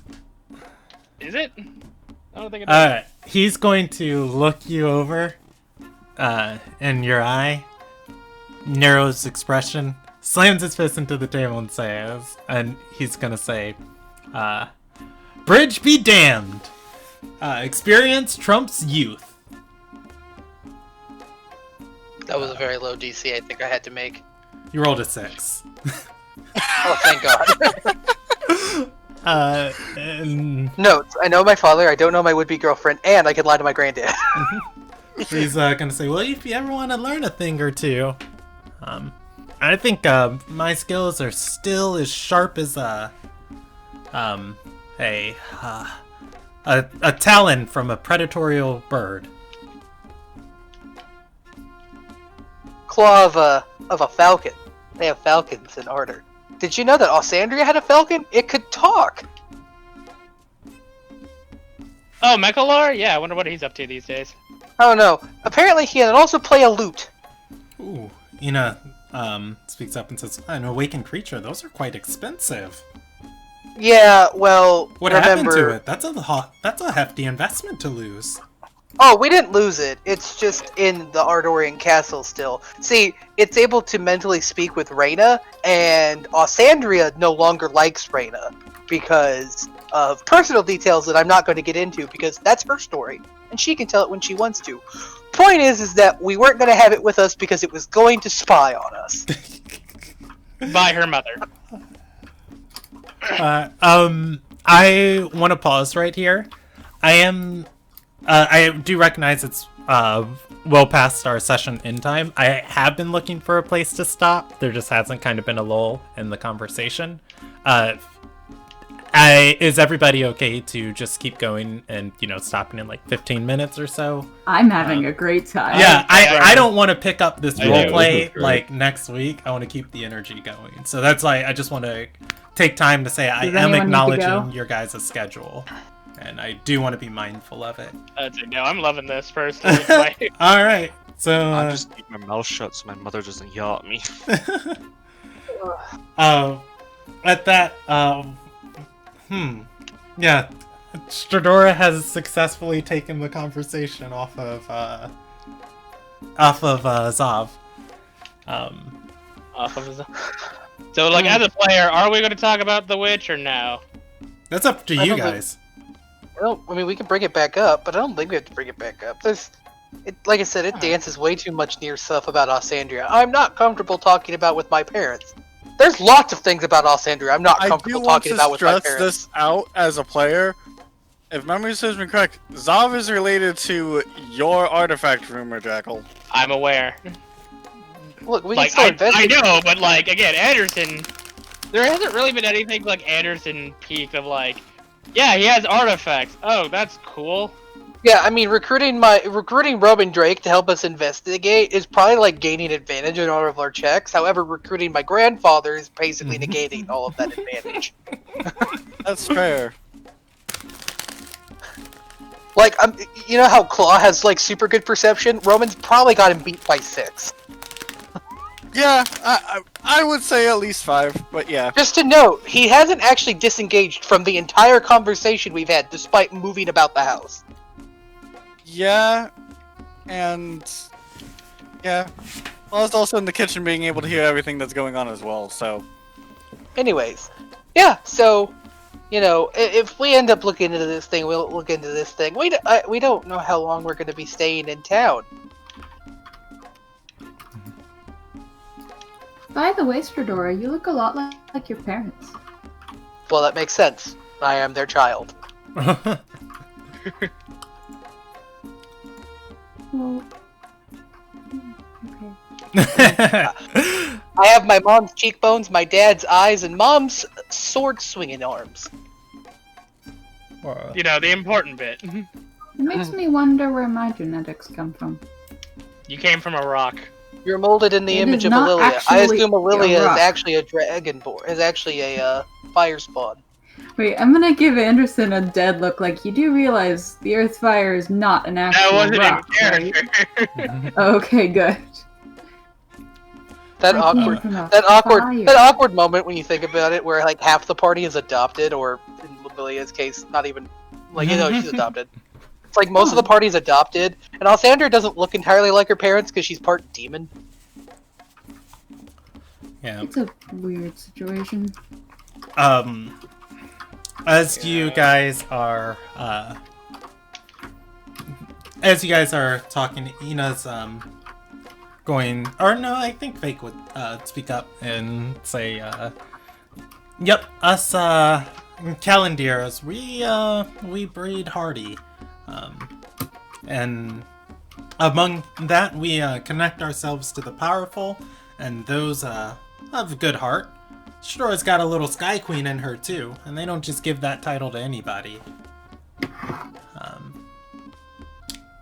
At that, Kenyara is going to scoff.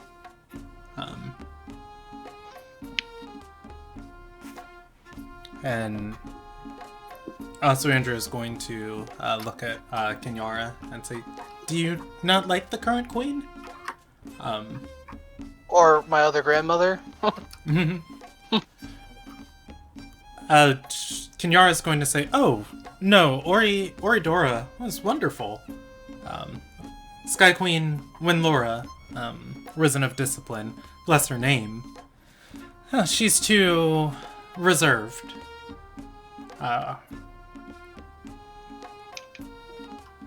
And Elsewandra is going to say, "Oh, that's right. She went into the woods, didn't she?" Kenyara She what? is going to nod and say, "Yeah, she's the main reason our forces can't advance. Won't even begin to reach out to the Alien Council." I don't know, maybe it's for the best. You see how it messes with Dad. So Andrea is going to turn and say, "Reyna taught me about it when she was elected. There was a rebellion a couple years ago, or quite a while ago. The Sky Queen, the current Sky Queen, she was just a Risen member back then, went into the Alien Forest with all of her students. About 100 of them went in, and they were unheard of for 3 years, completely lost. And she came out 3 years later with the rebel's head. Just her, though. She's probably survived alone in the woods more than anybody alive today. Other than the Dorai, of course." It explains too why she's a little off her rocker. Nina's going to say, "Bless the Sky Queen's name. Don't Don't say that unless you send an apology to Lilia for such words. She was appointed to rule us, and in her vision, we trust her guidance.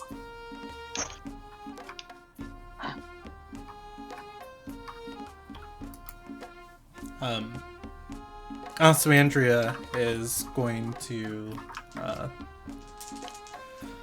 say, oh god. Also, Andrea has had 2 nat 20s on history checks. That's why she's my She's a personal smart girl. arcanist. Huh? Say that again, Willow? She's a smart girl. Yeah. Also, Andrea is going to speak up and say,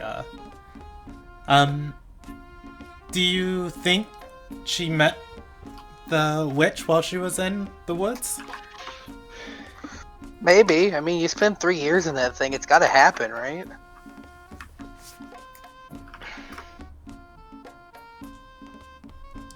Like I said, it might explain the haunted stare in her eyes. I mean, like I said, look at Dad. I'd say there's no hiding from the witch in the forest. She knows. She comes. Dad, what were you even doing in the alien forest when you met the forest witch? Roman, for a moment, doesn't look like he's entirely there, before he kind of shakes his head and snaps to, and it's a, funny enough, we were on an acquisition job for Earlore. He funded an expedition for us to go there and acquire some artifacts. But we were looking for an assassin responsible for something else at the time. He shakes his head and says it's not really important. Well, I don't know.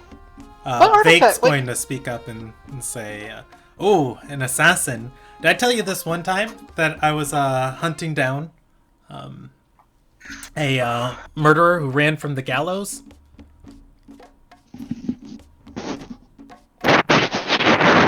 Can you hold that thought real quick, Grandpa? I wanted to keep asking Dad about this trip to the alien forest.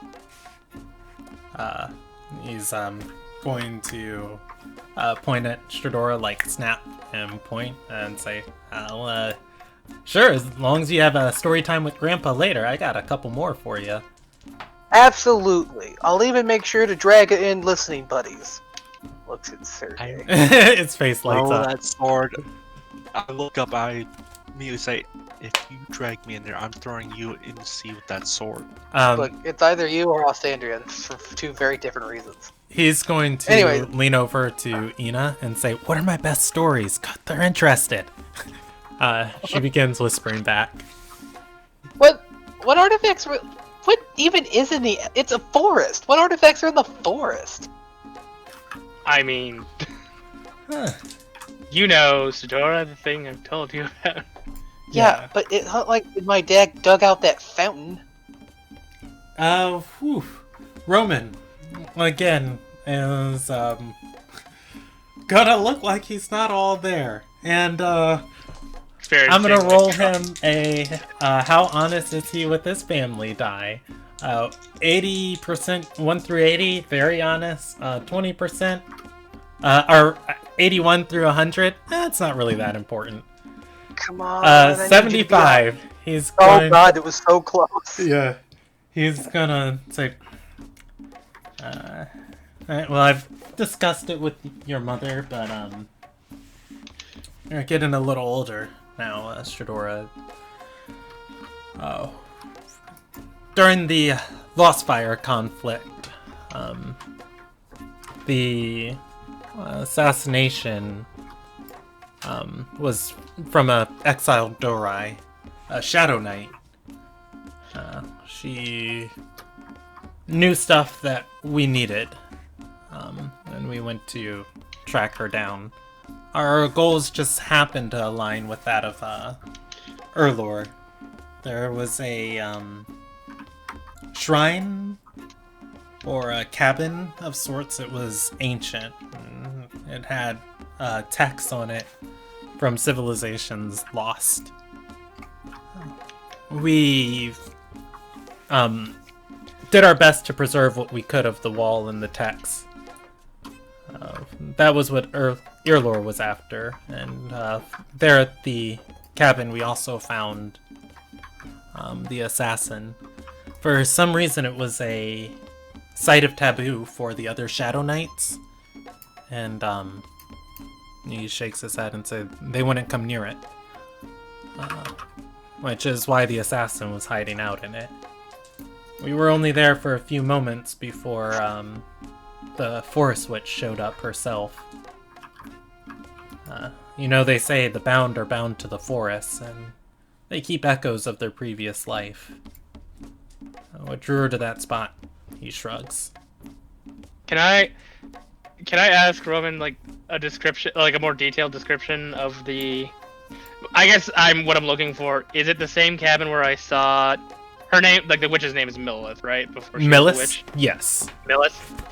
Is it the cabin where Calfear made Millith into the Forest Witch? You're asking Roman that? Well, no, I'm asking you. Does the description line up? Oh, roll me a history check for Anderson. I thought that scene was in the forest proper, not in a cabin. Was it? I thought it was by the cabin. No, it was in the forest. But it wasn't.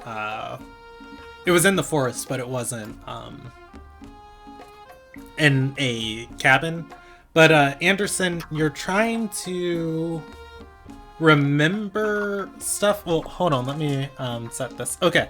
You're trying to remember. You don't remember seeing a cabin there, but you do recall one of your memories. Calfear did say he was learning from a man in a cabin in the forest, and one of the early ones.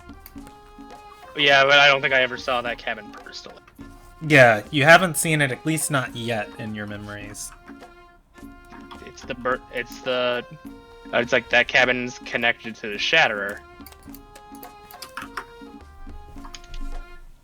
Do you say that out loud? That I say out loud, yeah. It's the one where he first awakened his power. Roman's going to shake his head and say, no, it's connected to some ancient lost Milcerean god. And do I? Of history checks. You can roll a history check if you want. Otherwise, you can let that be your answer. So Andrea. No, that was actually kind of a question. Oh, you're asking Roman? No, Roman's going is that the god? No, Roman's going to shake his head.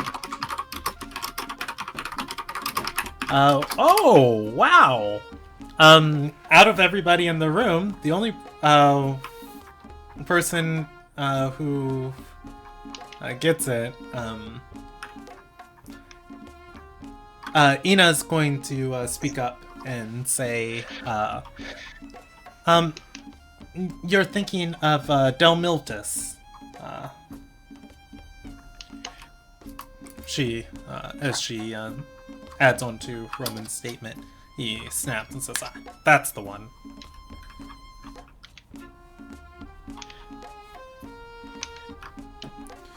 Anybody can roll a history check on Delmiltus if they want, but you don't have to.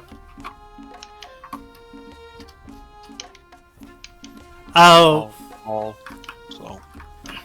I mean, I will attempt to. I mean, that's better than my last one.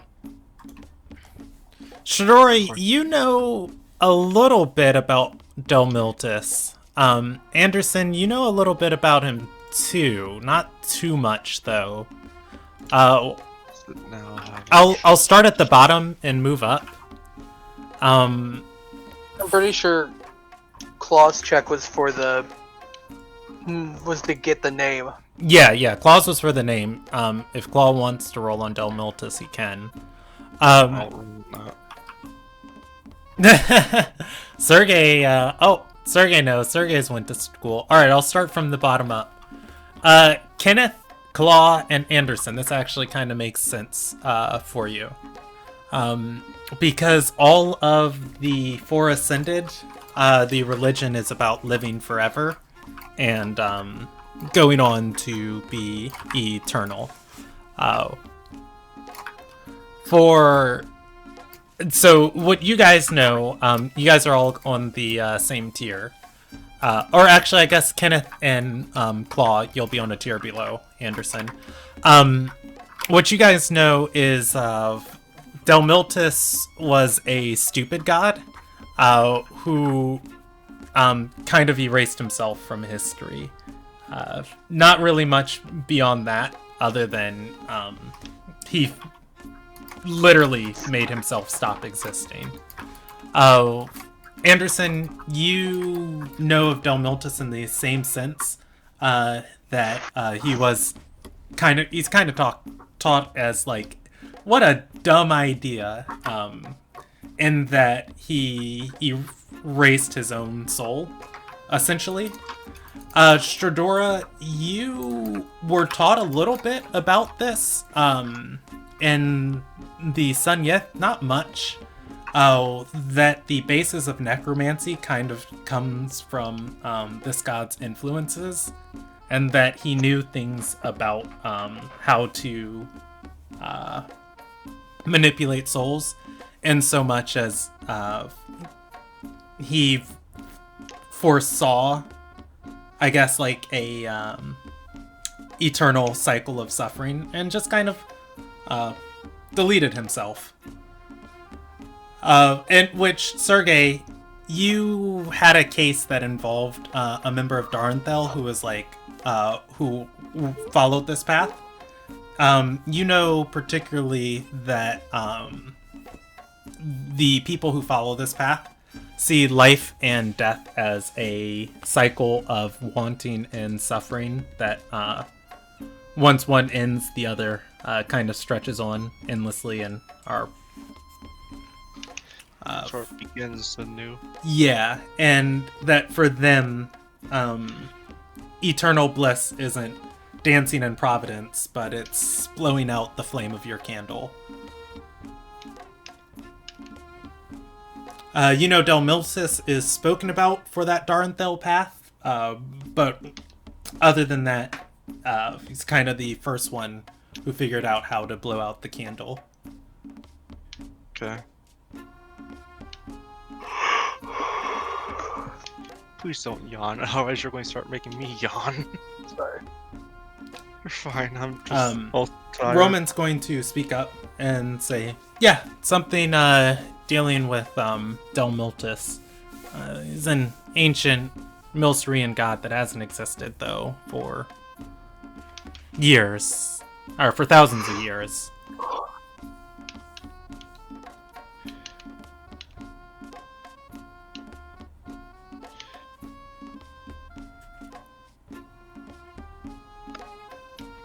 Oh, well, that's interesting, Dad. He shrugs and says, you learn not to dwell on it. Oh, you don't. Or you don't. Or sometimes you just dwell on it when no one's looking. Amen to that statement. Where are we all gonna sleep? There are 4 floors in this house. Your house that big? Yeah, it is pretty big. Okay. I can always sleep Considering outside. who your grandmother is and how we don't think she would have let your father have like a small cabin in the woods. Speaking of cabins in the woods, Roman blankly stares. I can always Okay. sleep outside if need be. We just pile up like we did at Sergey's. Yeah, that's true. I'll roll a D4 for how many available rooms Or there are. apparently his grandma owns half the property here, so maybe one isn't sold yet. There's plenty of space here. There's 4 additional rooms you guys can sleep in. Does that include my pseudo bedroom? Yes.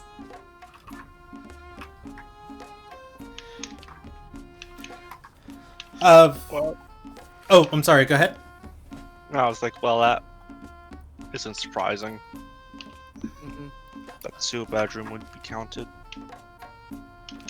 I mean, this is a big step up from your studio apartment. Oh, Dad, Oh, screw you. what are you busy with during Holy Week?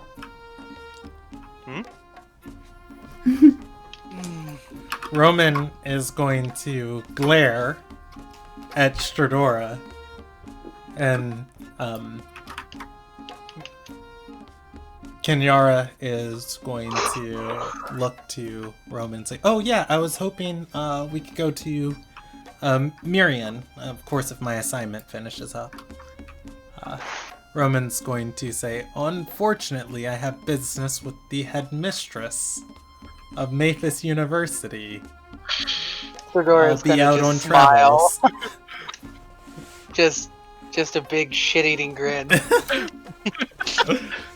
If at all possible, I'm going to fist bump Bossandria under the table.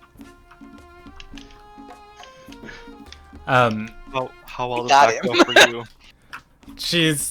He's going to say, "Well, since your Arcanist will need to rest Kenyara in order to have her full magical potential, it probably means that Stradora might be staying the night, as your Arcanist can teleport them tomorrow. You can join them and then teleport to where you're going." Kenyara was going to say, "Yeah. In which case, Stradora, why don't you join your grandfather tomorrow at the market for asking around about Zav? I'm sure you could learn quite a few things from him." I'm going to return that glare. They is going I to look up who has been whispering to Ina about his stories. I'm like, "I'm going to tell the one. Wait, we're doing the job? Oh, Ina, did we bring the crossbow?" She's going to say, "It's in my bag of holding upstairs, dear." And he's going to say, "Hot darn!" I'm gonna look at Strong. You get me a replacement crossbow, I will be in your debt. I'm gonna give you an even harsher glare. Yeah, I can. It'll be fun. Grandpa could show me how he earned all of his renown, and I can show him how well I work with my own personal Arcanist.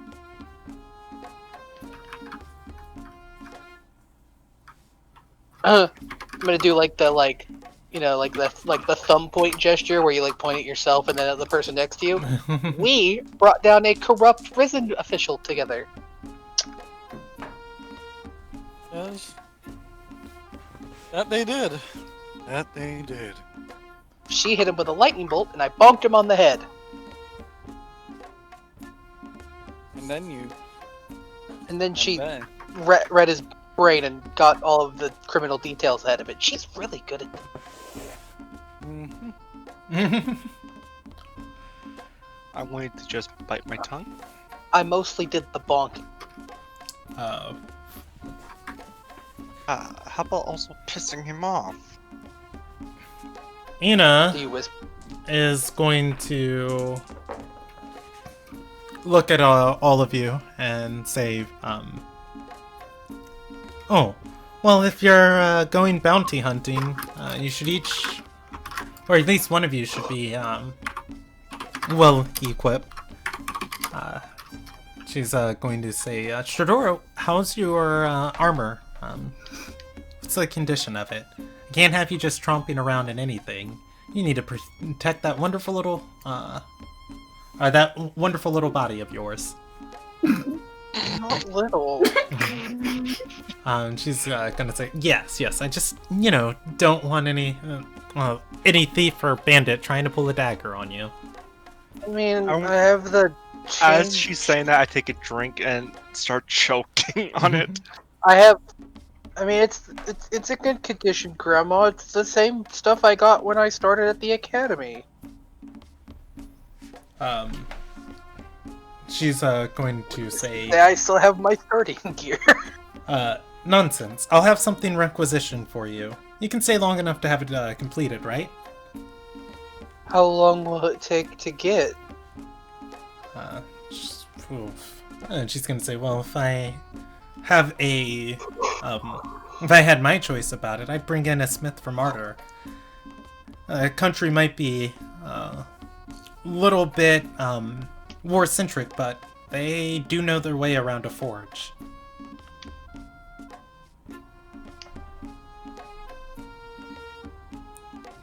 But if you don't have that type of time, I can ask around for what's the best in port. I mean, you don't have to go out of your way. I mean, my armor's good quality, and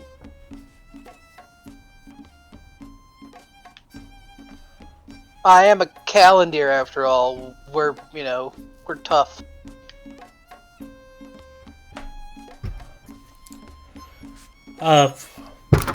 She's going to nod at this and say, "Well, I'll see what I can do on short notice."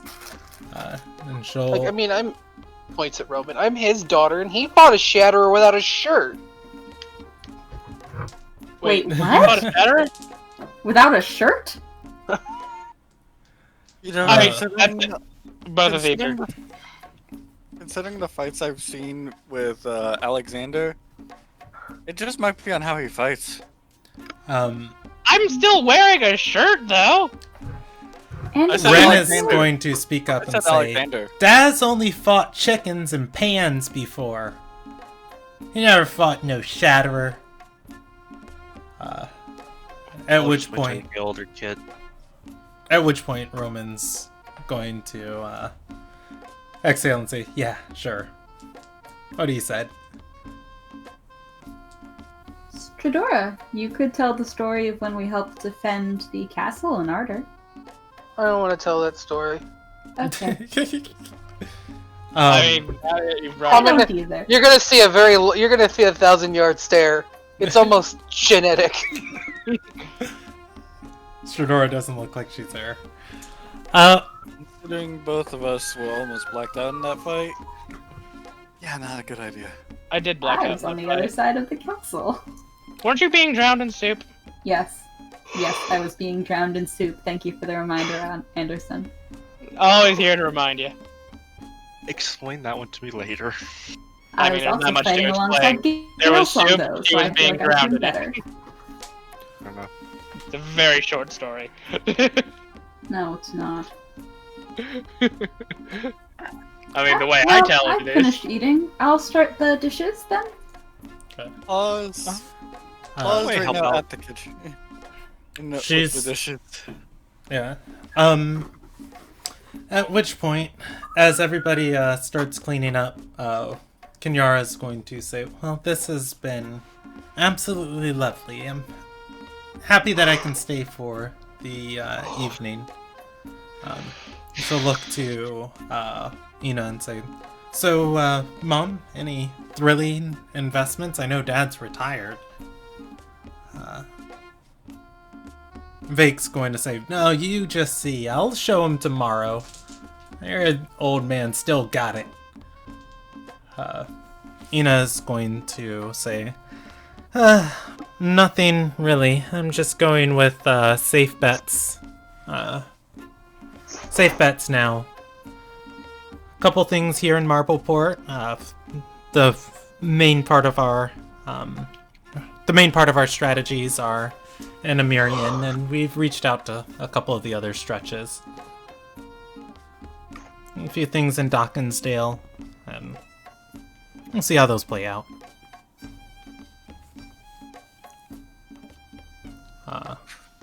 Kenyara is going to nod at that. And, I'm thinking this might be a good place to end. Yeah, it seems like it feels like we're about to do the everybody moves to the wind down phase of the night. Yep. Where we do minor things and go to sleep. And then Anderson has a dream, and Martlin interrupts it. We'll start next session with that. Next session, Martlin, why is the witch so active? I thought we had time. Hey, Martlin was never here about the witch. Yeah, he said that. Also, the witch. This is a periodic thing that happens. Yeah, this is a part of Ilderon is the world. The forest witch has been killed dozens of times before. She just keeps coming back, and no one knows why. Well, Except we now for know why. us now. Yeah. Yeah. We need to do a proper job of killing her. How can you kill someone that can't be killed? Simple. Just stop her from going back in time. You make that sound so easy. Alright, as we finish up, Kenyara is going to stand up and start walking out of the room with Ina, and she's going to say, I'd love to hear more about these. We don't really ever have time to catch up. And Ina's going to nod and say, well, I guess I can bore you with stories. You know, they're letting anyone into the Risen now, so I was looking for things more of a tradition. As an investment in an all-female guild. One of the first times I've heard about something like that other than the Risen. And Kenyara's going to nod thoughtfully as her and Ina walk out to discuss it. God, so many red flags at this dinner tonight. Mm-hmm. That was the first one that... And we will end there. Thanks for going off a cliffhanger. It's not a cliffhanger. It's an interest grabber. As you hang on to the interest. Yeah. No, I'm kidding. Experience tonight. Storyline experience. The Forest Witch is back. That may come in later to your guys' story. Oh no. I don't know. I was planning for it to be a background part of the world this go around, but Anderson is more so focusing on it. So if you guys choose to, Anderson definitely engage has a with concern with it. Yeah, it's definitely can become a major focus of your story. I guess it depends on the priorities. Roman is going to the university. Got him. And you guys did see, or rather somebody did see Zav in town. So, was there anything... I need to go after my relic. Was there anything else major that happened tonight? We met Sidor's entire extended family. Nope. We haven't met Oridora. Yep. Yeah, I actually rolled a dice for members would show up tonight. So we just got unlucky. Yeah, Oridora is busy with stuff. And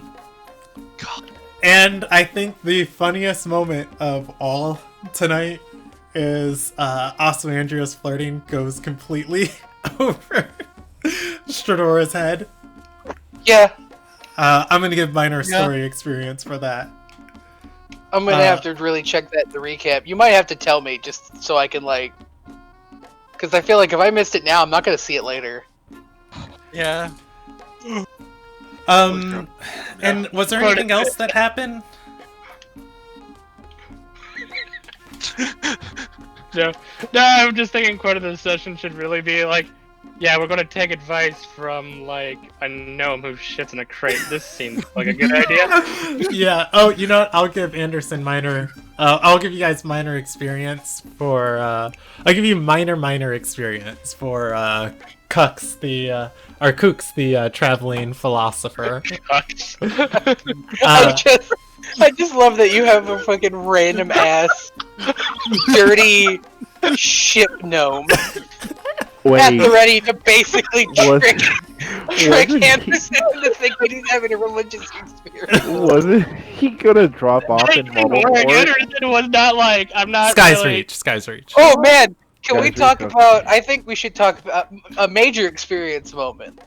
I think we've officially proven that all Wonderkin are dirty criminals. Brandon has literally introduced only 3, which I think is officially a sample size, and they've all been thieves. I was gonna have Roman comment on that of you should stay away from them. The ones I've known have been literally all has thieves. Sticky fingers. But I was just Roman's not racist. Promise. First of all, I said that once in character as Roman. Fair. Never mind. So Roman absolutely would have said it. Also, like I said, it gets to be a startling pattern when literally, like, once you're at like 3 or 4, it's kind of like, I think they're all just thieves. 2,375 experience for tonight. 2,000. I don't know. Someone and I'm gonna made give finally inspiration to Anderson and Shadora. Yay! Do you guys want to roll or do you want regular inspiration? Actually, let me look at that real quick because I have 2 already, but I might replace it. So wait, I'm 2000 conflicted because I want to give. You know what? Can I have the option to take it once I see the result? Sure. For Shadora, and how about you, Jackal? I mean, I will roll because I already have normal. All right, boom. There you go. I haven't used. Normal for just Shadora normal and impose disadvantage for Taking it Sure. I'll take impose disadvantage. mostly because replacing I really- the wild magic. I'm getting rid of the wild magic. I just don't know when I'm ever gonna use it. Fair. So 2,750. 2,375. The time to really bust it out is probably in combat, and as it stands, we don't do that a lot. And you have yet to have us fight a mob. Oh, okay. It's been a while So since we had a fight. real quick. The 19th of December. Does that work for everybody? Or Yes. okay, cool. I don't think I've got anything going on. Yeah, I'm good on that day. What was the Yeah. experience tonight? 2,375, and we'll meet on December 19th for our next session. All right. Real. Did we quick. finally reach the threshold where we go up a level, or are we still behind? We should be.